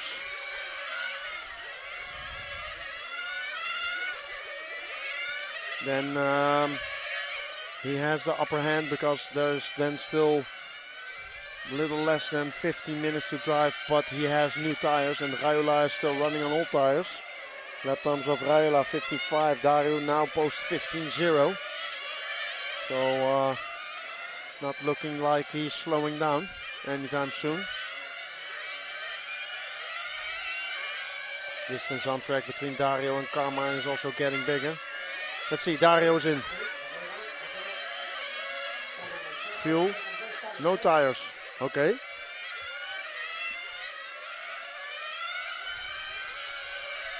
Okay, this means one more fuel stop for Dario. Means the last 10 minutes he will have different tires.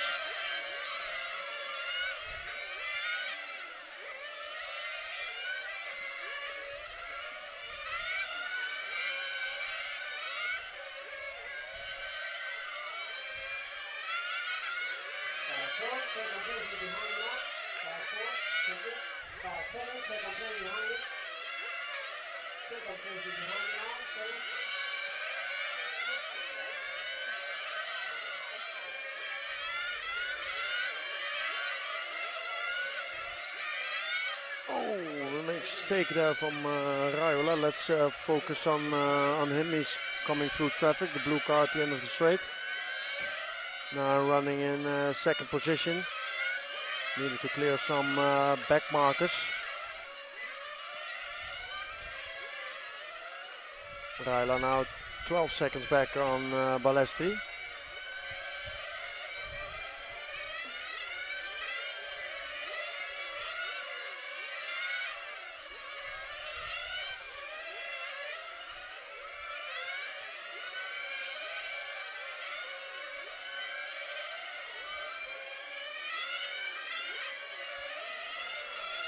And Raiola's in. Picked up by his mechanic. Quick pit stop, nice and clean behind the bar. Drops him back behind Salemi. Salemi is now in front of him on track, but he needs to do pit stops. And if I'm correct, he also needs to do tires. So now in second position, Walter Salemi. Oh, he makes a mistake. Hits the curb, goes off the track. Gives the position immediately back to Carmine. So Raiola back in second now. It will change on your screen when he will cross the line. There it goes.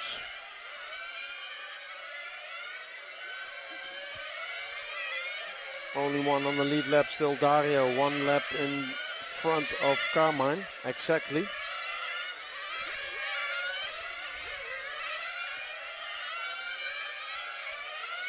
Okay, it looks like the mechanic of Dario is selecting used tires from his bag, which means that he's going to change tires that are bigger that are on his car right now. but are smaller than new tires. So I think his strategy now is new, used.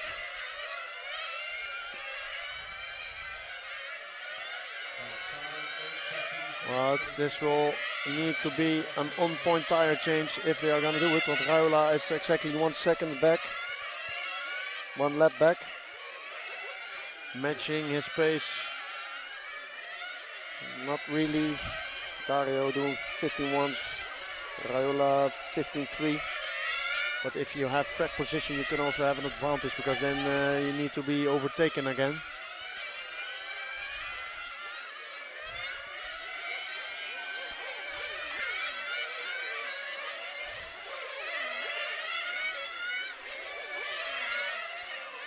Last time by Dario 15.5, Raiola 15.4.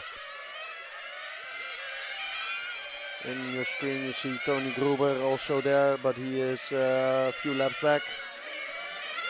Guys into the pits.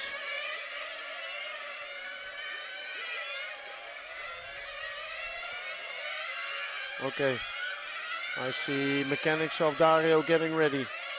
I see a starter box for Kardashians. He's in. Let's see. Refuel. Tires were there, but not changed. Okay. Are they then doing the last 5 minutes, or are they just winging it by asking Dario if the car's still good? 10 minutes to drive. You have 10 minutes to drive. If he needs to have tires, then should be done this or the next stop.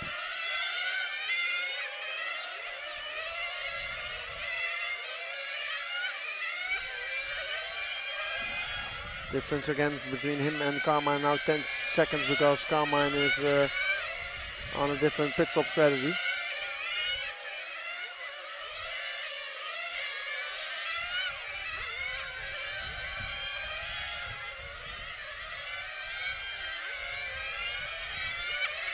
Dominic now on a strong 3rd place.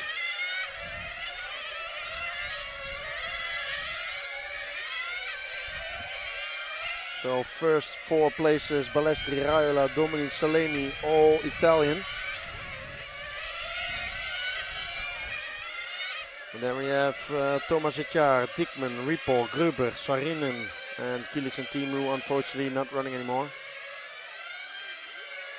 We still have little less than 9 minutes to go in this 45-minute final.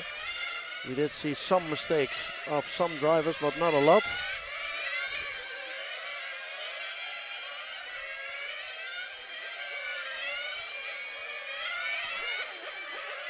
We see now Carmine in, and away he goes. He's now on track in front of Balestri. But he's exactly 1 lap back, if I'm correct.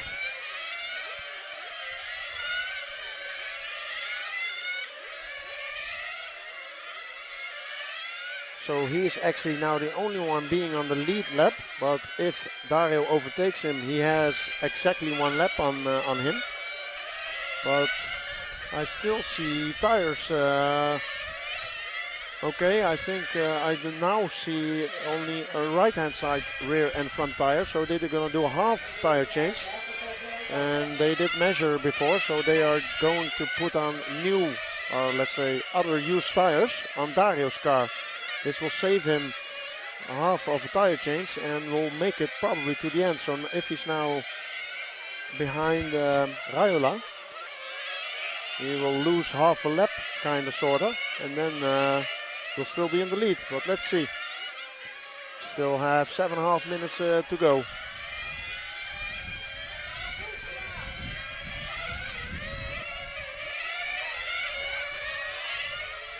Dario leading from the first second to the last. Only has given it the lead away since he had a tire change, or someone has a different strategy.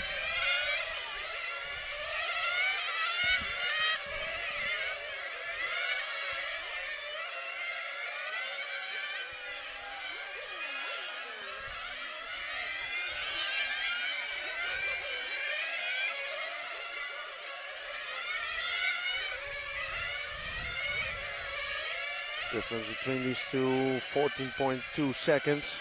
So almost one lap.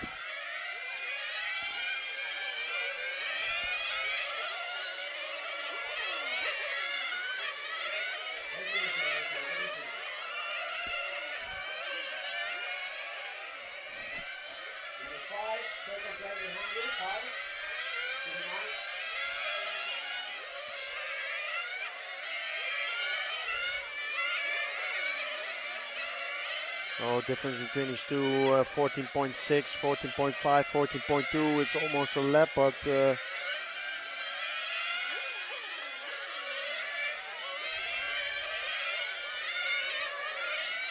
and Dario's in. Let's see. Must be tires now. Okay. I really need to ask him what kind of strategy they are now doing, because I see always tires lying, but there's nothing coming on.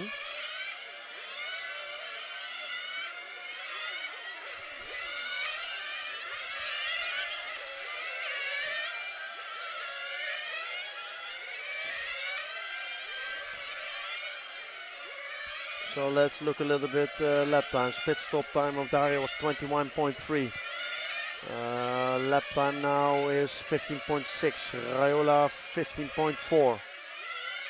Difference is now down to 8 seconds, but must remind you that Raiola is on a different pit stop strategy.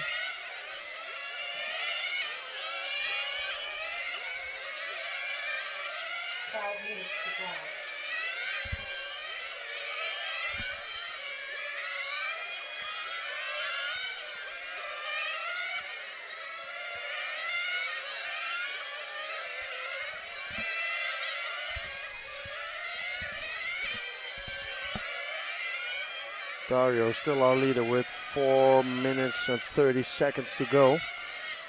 He is on lap number 154, 8 seconds in front of Raiola now, who is coming into the pit lane within a few laps.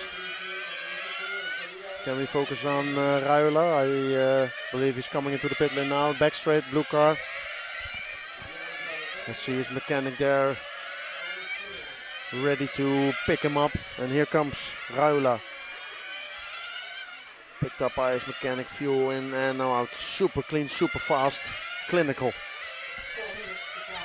4 minutes left to go, so Raiola is fueled up and ready for the end. We did see Dario on a different strategy. He already refueled, but he needs to go one more time to make it to the end. I see the last 3 pit stops, tires lying there, but there's nothing going on in the car, so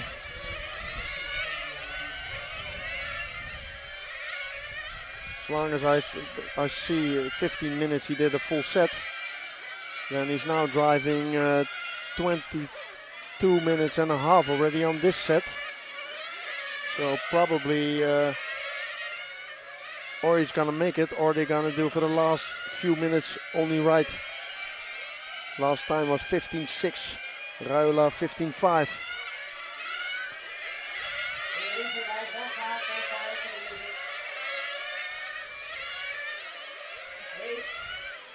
Can we follow Dario on the back straight? I think he's now coming in for his last fuel stop. Dario Balestri in the lead. What's up with the tires? Nothing there. Not doing, just go. Okay, up and away he goes. From the lead, back in the lead. Distance between him and Raiola 12 seconds, but we will see that gap will come down as Dario went into the pit. You'll see that updating on the screen shortly. Distance now 6 seconds.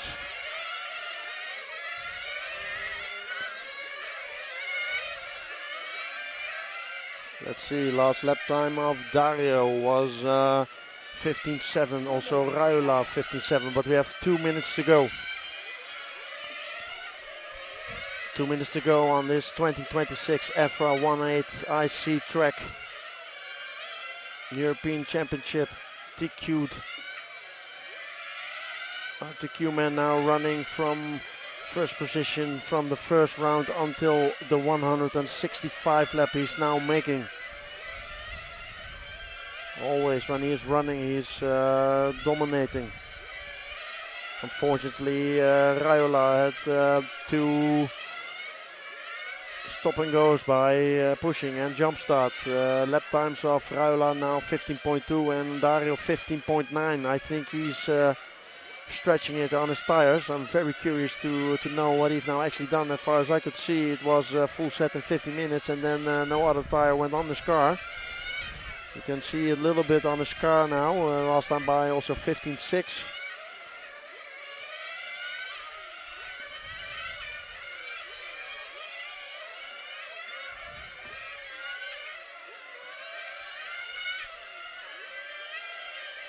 Raiola press is a 15.2. We have entered the last minute, the last 40 seconds of this challenging 1/8 European Championship.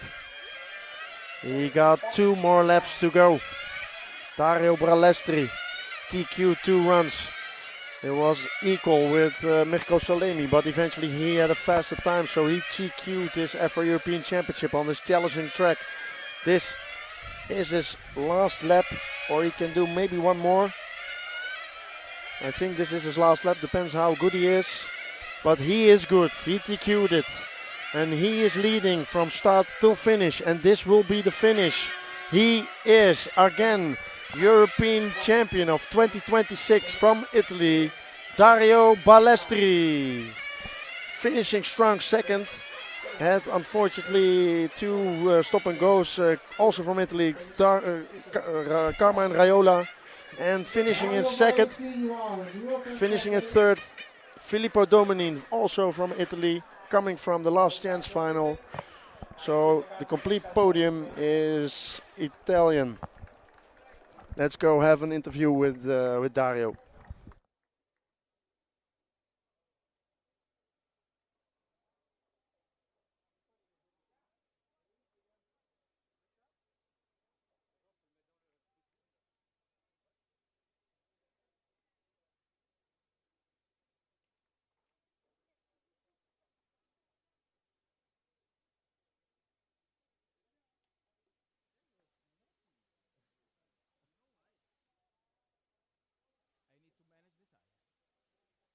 I was wondering, first of all, Dario, congratulations with another victory.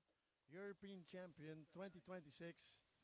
Congratulations, well job done. What I was wondering while I was watching the whole final was what did you do with tires? I saw 15 minutes a new set, but then I saw your mechanic measuring used tires. Maybe there was changing only right, and at the end you did no tires. So what was the strategy here? The strategy was again to manage the tires. I mean, again, because we don't like to drive slow. I mean, to be scared every time that in the end, but it's not about the tires. It's just about every time, it's I think about me, every time you are close to make a 2-time strategy, change, and then 1 time, and then you have to manage the tires with the drive style so slow and smooth. Yeah. This is not the best, but yeah, that's always the point with races. I saw from the start, Carmine had a really good start, but then unfortunately he dropped back due to some stop and goes. But you must have gone through your mind. He's coming closer and closer. He was on a different strategy. What went through your mind when you saw this guy, your friend, closing in? First of all, Carmine is one of the fastest drivers in the world, so it's always difficult to beat. But anyway, we keep under control the situation because I have more space to use in case if I need. But I cannot use because we know we are on the limit with tires. So I don't know which strategy they make. But about me, it's always difficult to arrive in the end. But how many European title is this now for you? I've lost count. This is the 12th time. The 12th time. Listen.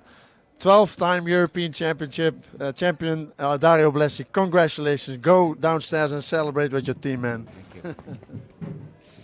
Well, here you have it. 12-time European champion. At the end, he said, "Yeah, maybe I could have used some more pace because I still have something left." But he managed his race, managed his tires. I was looking what the pit crew was doing. Sometimes they had a full set there, but sometimes only right. So they were continuously busy with calculating. This is what nitro racing is all about strategy, about fast pit stop, about teamwork, about continuously thinking in your race what you do next, managing pace, fuel consumption. We saw a lot of things happening here this week. We saw wind coming up, giving drivers an extra handicap. We saw TQ runs. We saw everything. It was a lot of hard racing, especially in the low finals, last chance finals, semi-finals. All was very exciting. There is I have almost no voice left. We are here at the end of the European Championship for 1 week. We are making up for the prize ceremony, and my name is Jan Urban from RC Racing TV, and I say ciao for now.